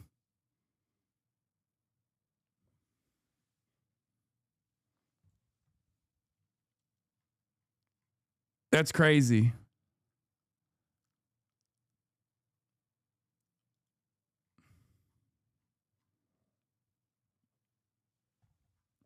Roughly 20% of Paramount's $110 billion bid for Warner Brothers, backed by Arab sovereign wealth, fueling debate over which foreign entities have a stake in U.S. media. Dude, that is wild to think about.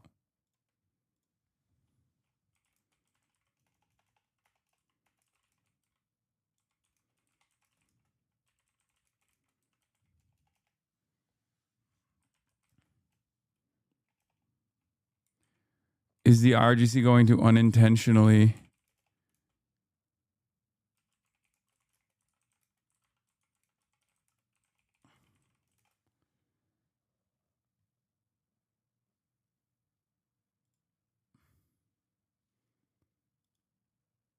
The merger that needed a war. This video. Wallahi, Iran is going to save Hollywood, mashallah. Yes, yes, brother. Someone make a Lena Khan joke quickly. I'm not gonna involve. If you notice, I also shy away from making Zoran and Shia jokes as well because I don't want fucking racist assholes to like sincerely do this.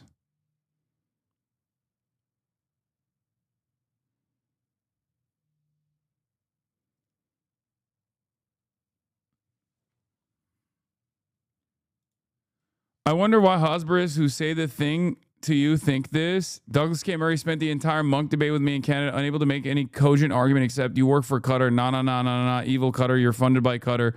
And now Douglas and Barry Weiss both work for Qatar too. They're literally funded by Qatar. Lol.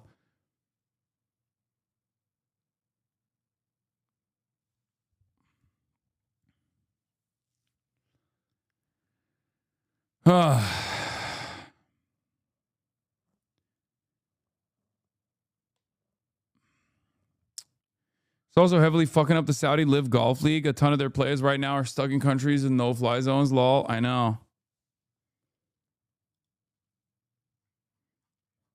We asked the people around the world to rate the morality and ethics of others in their country. The U.S. is the only place we surveyed where more adults describe the morality and ethics of others living in the country as bad than good. See our own morality report. In many countries, people see their fellow citizens as morally good. Who rate the morality and ethics in other people? Percentage of people who rate the morality and ethics of people in their country as very good or somewhat good, 47%. Somewhat bad and very bad, 53%. Wait, where's Israel on this list? I gotta see Israel. Where the fuck is Israel? Did they even... Israel, 68%. Rate the morality and ethics of people in their country as very good or somewhat good.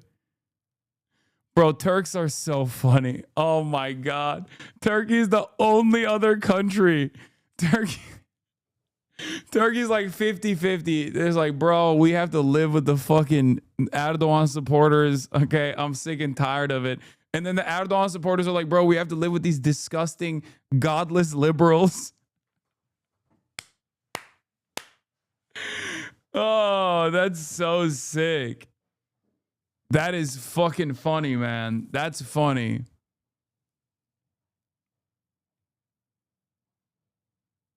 Look at this reply. It's so self-evident. Hot take. If you think people are generally morally good, then you are morally blind. A good society can only be built on the belief that everyone's a piece of shit. The inverse is a recipe to be fucked over. This guy is so mind-cucked, it's not even funny. You know what I mean? This guy is capitalism cucked, if that makes sense. Like, his brain doesn't work in a normal fashion where he's just like, it's a game of war all the time. And everyone's out to get me. Great, man. What a wonderful person you are, just operating with this like sociopathic tendency. The Chinese are the ones releasing the sat images of the damages, and some people are a bit mad at that. Oh, I know. China has once again made public satellite images of the damage to the U.S. Al Dhafra base in the UAE. Chinese continue to expose damage to Western military bases throughout the Middle East. With the clear censorship regime in place, China is making information available that otherwise would remain hidden from public view.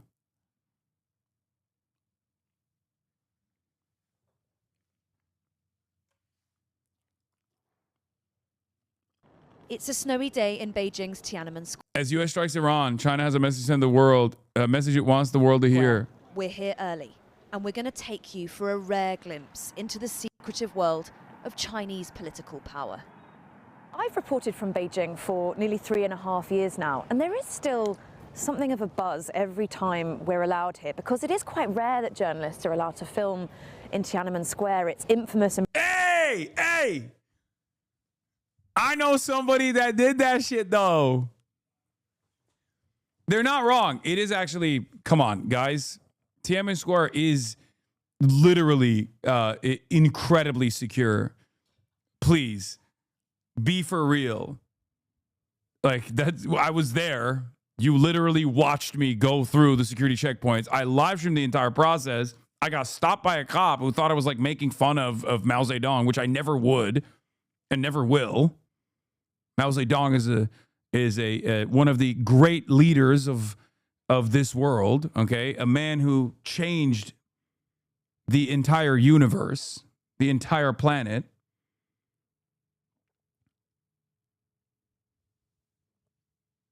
Okay? But the reality of the matter is, I was able to, for real, yes. I mean, there was a lot of fucking excesses, let's be real, but the People's Republic of China would not exist without Mao Zedong. And before people say, oh, well, what about Deng? What about Deng Xiaoping? Okay, great. He advanced China as well. And so does Xi Jinping. Don't make me retell the dumpling story. Okay? You eat 4 dumplings and you finally feel like you're full on the 5th one. You don't think to yourself, oh, I should have just eaten the 5th dumpling. It's not the 5th dumpling that filled your stomach. The first 4 dumplings were also important.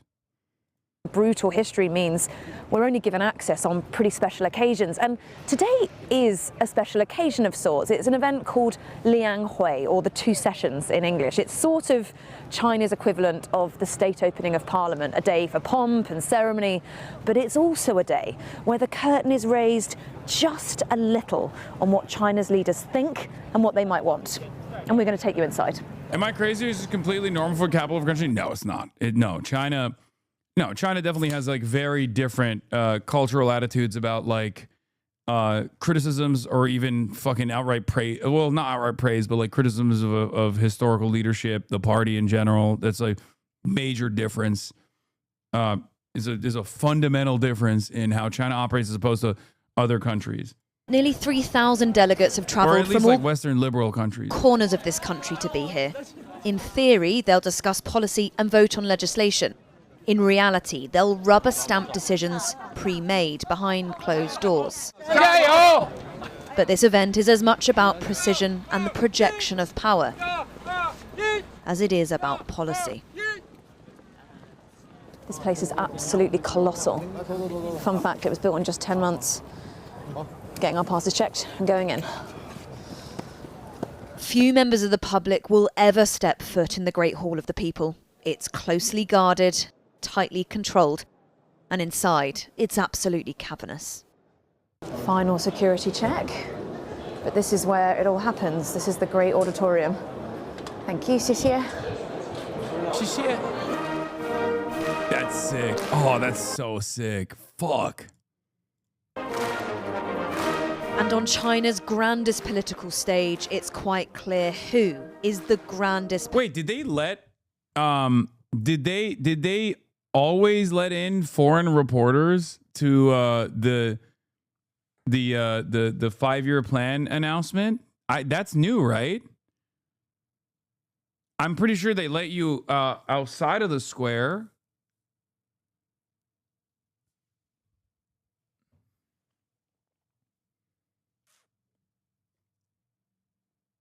No, it's not new.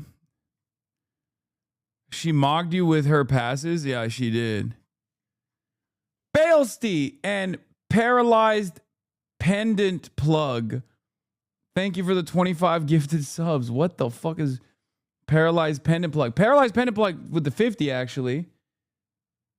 And Derelith and Claudie Days, thank you for the 5 gifted.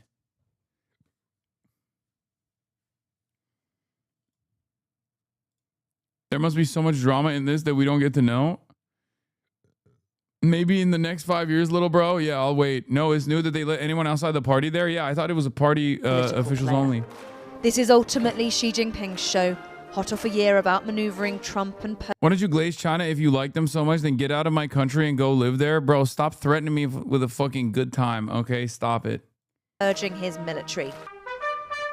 This is all his pitch, his plan, his power. Today's session is very much about the economy, what's going well and what are the challenges. His biggest problem, perhaps, is slowing growth. This year's target's been set at its lowest rate in 30 years. But just listen to how they explain it, and crucially, who they blame.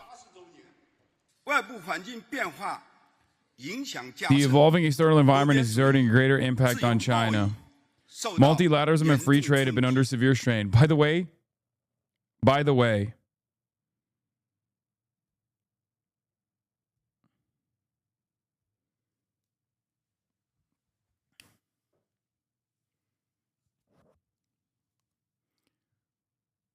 it's real.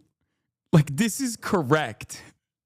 It's got to be so funny to sit there as a Western reporter who, for your Western news report at Sky News, has said the exact same things about America's tariffs regime, to sit there and go, well, they're saying it Chinese style, and therefore it's really interesting that they're putting the blame on America. It's like, okay, well, I watched a lot of Sky News reporting on the fucking tariffs, and you weren't saying anything different back then because it's just the fucking truth. Like, you know what I mean? This is just fundamentally the truth. Like, this is literally correct. If Donald Trump didn't come in and fuck up trade for everybody else, including China, they probably would not have any sort of instability at all. But if you think China's plans and strategy are still something of an enigma, well, this year, there might be a little more insight than some. That's bullshit. They always do the 5-year. This is the 14th one. It's on us to not listen when they reveal their targets. 14 times this has happened. 14 times this has happened prior. Okay? This is the 15th one. It's not a secret. They literally Babe Ruth it every time. They call the shot every time. Okay? They say, here are the 5-year plans that we have. They do it every 5 years. It's in the name. Okay? It's not, we don't have the capacity to read it and take it seriously up until recently. That's it. That's the only difference. It's not a goal. It is a plan. Yes.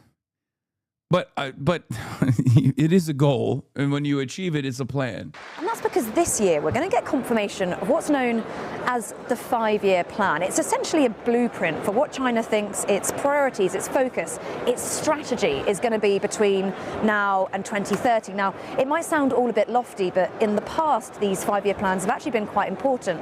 For example, back in the 1980s, it really heralded China's great opening up to the world. Now, this year, it's going to be really focused on how China's going to lead in crucial high-tech sectors and really focusing on strategic security as well. It's this that's the path to the global leadership, perhaps even the global domination that it ultimately seeks.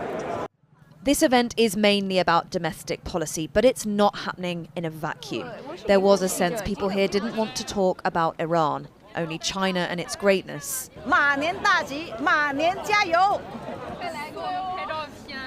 The reality is China won't mind one bit the contrast between what's happened here today, the show of unity and orderliness and presidential power, with what's going on in the Middle East. The contrast, they say, between them and the chaos being unleashed by the President of the United States.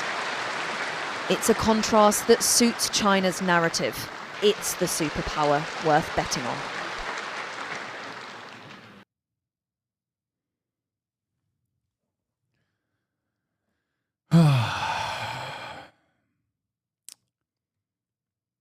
There's a different world out there, man. China, we have met every target of the 14th five-year plan. Our renewable output alone now exceeds electricity consumption for the entirety of the EU.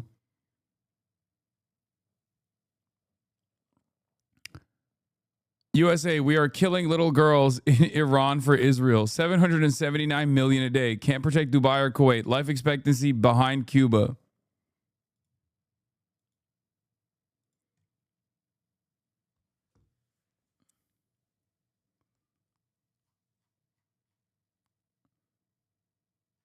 My brother is a literal Nazi. How am I supposed to look past this?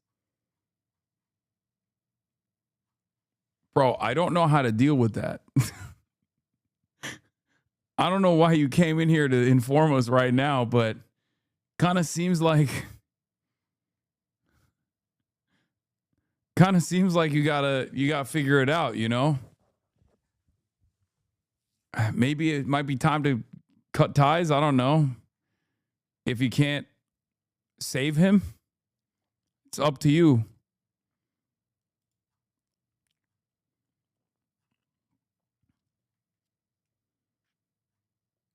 Make Agartha memes promoting anti-Nazism.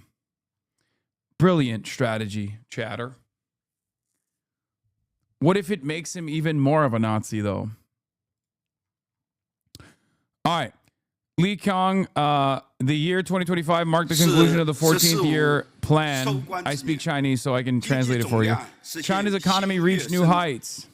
China's GDP crossed successive thresholds, topping 110 trillion yuan, 120 trillion yuan, 130 trillion yuan, and 140 trillion yuan, with an average annual growth of 5.4%. New breakthroughs were achieved in technological and industrial innovation. Research and development spending nationwide increased by an annual average of 10%. This is the one that kills me the most.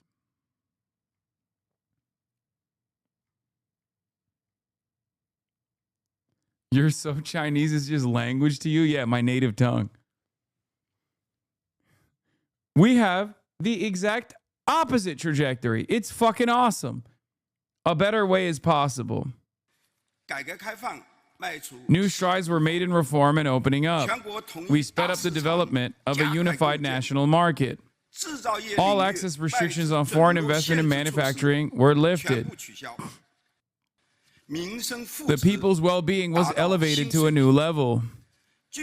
Per capita disposable income increased at an average annual rate of 5.4%. And a total of over 60 million urban jobs were created. What is this? Look at this absolute goat with an incredibly unfortunate name. Yeah, I know, Israel Epstein. He's the fucking guy who... Wait, what the hell? I can't click on that link, but yeah, he was a part of the... I think he was like the Russian envoy, right? He was like the USSR envoy to the CPC early on. Yeah, Israel Epstein. Yeah, because there were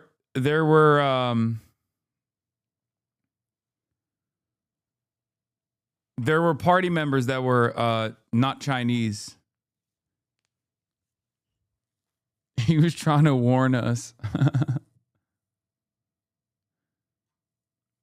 Bro, you got to change your name at this point. Brother, he's been dead for like 60 years. What are you talking about?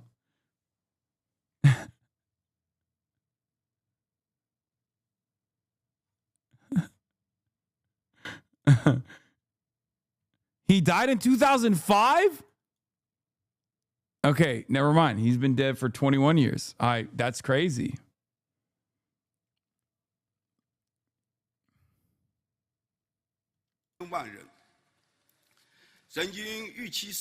People's life expectancy reached 79.25 years. That's higher than America. Fresh progress was achieved in ecological conservation in cities and above the prefectural level. The proportion of days with good or excellent air quality rose to 89.3%. We also created the world's largest and fastest growing renewable energy system. China's ability to safeguard security improved, and we ensured that no systemic risks arose.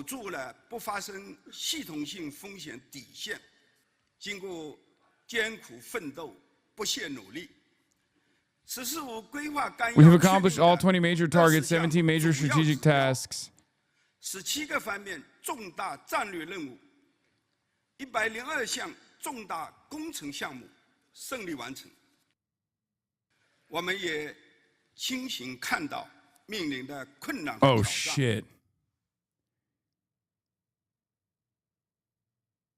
Wait, hold on. Wait 1 second, guys.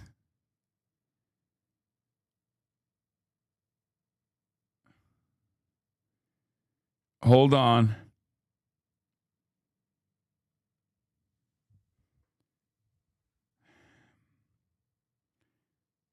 I don't have China on the phone.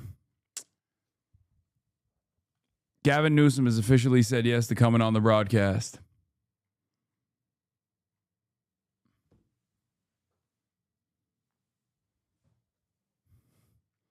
This will be an absolute showdown. A conversation that has taken years in the making. My governor, gruesome governor Gavin Newsom, has agreed to coming on the HasanAbi broadcast.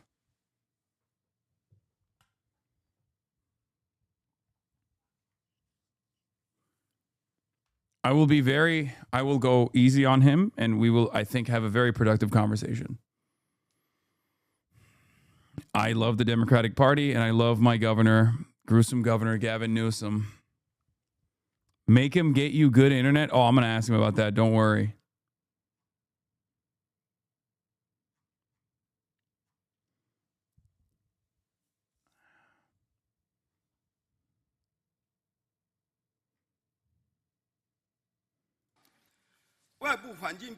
The evolving external environment is exerting a greater impact on China, while multilateralism and free trade are under severe threat. As long as we fully tap our strengths and respond to challenges in the right way, we will surely open up even more promising prospects for China's development.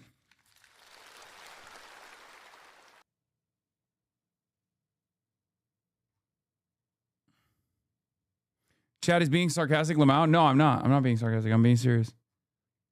It wasn't Taft's. It was Jack that did it. I asked him to ask him, and he asked, and he said yes.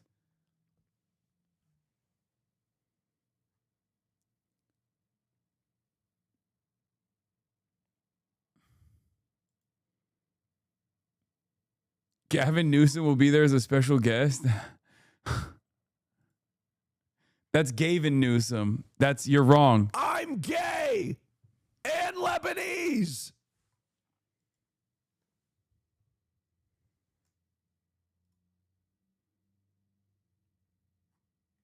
I recommend lightening the mood by calling him governor with a Cockney accent. You got it. I got that for you. The timing of this. Gavin Newsom getting hammered by the Jewish community in California over his latest Israel comments. Bruh. Bruh. Bruh.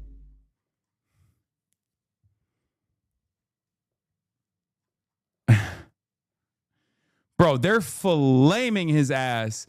It's so crazy. It's kind of funny because it's like he already walked back his statements. JPAC is up his ass too. JPAC is the APAC of California, Jewish California, formerly JPAC. Jewish California met with senior news and administration officials yesterday to convey our community's confusion and concern about his recent comments on Israel and the request clarification. What is the confusion? It's an apartheid state. Why are you confused by it? He said the truth.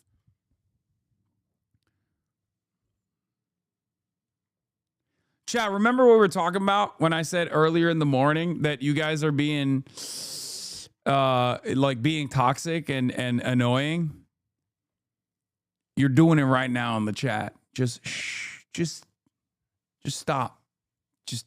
You make it so that I don't want to tell you anything ahead of time because you get really fucking lame. Okay? I know you have a lot of concern and you need to let it be known, but I can't be like the Tucker Carlson of socialism if you just constantly are up my fucking asshole every step of the way, okay? Oh, how will this look? Is this moral? How are you going to... I'm going to hypothetically debate you right now about a hypothetical debate that hasn't even been set, or a hypothetical conversation that hasn't even been set for a future date. I'm going to make sure that this is fucked up before it's even set up.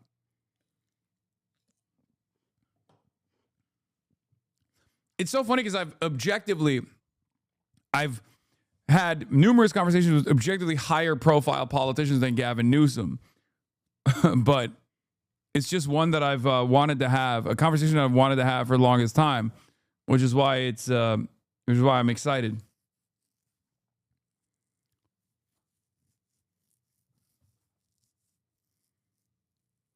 What's happening on the other side of internet politics? The idea that he might actually be a great dad is throwing me out when your local dictator is somehow a girl dad.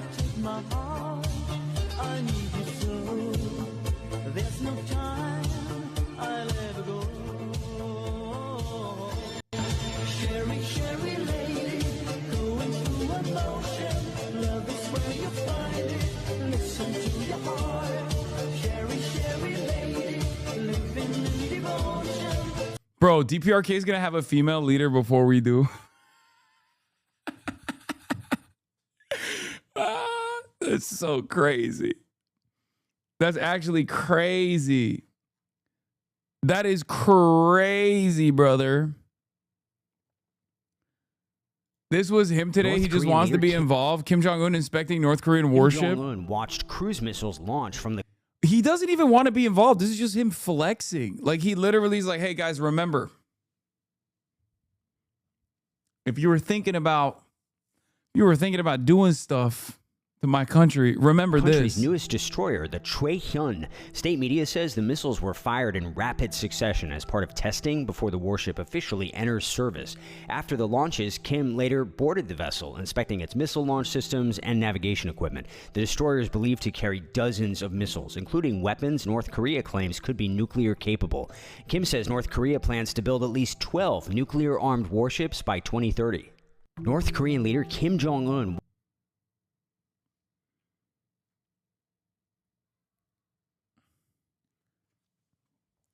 Brother is stanced up watching those rocket tests. Yeah.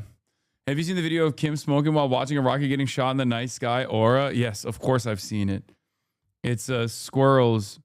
Bro, you're doing the female Kurdish fighter meme, but for North Korea? No, first of all, it doesn't... No, I'm not doing that. This is called making a joke, okay? The fuck is wrong with you? It's one of those things where it's like, it's so obvious that it's a joke that you're not even supposed to take it seriously.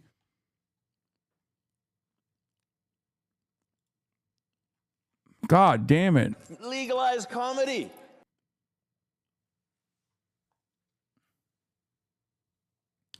Elon Musk was right, dude. Elon Musk was right. Bro is suffering from peace.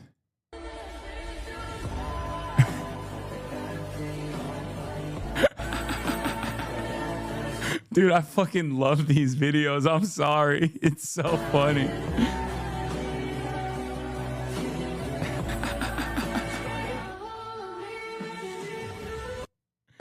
He's the #1 aura farmer for all the tubby boys out there. Like, I think a lot of people don't also understand that, like, He is the #1 tubbiest of all boys that farms the maximum aura. He's always doing this shit. I don't know what it is. Maybe it was like when he was fucking growing up in Switzerland or something where he just like picked this shit up where he was like, this is so sick. I'm gonna constantly look off in the sunset.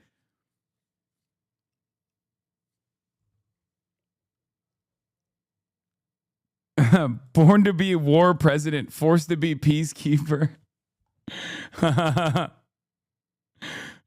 His fits are so fucking tough. Oh, they've upgraded a lot.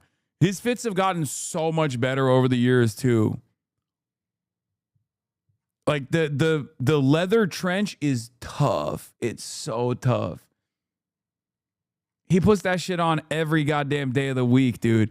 I don't know how you nail that pose every time. Like, look at this. Look at this shit.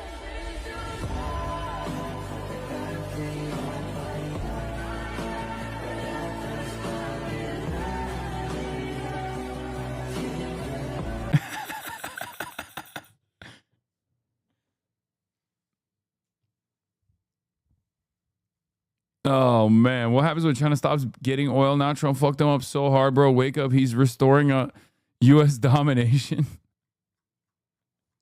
It's really funny that this chatter said, what's going to happen when China stops getting oil now?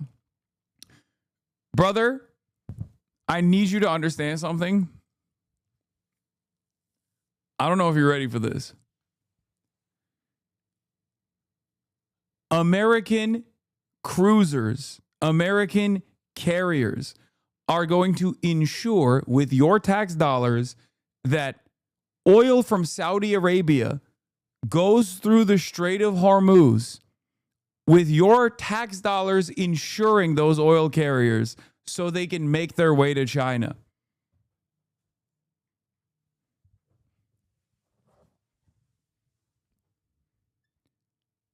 It's brilliant.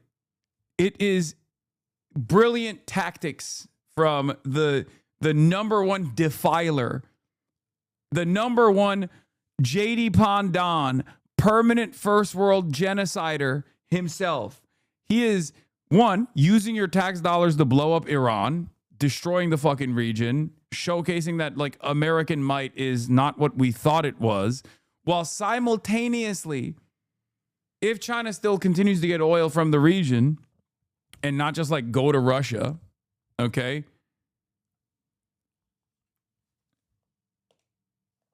Donald Trump is going to insure oil tankers with American taxes. It's incredible.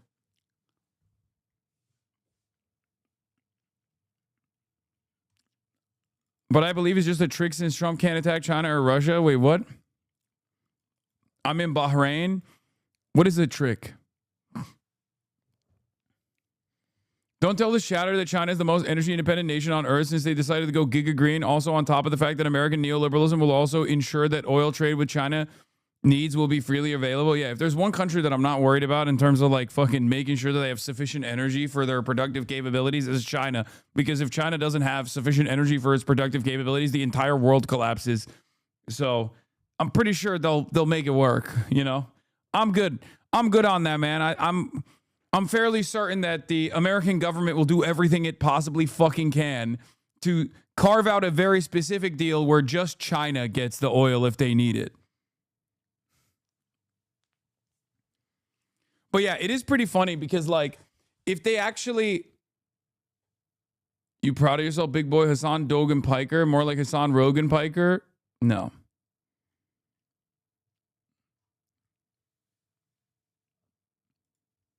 Scott Besson is expected to beg China to buy less oil from Russia ahead of President Trump's visit to Beijing, which, by the way, I might be in China at the same time that Donald Trump is in China, for the record.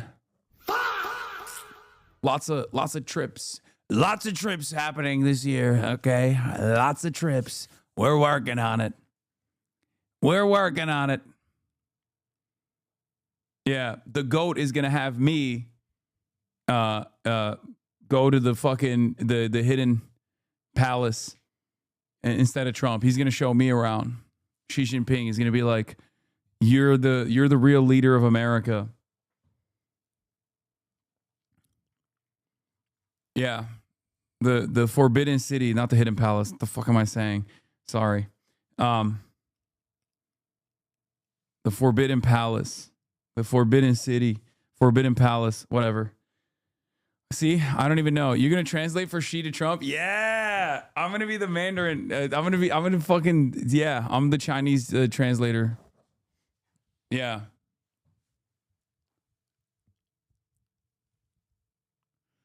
Minus 100 credit score for that mistake. We don't make jokes like that. Take a second off for that joke. I just told you I'm going to China, and you're over here making social credit jokes. How dare you? You know 3 words, bro? Yeah, I'm going to say, 谢谢老板. 谢谢老板. 谢谢老板.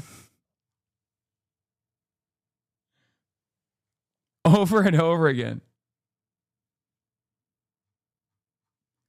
Rio TV, thank you for the 130. Very interesting number. Thank you for the 130 gifted subs. No one likes the soundboard, by the way. Okay, you want me to... Chat, if you like the soundboard, subscribe now or give subs. Subscribe now for free. If you like the soundboard and you want it to continue, subscribe now. And Lebanese. If you like the soundboard, show me how much you like the soundboard. Gift subs, subscribe for free with a Twitch Prime or for $6 or gift a sub. Pussy too. Liberal. Here,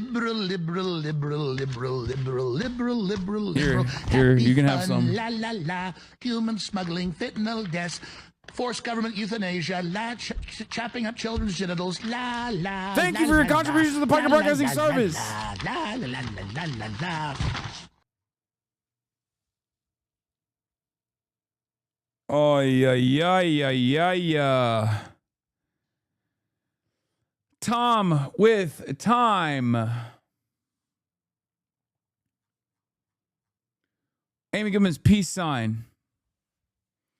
Come to Mongolia. Ulaanbaatar is sick. Chatter spamming fa in majority reports chat. Hell yeah. Hell yeah. You gotta go here. 4 seasons of Wulong Karst National Park in Chongqing, China.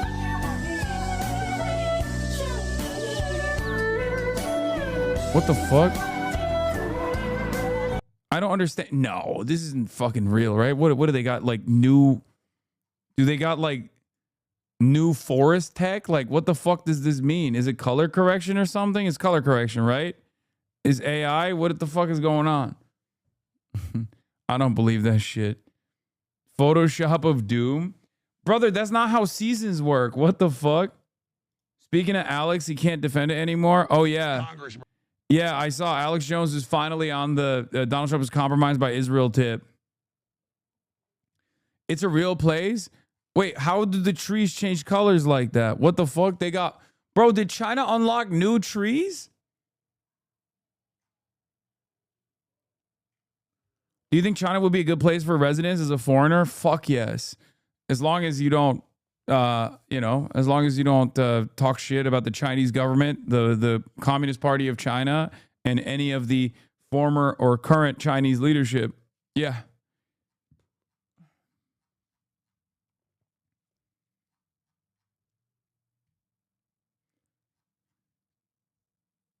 Sunny California, no season at? Wait, no, I mean like...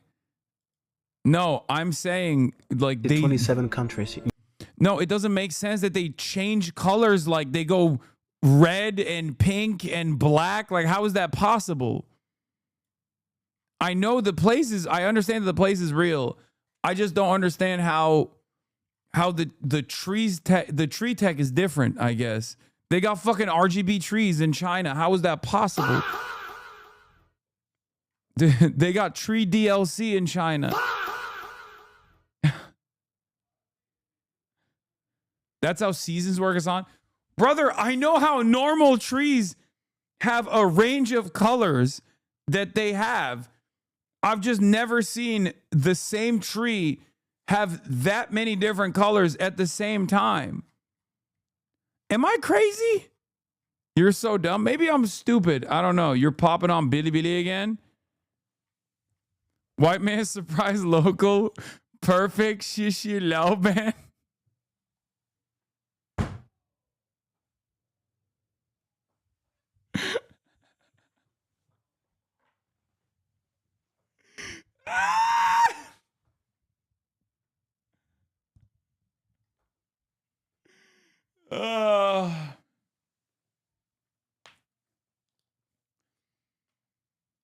Oh, the way I hit that shishi Lauban.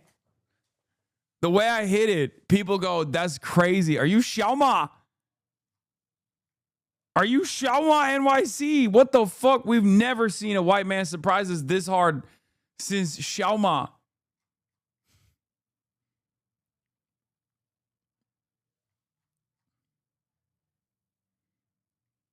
They are surprised you aren't white Chinese?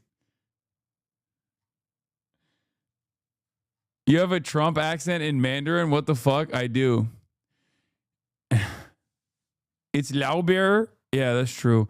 It might be pretty far, but maybe look at Shanxi. It's got a bunch of inspiration for what's in Black Myth.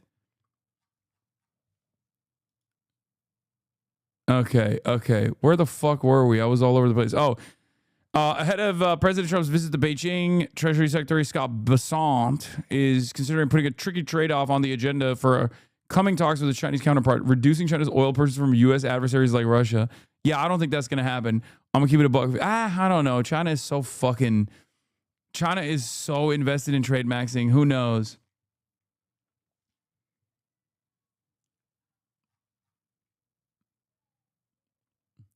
Bro, I'm returning my gifted sub after that lack of tree/house seasons and chlorophyll work knowledge. Okay, man. Like I have areas that desperately need improvement in I have knowledge gaps.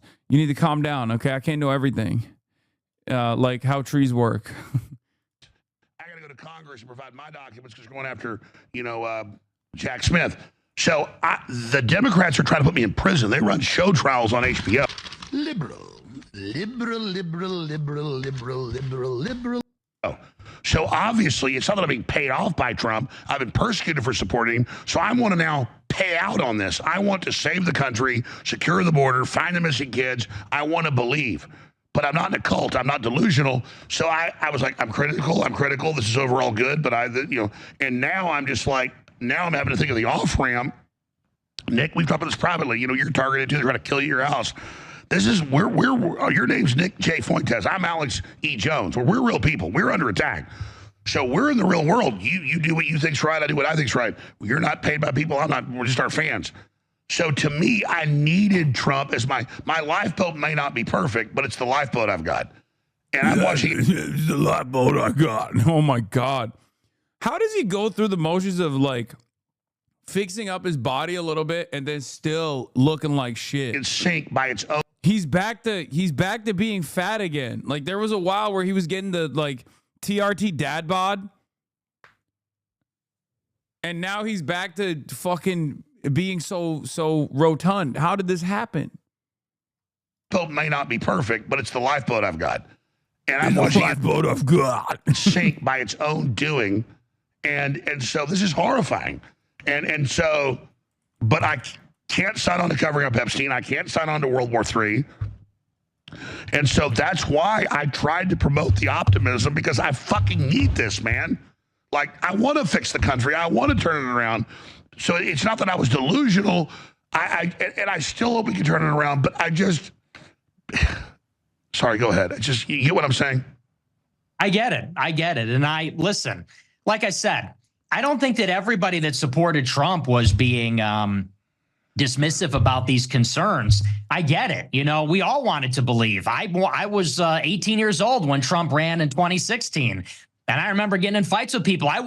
This is my whole life too. At 18 years old, I wore the MAGA hat at Boston University, one of the most liberal campuses in the country, and became a pariah on my college campus. Something you sacrifice. God, oh no, dude, no way. You are such a victim, bro. I can't believe it. Unbelievable. You're a fucking Nazi, man. What do you mean? These guys are so... like the permanent victimhood status is so fucking unbearable. It's like, oh, woe is me. Look at me. The guy that I wanted to win the presidency won the presidency twice and somehow didn't do any of the things he claimed he was gonna do. We are forcibly dominating American politics and I'm still fucking crying. It's like, what do you want? What the fuck do you want? You got it. You got your fucking pedophilic president who's doing everything, once again, at the behest of the almighty dollar, the interest of capital. That's what he did last time. That's what he's doing this time. And also Israel.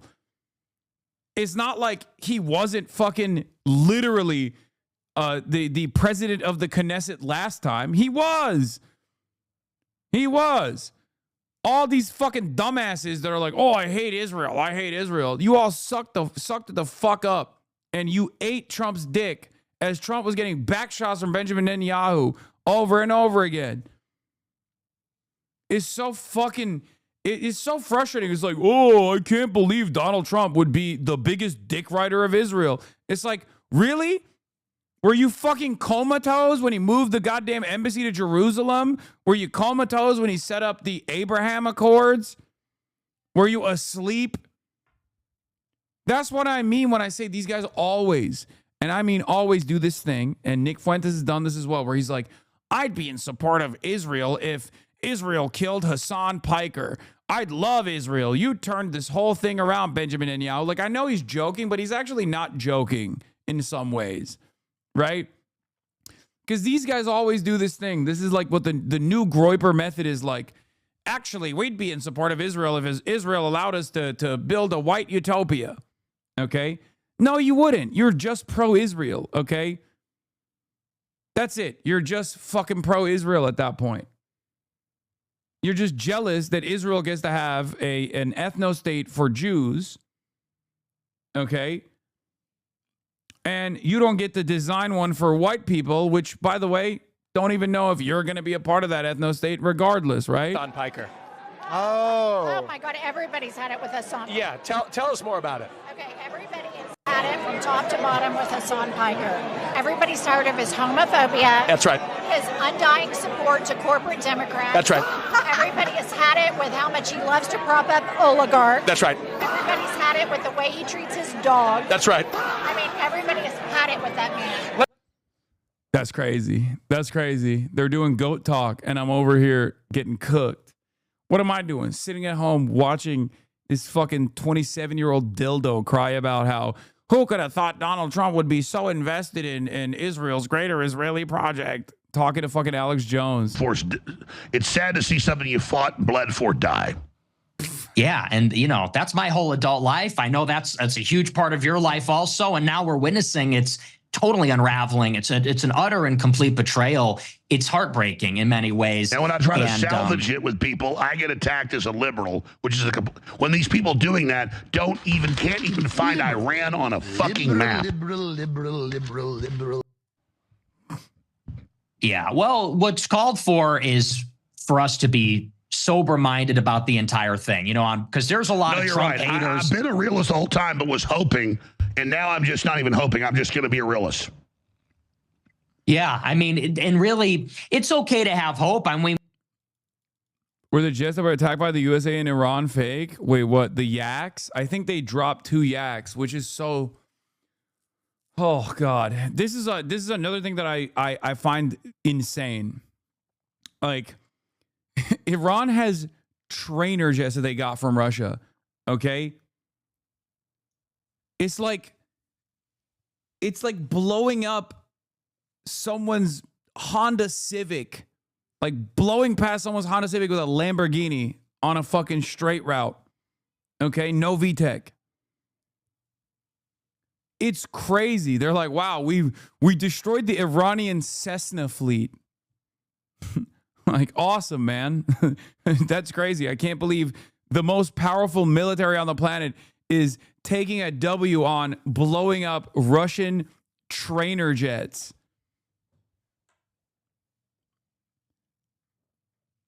It was aid that they hit it under. It was aid that they hit it underground. Wait, what? No, there was I think they dropped the Iranian fighter jet over Kuwait or near Kuwait, if I'm not mistaken. Wall Street Journal. After the Iraq War, Iran exploited the power vacuum left by Saddam Hussein. While neutralizing the regional threat posed by Iran and the U.S., Israel must ensure that Turkey... Dude, what the... Bradley Martin? Bradley Martin? Bradley Martin is literate?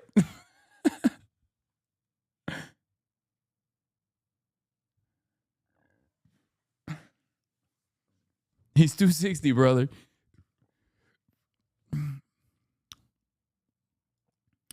Even the conservatives are making fun of the military now. U.S. Air Force destroys $3,200 Iranian regime Toyota with $30 million smart bomb. Wait, what the fuck? Why is the Babylon Bee making fun of the American military? Yeah, they're unleashing hell. U.S. forces ain't holding back on the mission to sink the entire Iranian Navy. Today, an Iranian drone carrier, roughly the size of a World War II aircraft carrier, was struck and is now on fire. Sick, dude.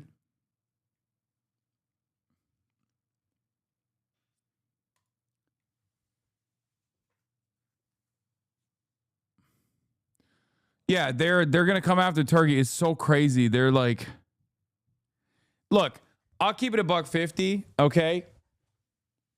I'm gonna say it. If America drops NATO for Israel, I have been very resistant to the theory of Zog, Zionist occupied government. It's virtually impossible to avoid that. If America was like, yeah, fuck NATO, fuck the second largest NATO army, fuck the country that has like 7 nukes in 7 different American military bases inside of it, at that point, it's like, it's over. At that point, it's like, we are an occupied government, like 100%. Like, this is because this is beyond like, oh, Trump got duped, or Benjamin Netanyahu was able to like tell Trump like, oh, we're definitely going to be able to achieve victory early on, and give the American give the steering wheel to Israel, basically, as I describe it, when it comes to our foreign policy in the MENA region. At that point, you're literally writing the whole ball game for Israel. You're like, you can nuke my country at that point. You're like, please, Israel, nuke Wisconsin. My life is yours. Whatever you want. Like, that is just, I don't even know what to say at that point. Like that, I don't think it'll happen, for the record. I don't think it'll happen, but it's one of, like, it's beyond something that has ever happened at that point. That's like not USS Liberty, you know, whatever the fuck like Nazis point to, where like Israel bites off more than they can chew, or greatly engage in the excesses, and America overlooks it in a way that they never do for other allies or whatever. At that point, it's literally like, okay, this is the United States of Israel. They've just totally controlled the government. You know, it's not, there is no other way to analyze it at that point.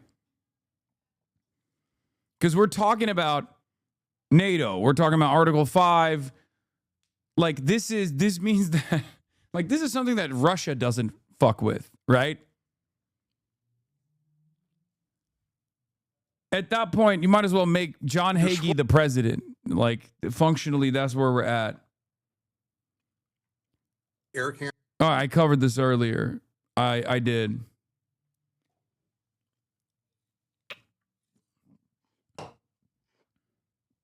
I covered this yesterday.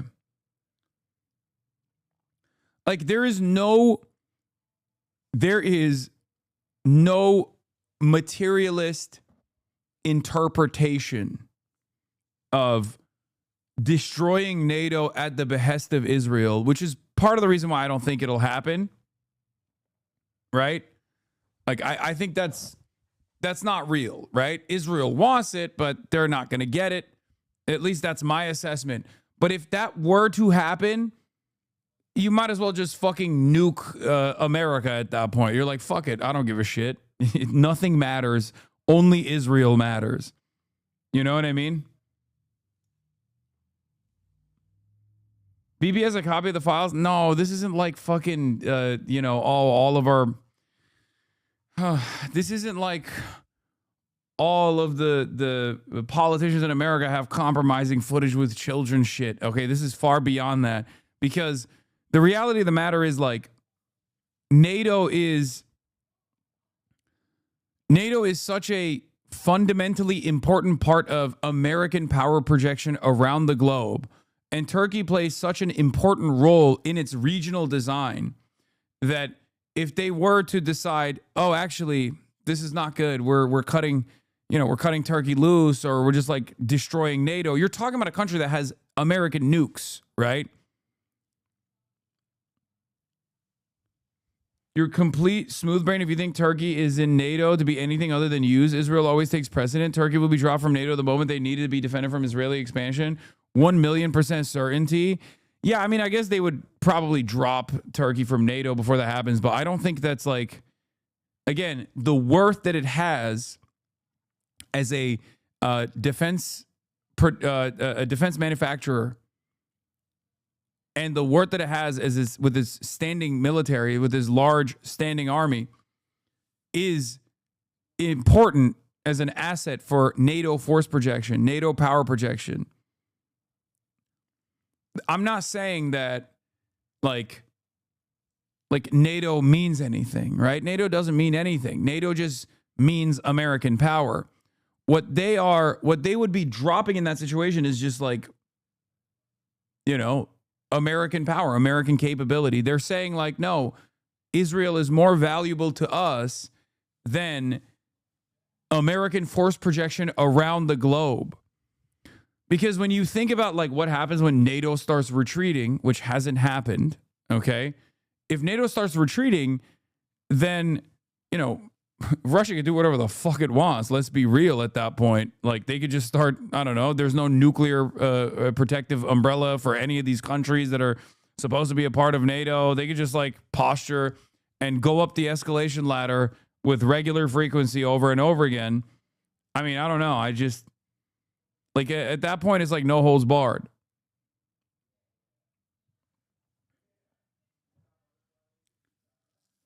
EU has a defense pact. Oh, yeah? That's nice. That's cool, man. I mean, how dare you laugh at the EU Defense Pact?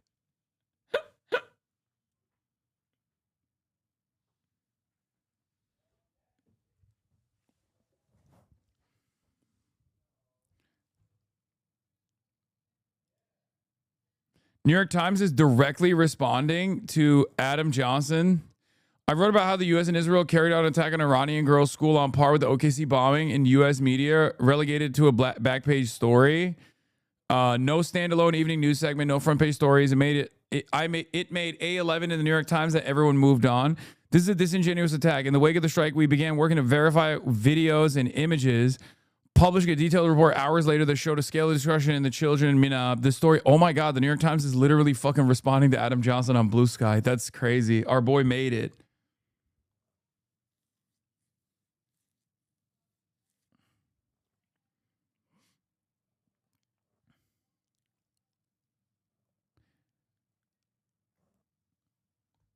You're laughing? EU has a defense pact and you're laughing? Brother, if NATO is unwinding, then what the fuck is the EU defense pact? Like, this just doesn't exist, okay? Yeah. Sorry. Hit you in the mic. What are you most excited about this evening? I love being gay, so it's cool. Me too. Yeah, it's nice to be gay. I love it. And be in a gay space. Yeah, absolutely. Yeah. Are we live right now? Yeah, we're live. Say hi. Everybody say hi in the chat. I'll pull it up here in a second. Do you watch any Twitch? W's in the chat. You watch some Twitch. I love Twitch. Who do you watch? I watch Hasan. Oh my gosh. You watch Hasan Piker. What do you take on the recent breaking news that he is an LGBTQ foe? He is? Yes. Wait. No, he's bullshitting. I'm gay. That's crazy. Austin, you fucking slanderer. God. God damn. You said, Will, shut up. I swear to God, I don't need ops. I don't need enemies. I got friends. That's all I got. That's all I need, brother. It is crazy. Who needs friends when you got who needs enemies when you got friends like these? Okay?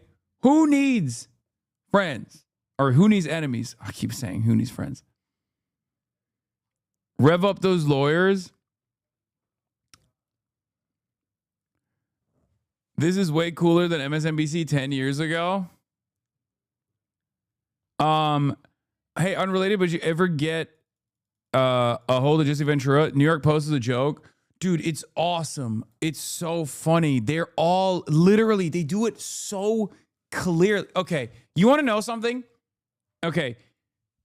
When we talk about like, oh, does Israel control the American government? There's an argument to be made there. But if you think Jews control the media, okay, it is literally not real, okay? I will explain to you why.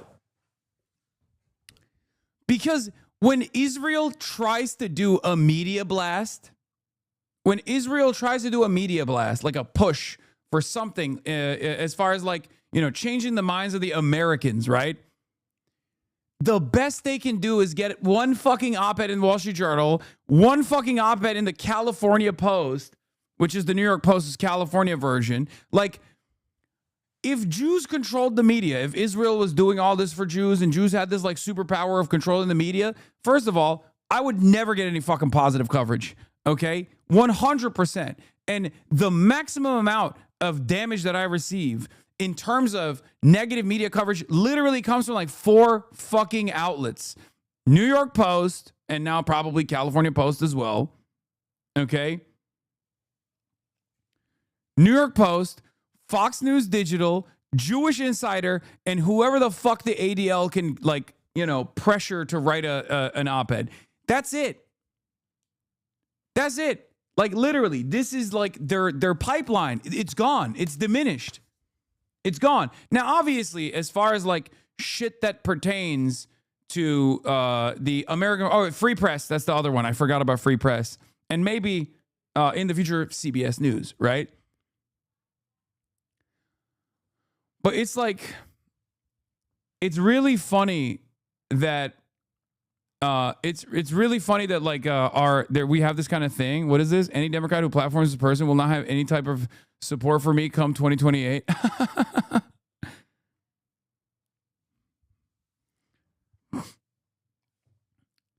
If India Times will write articles too if they're paid enough.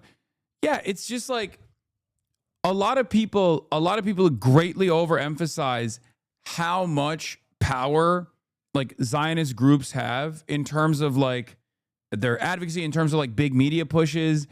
I'm telling you right now, maybe I'm being a little too confident, but like if that was the case, they would have been able to nip this shit in the fucking bud, right? And they can't.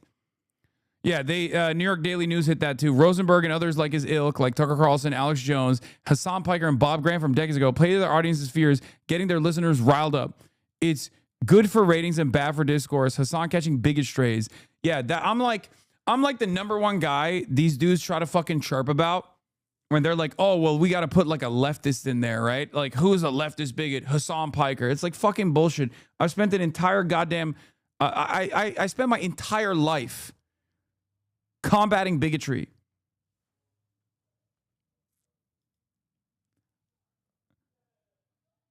Yeah, now that Gavin Newsom is going on a Hasan Piker stream, liberals won't be voting for him in 2028 either. That's so funny. So the Democrats thinking of running for president in 2028, my 2 lines are, do not badmouth the Biden administration and do not sit down with this guy. Why the fuck would anyone listen to you, dumbass? Do not badmouth the Biden administration? That's so stupid. God, that's so fucking stupid. Like, I don't give a shit about the whole threat. Like, oh, if you go on the Hasan broadcast, like that's gonna be a fucking problem. Like, that's dumb as fuck. But the idea that like you can't badmouth the Biden administration, do liberals want to fucking win in 2028? Are you fucking stupid? Do liberals want to win in 2028 or do they want to lose? Because if you want to win, you got to badmouth the Biden administration. It was an abject fucking failure. It brought us Donald Trump. Also, here is the clip.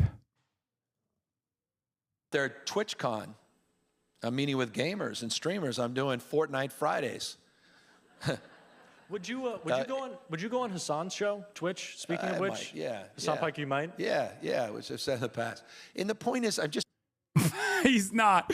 I thought that was a firm yes. He was not into that at all. Never mind. Okay, we might have been wrong. We might have gotten a little too excited. The way Jack presented it to me made it seem like he asked him straight on, and he said yes. He was flubbing a little bit, dude. Oh no. He's like, yeah, it did. Bro, he can sell his book on my stream too. I'll read it. I don't know how to read, but I'll try to learn. I'll try to learn how to read. If they were being genuine, they'd be hyped because they think he'll own you like Meatball Ron. Yeah, I don't understand why there's any issue with coming on my stream. Like, if we have disagreements, then he destroys me, right? Like, that's the other side of the story that doesn't fucking make sense. On show, Twitch, speaking of which, Hasan Pike, you might. Yeah, which I've said in the past. And the point is, I'm just trying.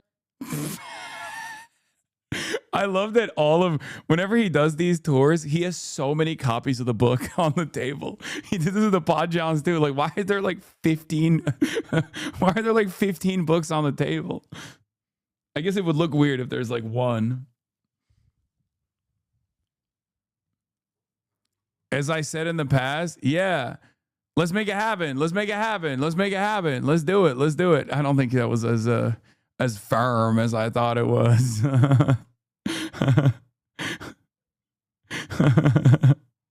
Maybe. Hey, maybe. He announced it. It's over. We're doing it.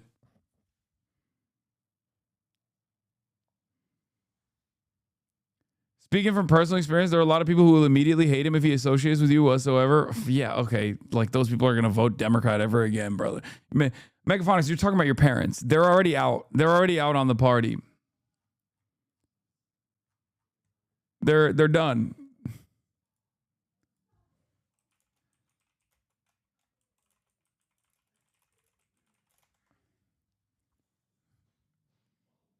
What if Newsom ruffles your hair on the way out the door after the interview? I'll vote for him.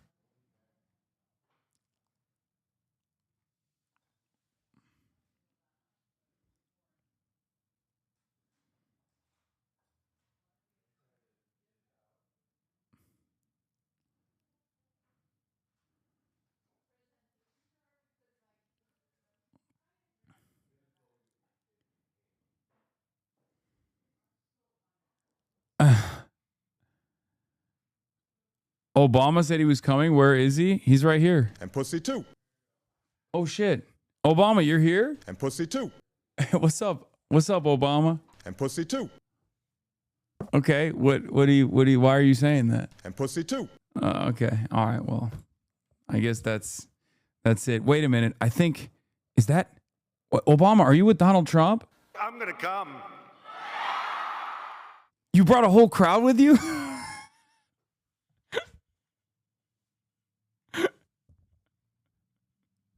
There's a sequel. Yeah. Pussy 1 wasn't good enough.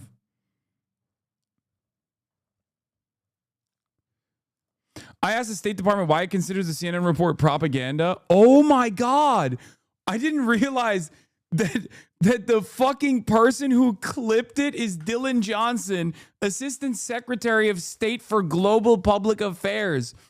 The State Department is mad that CNN sent a reporter to Iran and said CNN appears to now be doing straight up pro-Iran regime propaganda because someone gave this guy a coffee. NPR diplomatic correspondent, I asked the State Department why it considers CNN report propaganda. Here's the response. The following is on background attributable to a State Department spokesperson. Okay, well, first of all, how is that on background if you got a direct quote? That's crazy. Anyway, we encourage media outlets to verify information with U.S. official government sources before publication. My question was, the U.S. has repeatedly said that its strikes are aimed at the regime and not the civilians, and the reporter is pointing out that life is normal for Iranians in that particular part of the country. So what is the State Department's problem with this reporting? First of all, the fact that the State Department should have any problem with any reporting whatsoever is fucking ridiculous, right? the goal of CNN is not to achieve the aims of the state. The goal of CNN is to do reporting. So the very fact that like even the NPR diplomatic correspondent asked that question in a way where it's like, well, doesn't this suit the purpose of American PR? Isn't this in line with what America is claiming is happening? Is already ridiculous. So Michelle Kellerman here is also doing a disservice to journalism. Well, I guess maybe she's asking that question to be like, well, this is not even like against your objectives or whatever. Maybe she's like being too kind, much kinder than I would be in that situation. But then also on top of that, like the State Department literally saying that we encourage media outlets to verify information with U.S. officials. That's not reporting. That's not reporting at all. That's just being a stenographer for the state. And like, while mainstream reporters do play ball with the State Department with regular frequency, for them to outright demand it, or sorry, encourage it, even as a demand at all, is ridiculous. We're moving into a different place in American culture, in American society. Okay, I don't think it, like in the past. Even in the George W. Bush administration, I feel like if someone were to be dumb enough to say that out loud, that would drive the news for the week. They'd be like, is American media no longer free? Like, what's going on?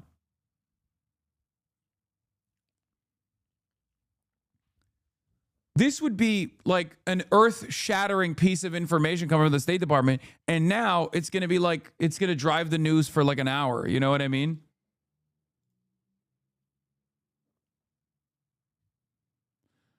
Update, Hasan Piker announces upcoming stream with Gavin Newsom. Hell yeah.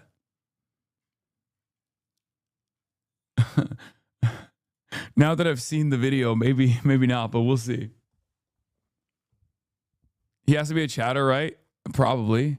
Or is he a media reporter? Senior Washington reporter for ABC News? I'm manifesting it. I don't like your new camera because I can't see Kaya. Yeah, I know. I like it though because it's like up close and personal.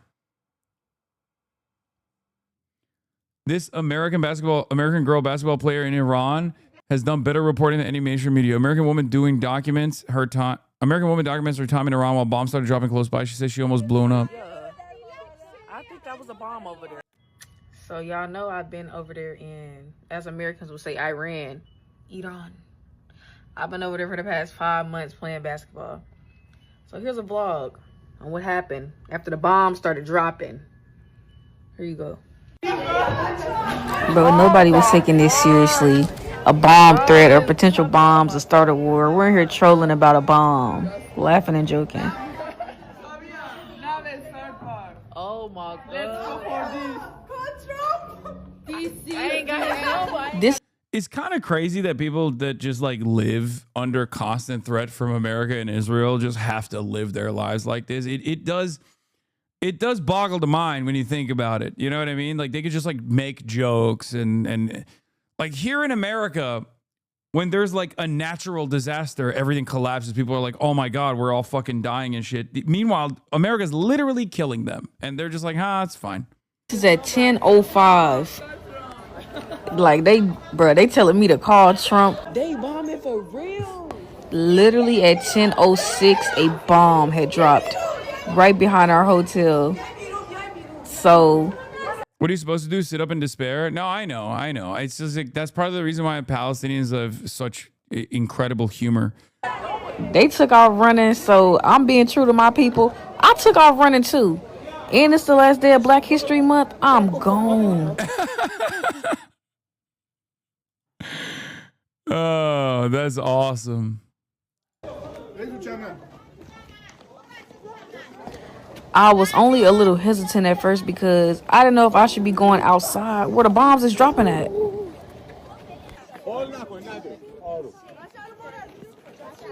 But right before this, I was on the phone with my mama, looking at the American news, seeing what was about to happen, not believing it. But soon after this, the internet was no longer working.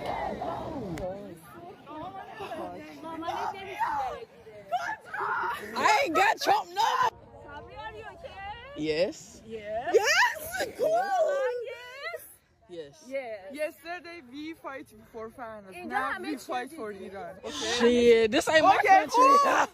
This ain't my country. I gotta go. That's crazy. She said. Yesterday we fight for finance. Now we fight for Iran. Okay. Shit, this ain't my country. This ain't my country. I gotta go. That's crazy. Classic American, by the way. I think my country the one doing this to y'all. I got to get out of here. I got to get on home. I can't stay and help y'all fight for nothing. Oh, man. So then this is when I took the picture after the first bomb. The first one. Another one? Let's see if another one comes. So then, at this point, we had already gone back upstairs and packed all of our bags because we were getting ready to leave this hotel anyway. So, yeah, we're just out here talking, laughing, joking. You see we got the cards on the ground like we're chilling. I'm trying to remain calm because, yeah. So, a few minutes after I recorded this video, one of the hotel guys, he told us to get up and move from this field and go back across the parking lot to the field that we were initially in. And I kid y'all not, as soon as we stepped away from this field and into the parking lot, another bomb. But this one was much closer than the first one. Like, I felt the impact of this one. It rattled my insides. The ground shook. Like, that was the loudest, most terrifying noise I have ever heard. I was actually, like, scared after this one. So, yeah, this was insane. And then as we exited the hotel, it's literally across the street from the hotel we were staying at.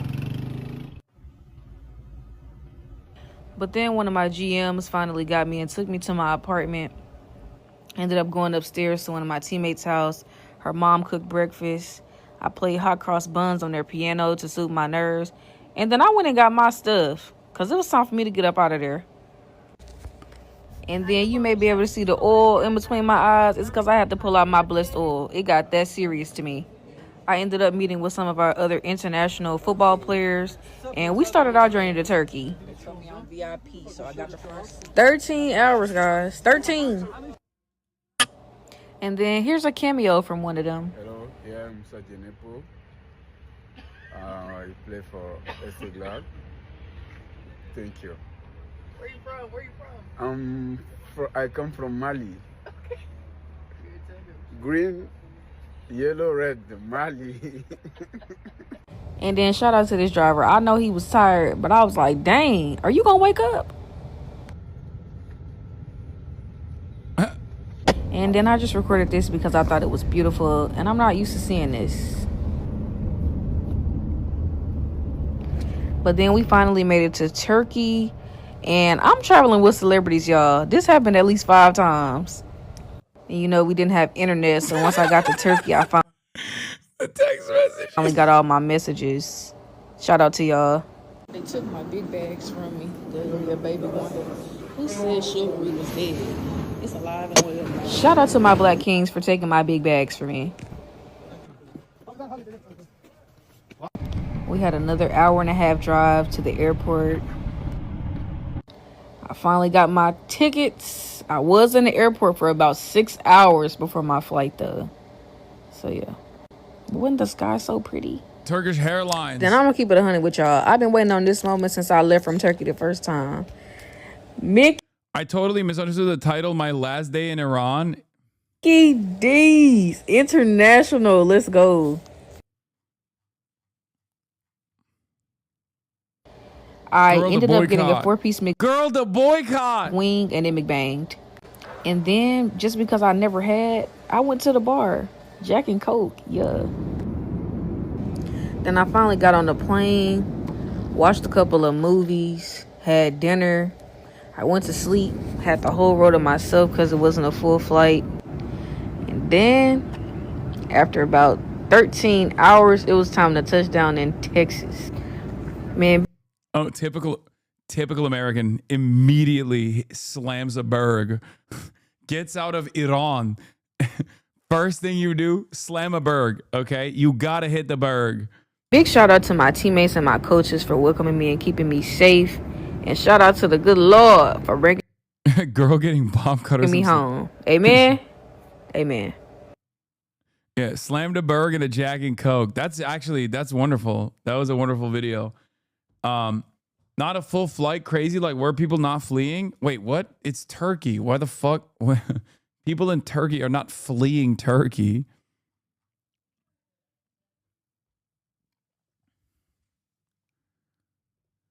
Blast on the bombs, earringing is the absolute worst. This is more traditional reporting than anything that airs on mainstream media these days. That's true.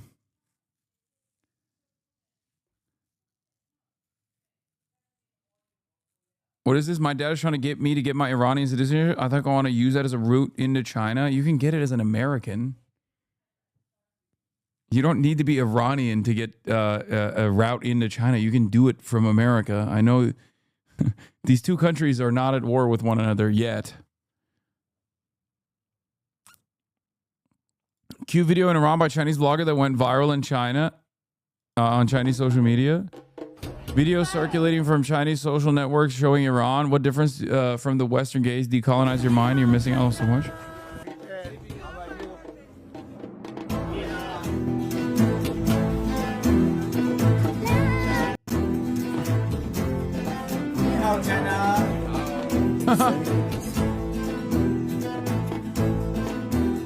Okay, is it just people waving?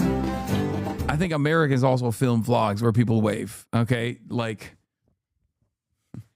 by and large, vloggers that go to Iran actually show it pretty well. Like they don't fucking, you know, they're not like there and then going, oh, these guys are all animals. You know what I mean? What do you think about Iranian people?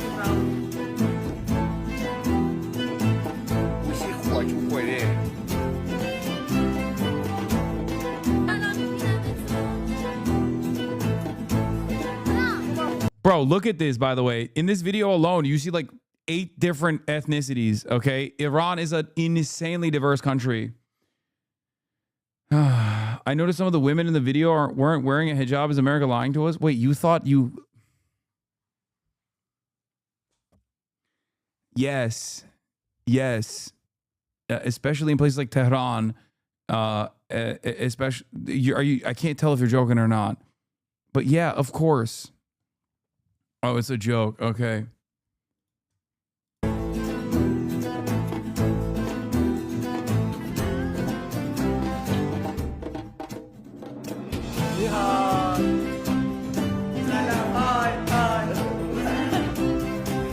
Like some of the shit that they talk about in Iran is like there's state repression, but some of the stuff that they talk about, Iran is much looser with like Iran is less restrictive than some of the Gulf countries are, even with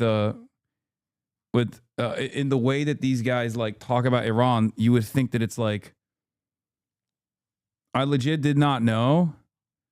No, especially in the metro areas. And there have been times where the government has gotten like really aggressive or heavy-handed and have aggressively pursued people and shit. But like, no, it's not like that.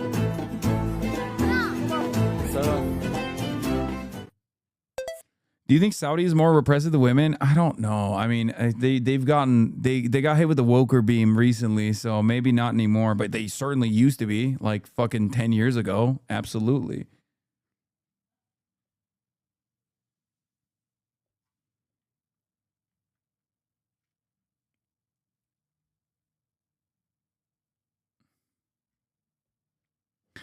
Look, as long as the rule is in the rule books, it can be utilized, okay? And at times, when the government wants to be repressive, they will use it. And when people fight back super hard, like Masa, the Masa Amini protests are an example of like when people were like, enough, you know? And they fought back, and a lot of people died as a consequence of that. A lot of people got jailed as a consequence of that. But then the government had to respond by loosening the restrictions. The point is, the restrictions shouldn't exist at all. Like, a lot of the...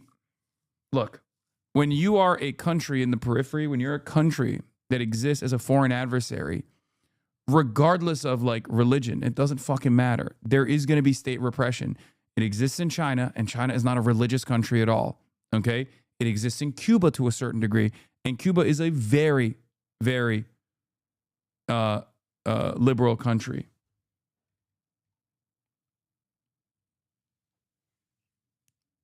So there's always going to be state repression. It's unjustifiable, but there is a reason for why it exists. The reason for why it exists is even if countries are even if countries are secular, there's still going to be different forms of state repression, because any kind of dissent, for example, is seen as a destabilizing factor, right? Because America doesn't shy away from unironically utilizing elements within the country through civil society organizations and direct CIA funding to try to destabilize these countries. We have the benefit of living in the United States of America, so we cannot comprehend that. We don't even understand it. We're like, what are you talking about? Like, what? No, people just come to their own conclusions regardless. Like, it's true. Some people are frustrated and they want to fucking criticize the government.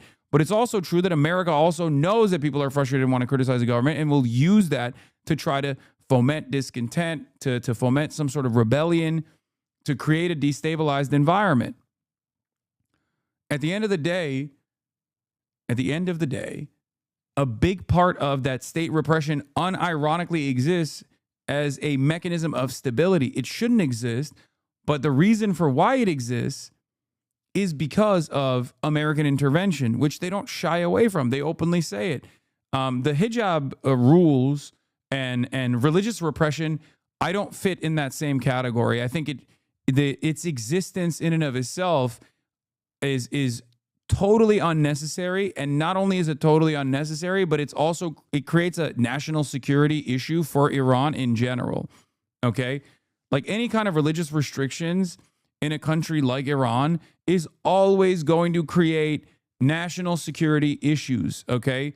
It's going to frustrate people. It's not even like you're punishing dissent at that point. You're just straight up adding unnecessary forms of repression that people don't want. Okay? I say this as a Muslim. Like, I know people will be like, oh, this is like such Western chauvinism. Like, this is Western chauvinism. You're like enforcing your understanding. No, like, very clearly, Iranian society by and large don't want these restrictions. But the other side of that, in like laïcité as it exists in France, is also repressive, where France has hijab bans. And that's also fucking ridiculous. Let people wear whatever the fuck they want. Okay?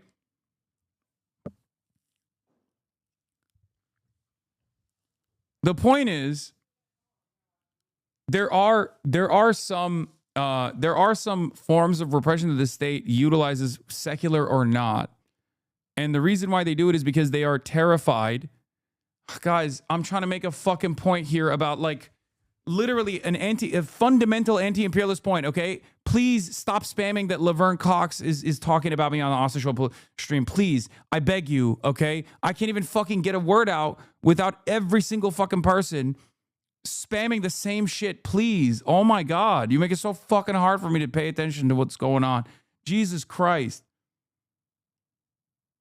I know I can't stop scanning chat. I need to get better at that. I just need to fucking turn off chat and just literally not look when I'm trying to make a point. Oh my God. Okay. This is not a justification for state repression. This is an explanation for why state repression exists, especially in countries that are constantly at threat by a much larger imperial superpower. Okay? And the worse the initiatives of destabilization get, the worse the state repression gets. And in many instances, Western powers know that as well, which is why they will openly say that they are engaging in this kind of thing, or they'll openly make a big fuss about whatever the state's doing. Okay? That's it. It makes Liberal secular democracy, impossible to commit to because it's here. I'll give you an example from Twitch, okay, from this stream. There are a lot of people who want to offer constructive criticism, and some people get mad at me when they say, oh, you really pop off on every single chatter. Part of the reason why I do that is because after so many pot shots from bad faith actors that are coming in here to say, Hasan, you're bad. I'm just curious. Why are you the worst person that has ever existed? Just curious, over and over again. After having to deal with the bad faith actors so many times that masquerade as having like constructive criticisms, it makes it all the more difficult to discern between real constructive criticism, real curiosity, and people who are simply operating in bad faith. So I end up actually taking a heavy-handed approach in terms of banning and in terms of pushing back on people. Think about a state in a similar way, okay? Because at the end of the day, a state wants to remain sovereign. A state wants what's best for its people, okay? And as a part of that, you have to listen to the pressures of society, especially in one that is like so singularly controlled in the hands of one person and a group of individuals like the Ayatollah and the IRGC. You have to be extra attentive to the needs of the population. Otherwise, you will have violent rebellion. I would say something similar about China as well. Okay? But after a certain point, after years and years of like CIA intervention, setting up fronts like Voice of America, Voice of Iran, things like that, Radio Free China, Radio Free Iran, things of that nature, and not just America, but also Gulf states in the region as well that participate in this kind of destabilizing initiative. Israel that's constantly trying to engage in clandestine operations inside of your borders. You lose any kind of fucking tolerance you possibly could have had. Now, with the Iranian government, their starting point was already pretty fucking brutal, especially because they had to wage war very quickly. They got invaded. And so there was never any room to breathe for the Iranian government at all, especially because from the start, just like with Cuba, the initial revolution was against American imperialism. It was an anti-imperialist popular revolution. So they had to basically close the ranks to the best of their ability and shut themselves off from any sort of foreign intervention that might come after, considering that the reason why there was a popular revolution was because America had initially instigated a coup d'etat in the country and deposed of the democratically elected leader, Mossadegh, right? And planted a puppet leadership in the hands of the Shah. These are the reasons why they always have to be, where they always are very careful about who is protesting, why they're protesting. Is this a genuine want of the population, or are they just trying to destabilize society? Are they serious? Are they sincere about their ass, or are they just being are they operating at the behest of the Mossad or the CIA? And after a certain point, after years and years and years of dominating society, controlling the entirety of the economy as a consequence of the sanctions we talked about before, you also have a lot of state corruption and you get comfortable in your power, and it makes real change, real popular change, impossible. Okay? It makes the death toll far too costly. It makes the death toll far too costly in the process. But that's how it works. It's not a good thing. It's not a justification for state repression. And the Iranian state has gone above and beyond, like completely unacceptable in the ways that they've dealt with protests and the ways that they've dealt with protests, especially in the last 10 years. It's gotten really bad. But if you're wondering why countries in the periphery are more repressive in general and don't have liberal secular democracy, well, this is part of the reason. We don't give them room to fucking breathe. We actually end up hindering real popular movements in the country by actively trying to destabilize these countries.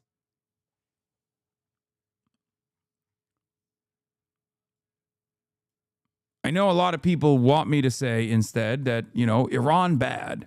The American government is not responsible for the backwards nature of the Iranian government. But the notion that like Iranian people are barbaric and backwards is just pure fucking white supremacists. Is pure white supremacy through and through. The people have needs. The people want liberation. The people want to live in a secular country. There's a lot of people in Iran that would rather live in a secular country, that want to have a real democracy. This is a totally understandable emancipatory need. And the reason why they can't get it is partially because America is constantly utilizing that very real need as a mechanism of instability. That's it. Once again, this is analysis. It's not justification. But remember, we here in the Western world, in the imperial core, have these amenities. We have freedom of speech. It's bountiful, we think. Well, it's not so bountiful as of late, right? But we get to have that because America is the most domineering force on the planet. And the Western world gets to exist under that nuclear umbrella as well. And they are also a part of that colonial occupation, or the remnants of colonial occupation. That will go away if America loses its grip of power around the world. And we're kind of seeing that system of liberty and egalitarian principles fall apart in real time. That is a byproduct of America losing its grip of power around the globe. When it's no longer the hegemonic superpower, they will no longer have these same principles. They will start punishing dissent, as they already have. The Trump administration is already doing this. They'll start taking a much more heavy-handed approach to dissenters. That's how it begins. I say there is a alternative vision here. And it ironically also means easing the grip or pulling back from pulling back the boot that we have on the neck of so many of these countries.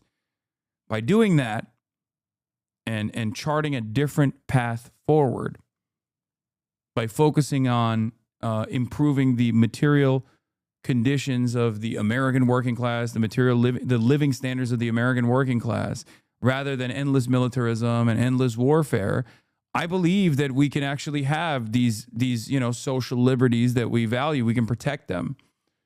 And those other countries in the periphery can also make these sorts of changes, make these sorts of revisions and reforms on their own without being fearful that this is a mechanism of instability. Now, this isn't for all the different versions of state repression that exist in Iran. I'm simply talking about countries in the periphery in general and why they have seemingly such repressive attitudes. If you're wondering why Iran is so religious in nature or so fundamentalist, I've also talked about that separately as well, time and time again. In countries that are destabilized by the West with coups and very bloody and violent affairs, oftentimes the most anti-Western forces win out in that battle. They're seen as the uncorruptible forces. Hamas was an example of this in Palestine, in Gaza. Hamas was seen as an uncorruptible force, because the Fatah secular forces, the secular political party of Fatah, was seen as a comprador for the Israeli security apparatus, was seen as a comprador for the Israeli apartheid. Hamas, on the other hand, was able to run on an anti-corruption ticket in the last elections that they were ever able to have, and win for that reason. They won the plurality for that reason, right? Because for a lot of people, they were like, listen, I don't agree with them on the Islam shit, because Palestinian society is also very diverse, ideologically very diverse. It's not as fundamentalist as you think it is. That's just, again, pure Orientalism. It's an Orientalist framework that you have to operate by. It's like a constant otherization of people that are being dominated by American and Israeli imperialism that makes it easier to swallow that death and destruction when you think of them as other when you think of him as the other, this barbaric other that has such a backwards attitude. But in Palestinian society, Hamas, regardless of the background of the person, was seen as the only people that were actually going to fight back against Israel, and that they were seen as the uncorruptible force. They were like, yeah, these guys are real, fundy Muslims. They're going to actually fight back against Israel. I'm with them. Fatah is a secular force. They've aligned themselves with Israel. I'm not with them.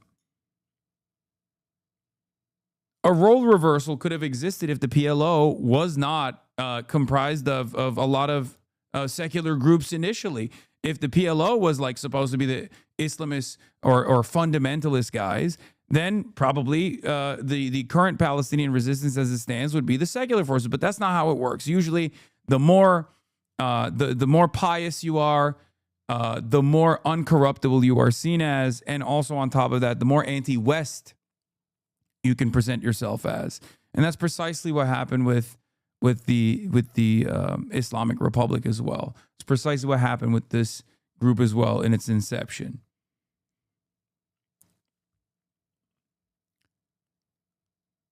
So once again, Western instability is what creates a opportunity for more fundamentalist forces to also win power.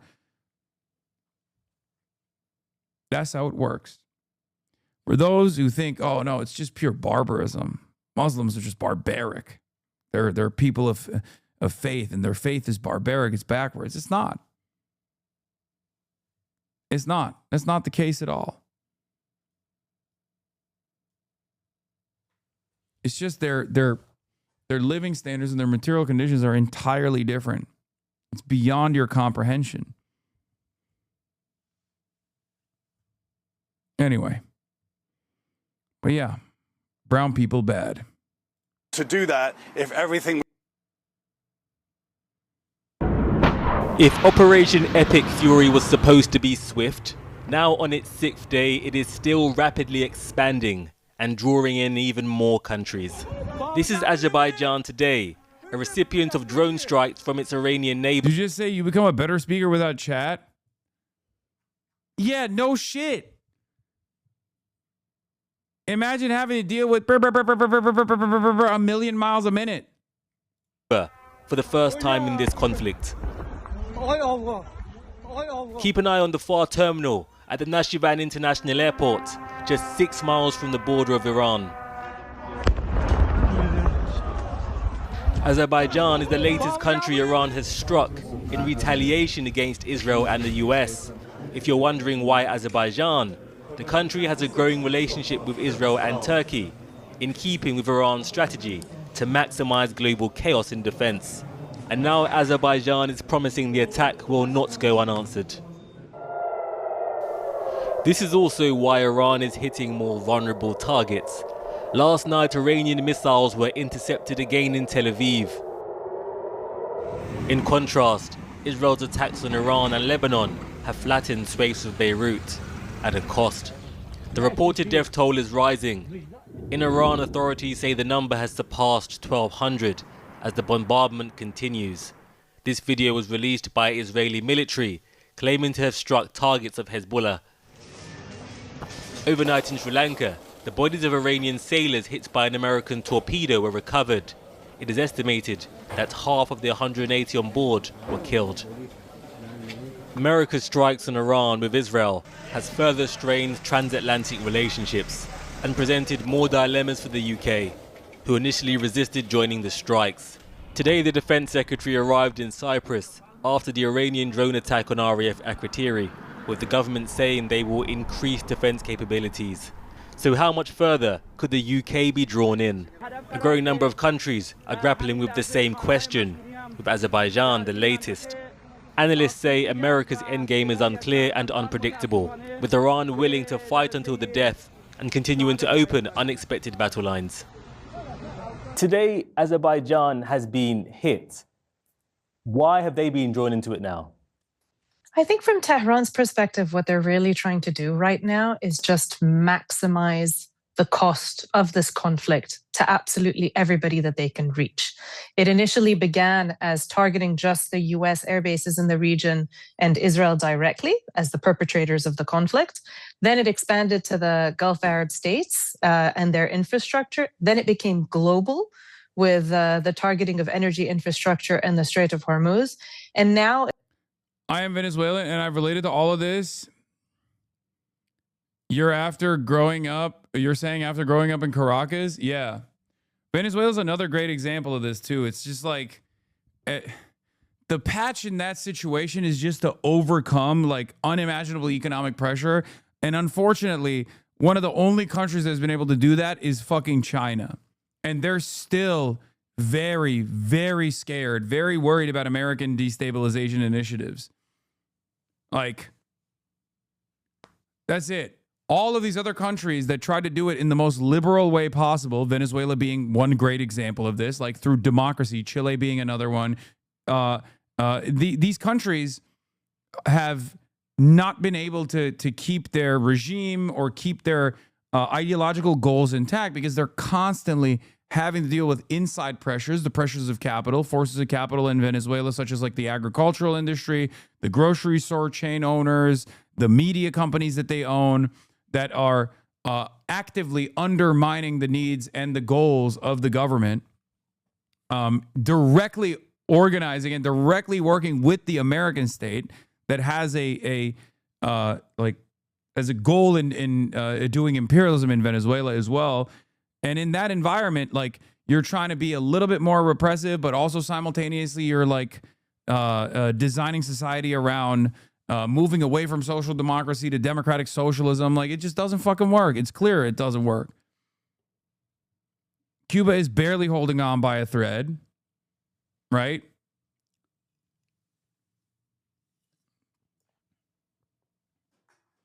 But again, with Cuba, then you run into other industrial and agricultural concerns as well. Cuba is very small,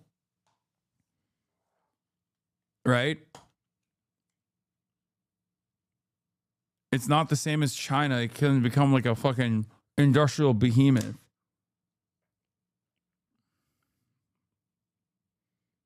it looks like they really are just picking. Iran denied hitting Azerbaijan. Why would they claim all their strikes but lie about this? Bro, there is millions of Azeri people in Iran. They're mostly opposition. That's the reason. That's not true, chatter. What the fuck? Dog, Ayatollah Ali Khamenei was like Azeri Turk. What are you talking about?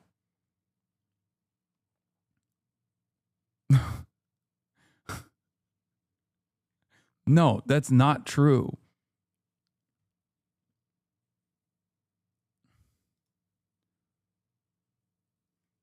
The president and the foreign minister are Azeri. No, he's not a Turk. He's Azeri Iranian. No, he's like half. Well, first of all, Azeris are Turks too. Okay, that's literally just true. So you're wrong. So even if he's just Azeri, that he's still Turk. He's still Turkic. Not all Azeris are Turk. Wait, what? Yes, they are. Brother, what the fuck? Azeri people are Turkic people. Yes, I already said Khamenei was Azeri. Yes. What the fuck are you talking about? Azeri people are absolutely Turkic. No, they aren't. There are some Iranian Azeris. There are a shit ton of Iranian Azeris, but they're aren't they all Turkic? Am I wrong? Wait, you might actually be right on this. Azeris are Turks that got gaslit by Russia to think they're a distinct group. No, they know that they're Turkic. What is Turkic? Why does Turkish people own 40 ethnicities? Well, I'm not saying Turkish. I'm not saying Azeris are Turkish. I'm saying Azerbaijan is Azeris or Azerbaijani Turks. Azerbaijan Türkleri are a Turkic ethnic group living mainly in the Azerbaijan region of northwestern Iran and the Republic of Azerbaijan. They are the largest ethnic group in the Republic of Azerbaijan and the second largest ethnic group in the neighboring Iran and Georgia. They speak the Azerbaijani language belonging to the Oghuz branch of the Turkic languages and predominantly practice Shia Islam. Now, what's really interesting is people from Azerbaijan, people who speak Azeri, Turkish, or Turkic, like, the Azeri language, they can understand me when I speak Turkish. But I can't understand them that well. I can kind of understand them, but I can't really understand everything that they're saying. Isn't that interesting?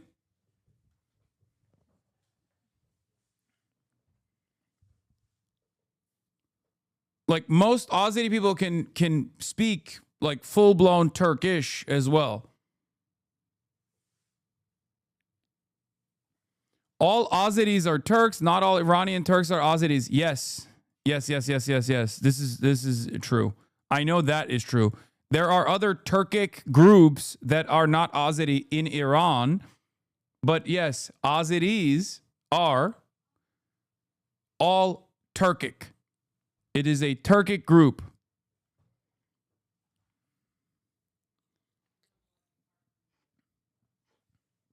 Now, talk about all the Turkmen, the really confusing people. Yeah, I'm not going to get into that. But Turkic as a ethnic group is vast.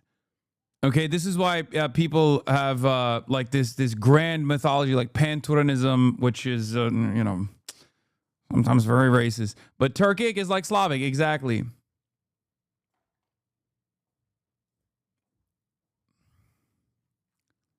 Halbuki məndən başqa hiçbir dövlət başçısı İranın hiç he says, outside of me, no other world leader. I can actually understand everything he's saying.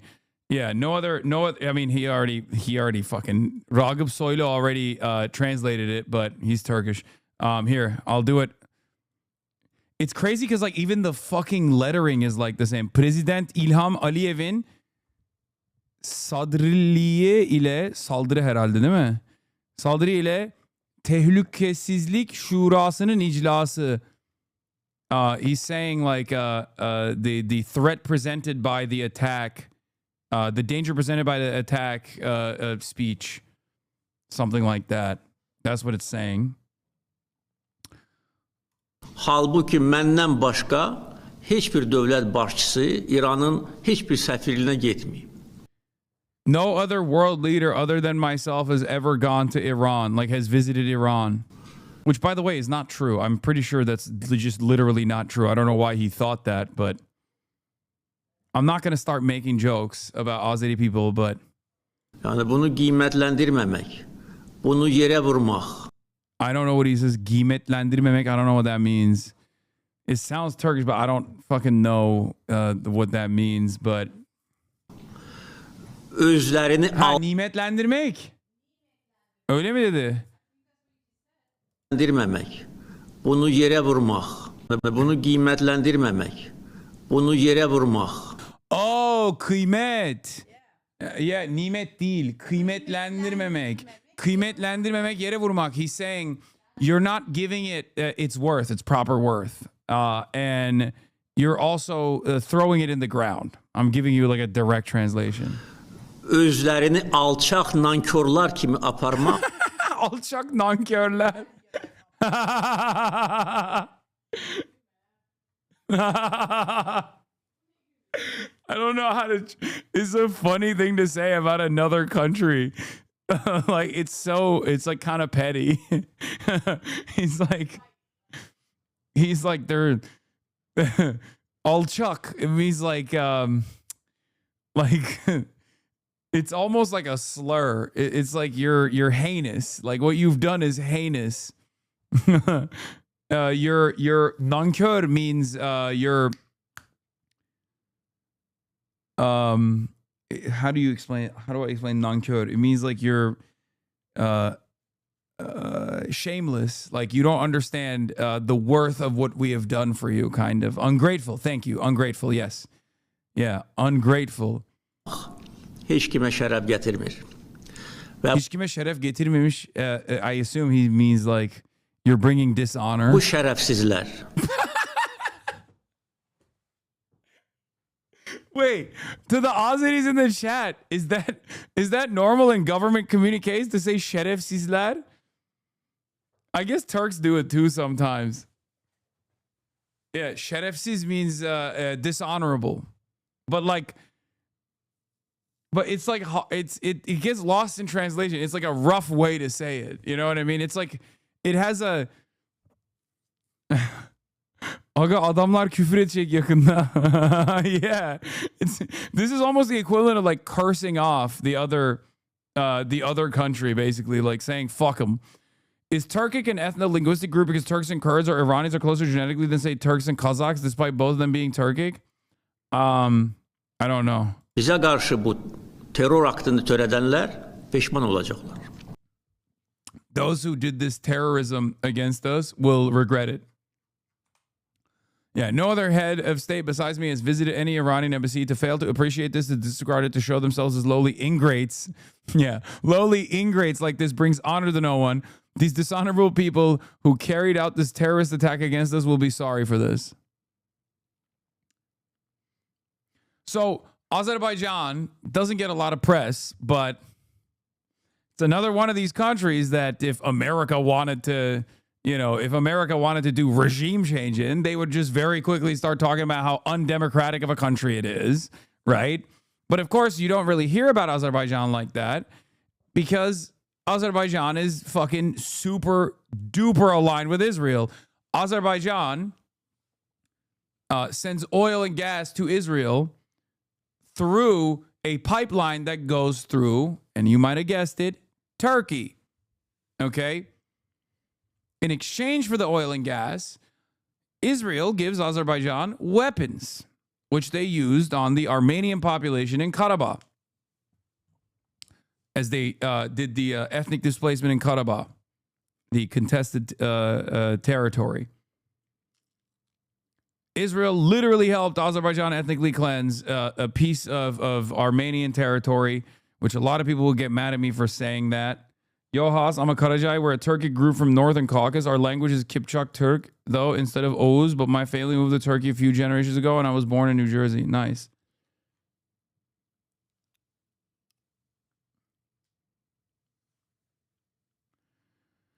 So, Azerbaijan also plays a big role. Azerbaijan also plays a big role in, in the region for not only like providing energy and gas. Like, this is why I always said from the start that if Azerbaijan or Turkey wanted to, they could literally single-handedly shut off the Israeli energy grid. Of course, Israel would probably nuke both of the countries at the same time, but technically they have that power. Like, Turkey literally has the power to stop 70% of Israel's energy grid. 70%. Okay?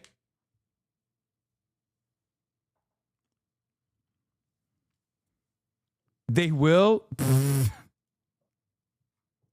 No, the fuck they won't.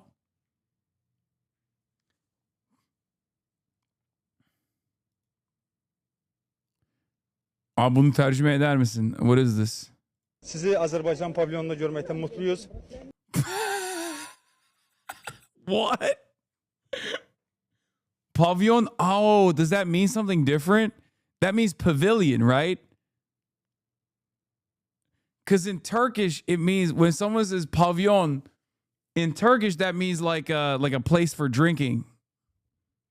But I guess in the Azeri language, it just might mean pavilion. Azerbaycan pavyonunu nasıl buldunuz? Gayet güzel bir düzenleme yapmışlar. Sizi Oğlum silah yerine yarrak diyor adamlar. Ne? Saçmalama. Yeah, it means brothel. Yeah, like a place where you drink. Pavyon, I guess. No, genel ev değil mi abi? Kerhane, genel ev, brothel. Pavyon, içki içilen yer değil mi? Like a pub. Or maybe like a strip club. But it's funny because Erdogan is like this religious guy, you know? But I guess in Azerbaijan it just means like pavilion, I guess, which is like a place like that you go to. It has nothing to do with that. But in Turkey it means nightclub with escorts, I guess. Do you think he goes to the strip club, Erdogan? No. I don't think he goes to the strip club.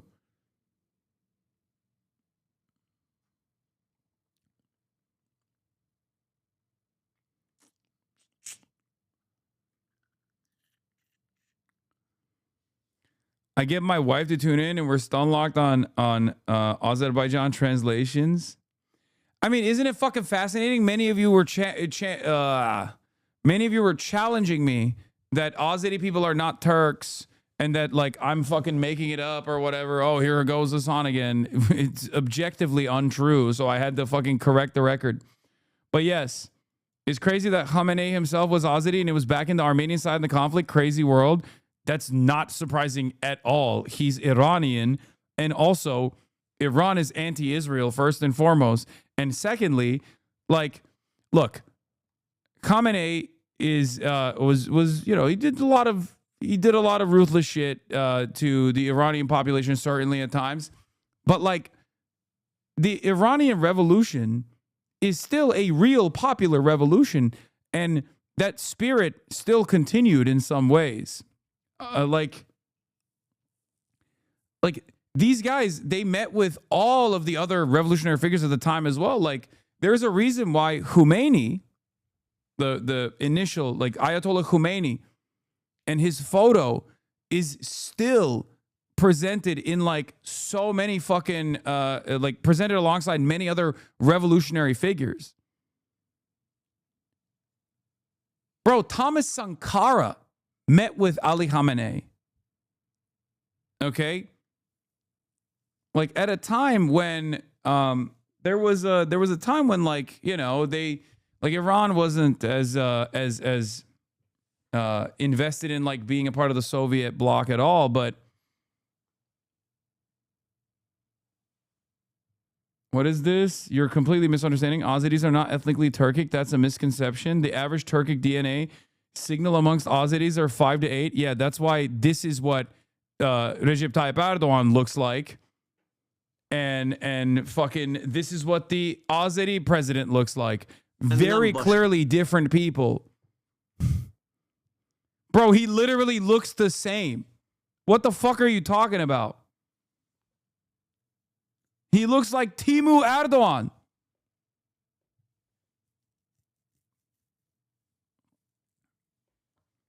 It's so funny. It's like, dude, let me put you on some game real quick. Religion is usually the biggest component of like who gets slotted into what in this fucking region.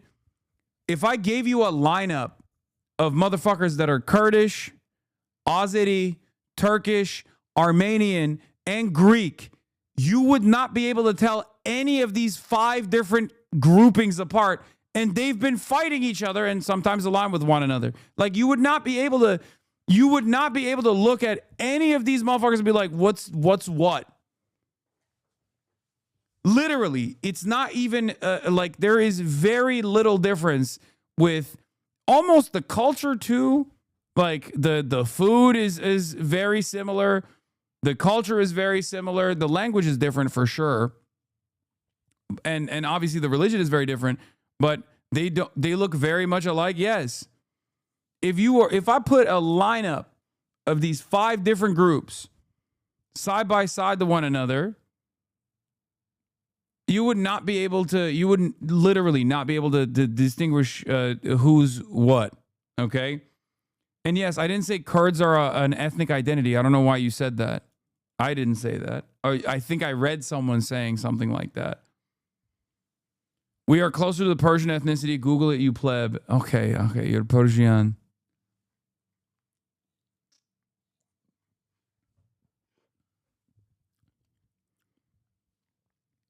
Oh, Georgians too, bro. Bro, the funniest of this is fucking Georgians. Georgians who are literally like, we're Christian. Like, we should be a part of the European Union. I don't understand what's going on. It's like, bro, you literally look like Erdogan is Georgian. Like, Stalin looks Turkish. Like, there's no... You're doing Turk phonology, like you're trying to do Albanian I Spy. No, I'm just saying that, like, we have a lot more similarities than differences. Oh my God. It's the most basic point of all time. All these people who have, like, warred with one another for centuries are literally identical to one another in their fucking culture. And all of these, like, marginal differences are really played up. And anytime I bring it up, everybody gets mad. If I were to turn around and say Greeks and Turks are virtually indistinguishable from one another in a lineup, the Greeks will get mad at me and say, how dare you? That's disgusting. We're not fucking Turkish. And then the Turks will get mad at you and say, how dare you? That's disgusting. We're not fucking Greek. Same with Kurds and Turks as well. Okay? Same with Armenians and Turks as well. It's literally true. The food is fucking identical. The culture is fucking identical. The people look identically. People look exactly like one another. It's not exactly. I'm not saying anything like super controversial at all, and yet nationalism has made this into an incredibly controversial statement.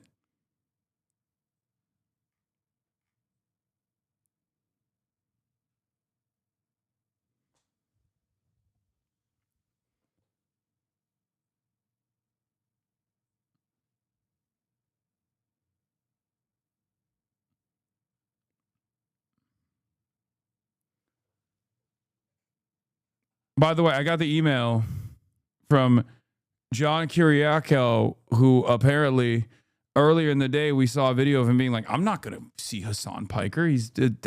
I would never do that. Something like that.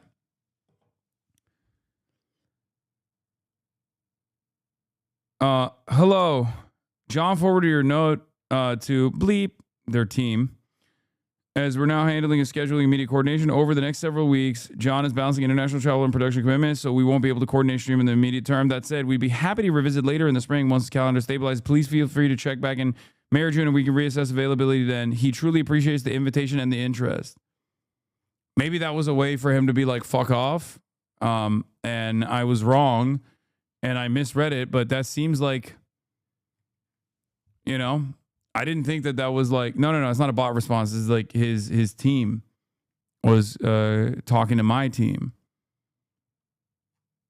So I'm a little bit shocked that would be his reaction. You're arguing against academic consensus. Your argument about Azeris and looks alike is because you don't understand the context. Compare yourself to a Mongolian Turkic person. You look closer to an Anatolian because modern Turkish people has the absolute highest Anatolian DNA component. Brother, I just don't give a shit. Like, the point I was making wasn't like about haplogroups. I don't know why you're doing.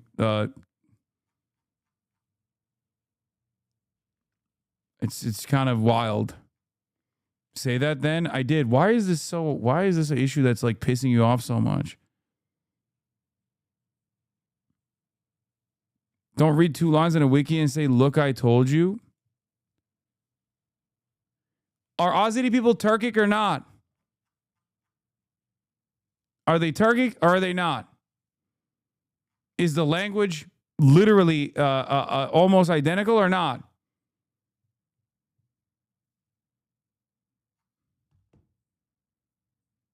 You're being fucking ridiculous. You sound like the fucking dudes that are like, we used to be Persian and then the Arab invasion Islamized us. But for Azerbaijan. Azeriler Türk amına koyayım. Bizden daha Türkler. Aynen abi, kafayı yedi adam.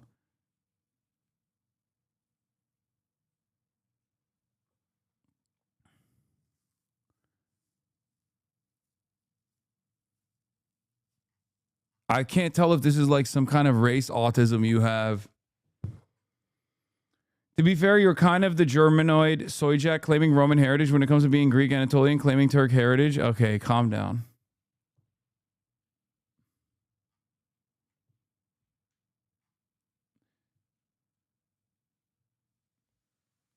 Bro, why do so-called socialists reply to observations of systemic division over mild differences of culture with eugenics as if it's the ultimate gotcha? I have no care or consideration for haplogroups at all in any assessment. I don't know why you got so like European style racial with this.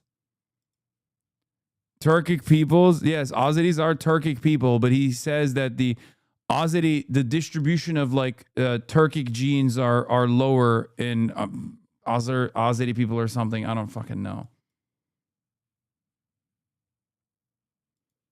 What is this? Chinese on the 5th floor. Stop smoking in an elevator. I am Buryat.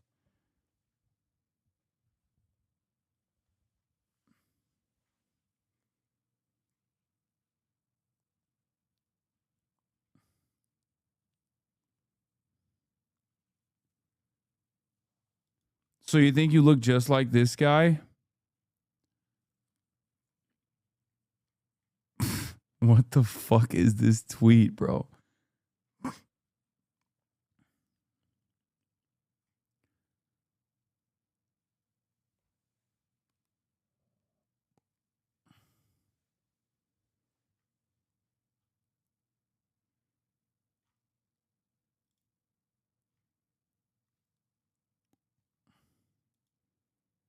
Oh yeah, this is the funniest.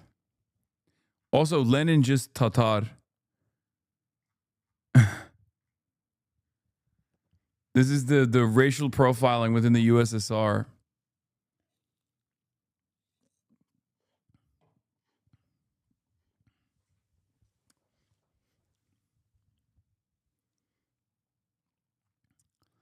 Charlie Kirk was Ukrainian? Bro, Charlie did not look like that.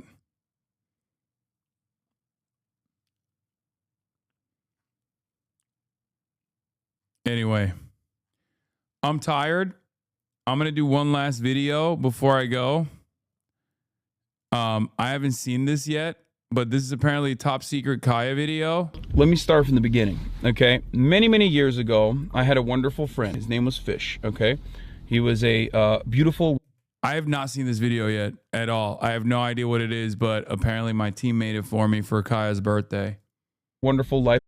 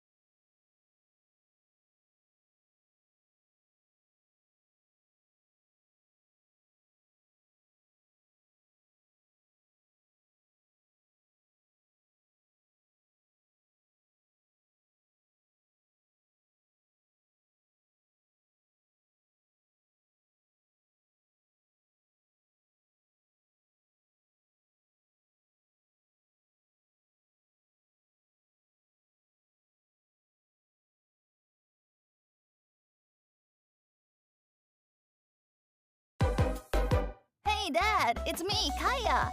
The team found this doggy voice box thing that's pretty unstable, so I gotta be quick. They told me I get one birthday wish, so I'm using that wish to tell you, you are the best dad.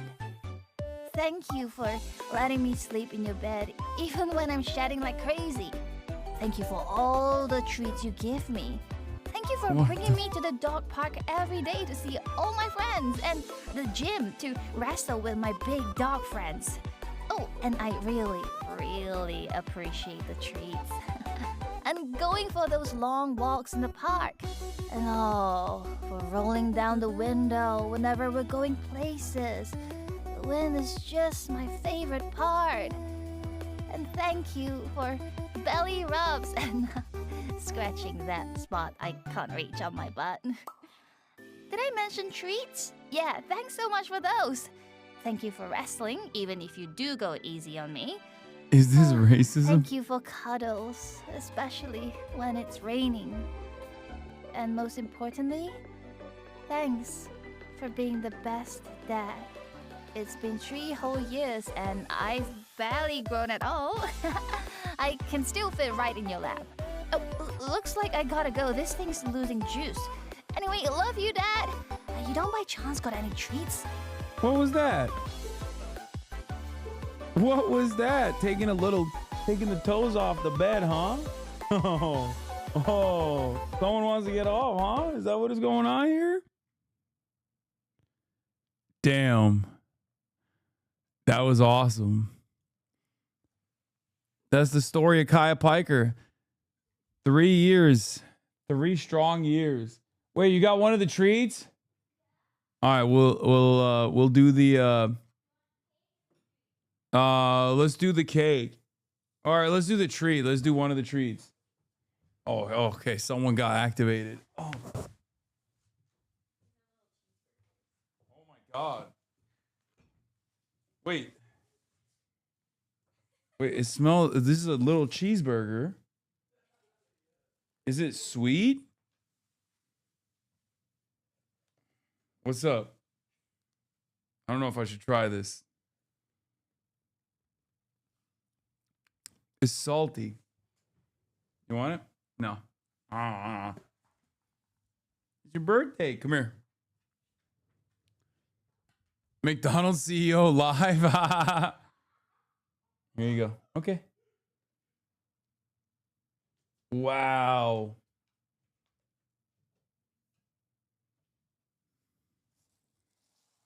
There are fucking many other treats in here. There's like a carrot cake. She's crushing that shit.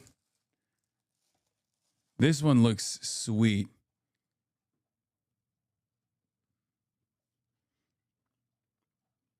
Okay, this one's bomb. This one's not bad.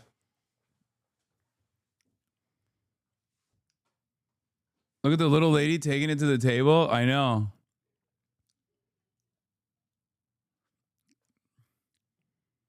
A little something for her, something for me, you know? Eating your dog's treats on her birthday? Yeah.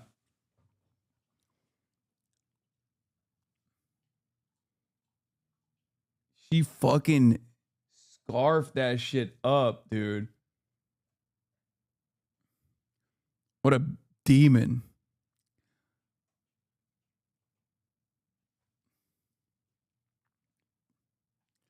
When she's done with that, I'll give her this one too. But yeah, happy birthday, Kaya. She is now officially 3 years old. Come here.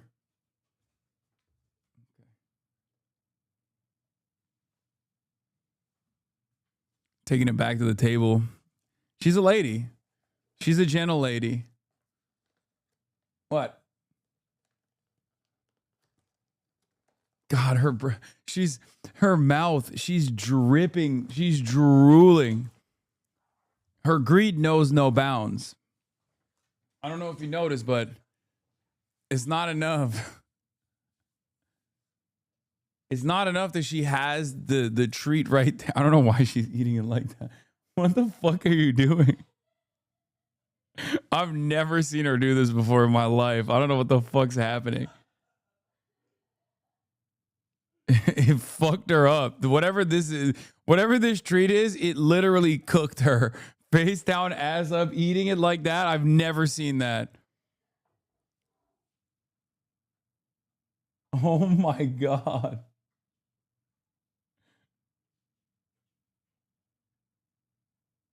Kaya, what the fuck are you doing?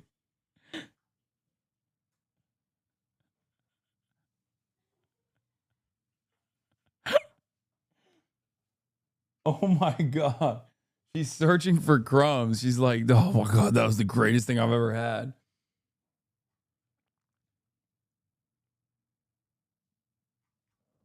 Anyway, that was, yeah, she's 21 years old. She's drunk. She's drunk with power. She's looking. Hello. What?